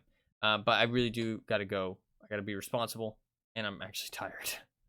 Like I said, I got like 4 hours of sleep last night, and it's hitting me all of a sudden. I could definitely feel like we were watching some of those last videos. I was like, I'm getting tired. It's hard to focus. Like, it's hard for me to watch a YouTube video. I am falling asleep as I speak.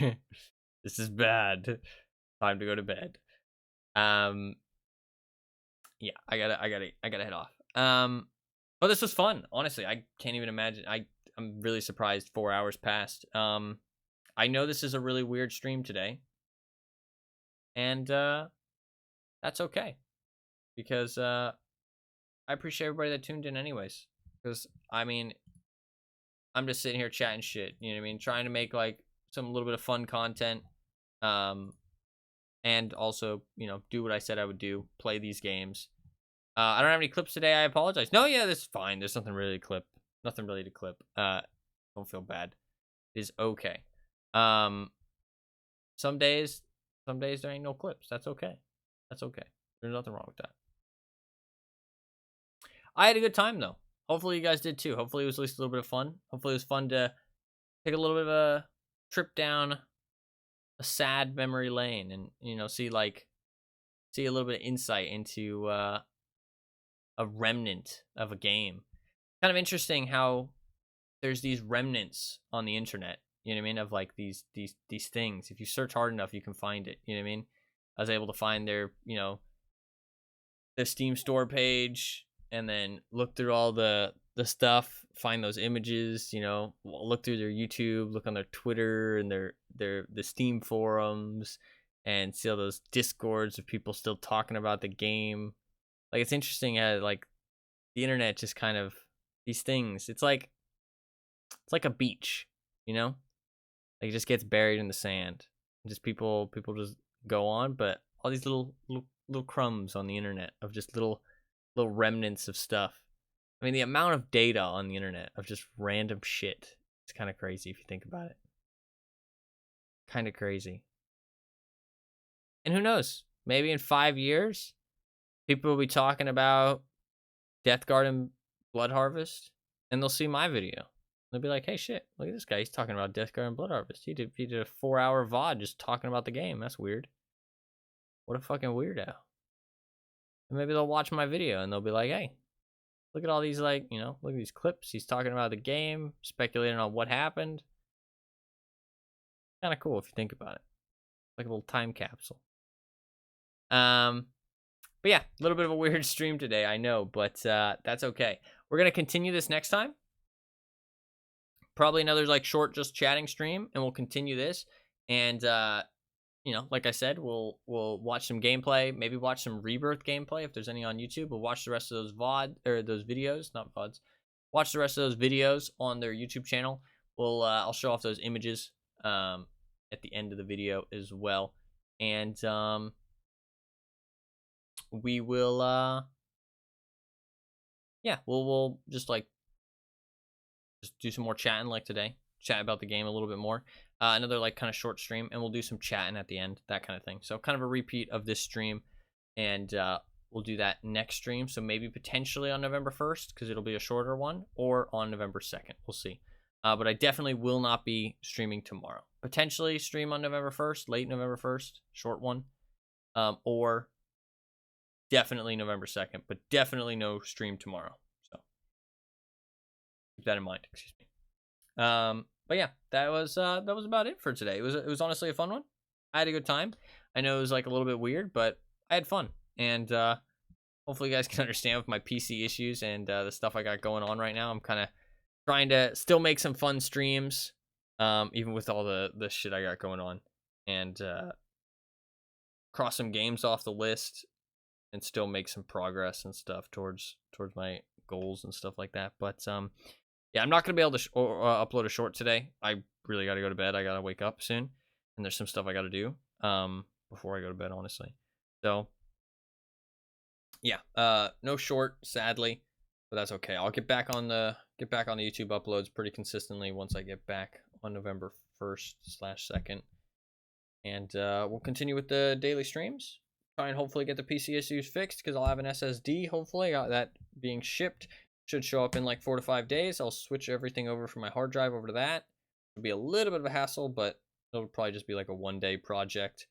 And then we'll do a stream that day and cross our fingers, pray to God, and hope to see the PC issues are fixed.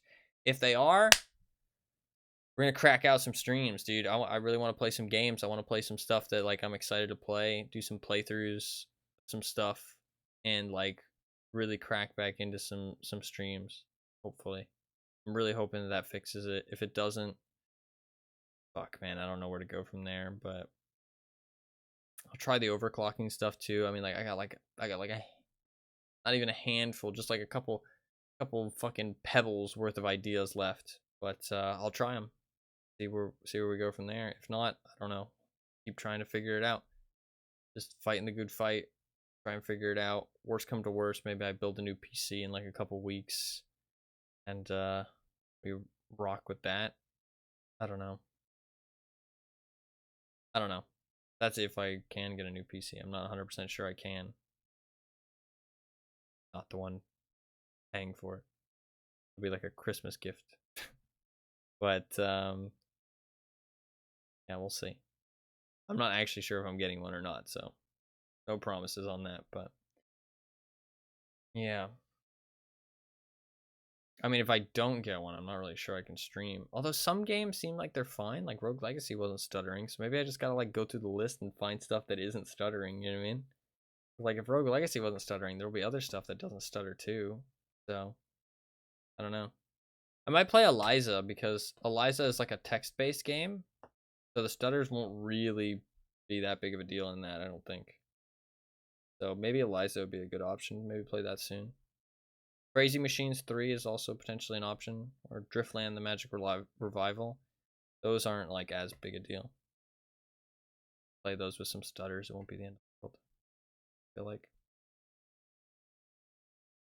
I'll just grit my teeth and bear it a little bit. But yeah, I'm just kind of filling you guys in with the plan. Yeah, that is gonna be about it for today. Hopefully you guys enjoyed the stream. I know it was a little bit of a weird one, but hopefully it was still fun to hang out and chat.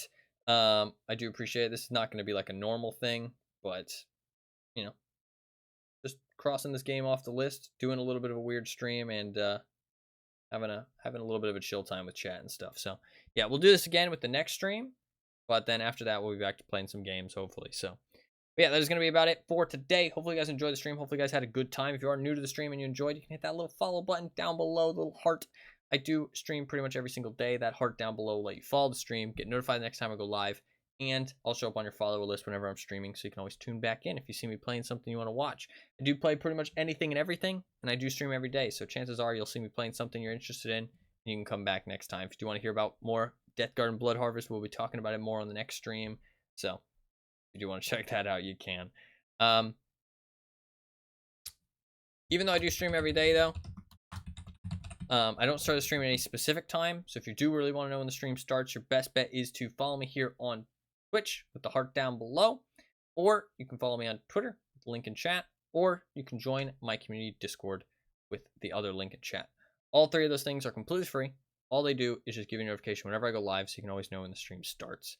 The notification will let you know what time I plan to stream at, how long I plan to stream for, when I actually go live, and what game I plan to play. So you can always get all the information you need and be able to tune in if you feel like it.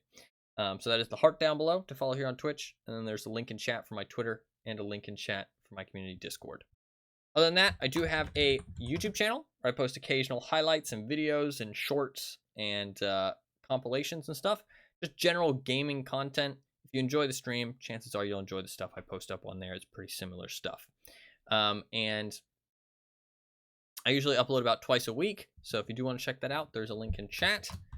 And lastly, I do have a secondary YouTube channel, my VODs channel, where I upload all of my streams as full-length videos for people to watch back. If you miss a stream or you want to see me play a game that I've played in the past, it is all up on there on that VODs channel for your viewing pleasure, if you feel so inclined. So there's a link to that in chat as well, if you do want to check it out. If not, it's okay. It's there for the people who want it. And there's a link to my other YouTube channel in chat as well. I don't know if I said that before, but yeah, that is going to be about it. Fluffkins, I'm very glad you enjoyed your stay. Hopefully you enjoyed the just chatting stream. And Anima, you're very welcome to the stream as well. Thank you for hanging out as always. Always great to have you here, providing some sass and all that. You are a valued member of chat. You can wear your VIP badge with pride.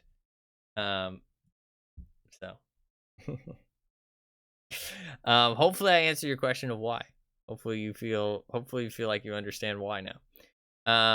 But yeah, that is going to be about it for today. Thank you everybody for hanging out. Thank you everybody for watching. I do really appreciate it. Thank you everybody. Even if you are new to the stream, even if you only got to tune in for a little bit, even if you were just lurking the whole time, I appreciate everybody who watches and chooses to spend their time here and enjoys watching. It really does mean a lot to me. So thank you everybody for watching. I do really appreciate it. Hopefully you guys enjoyed the stream. Hopefully you guys had a good time. And hopefully you guys have a good rest of your day. I'll see you guys the day after tomorrow. Or maybe the day after that. Either the day after tomorrow or the day after that for sure. But yeah, peace.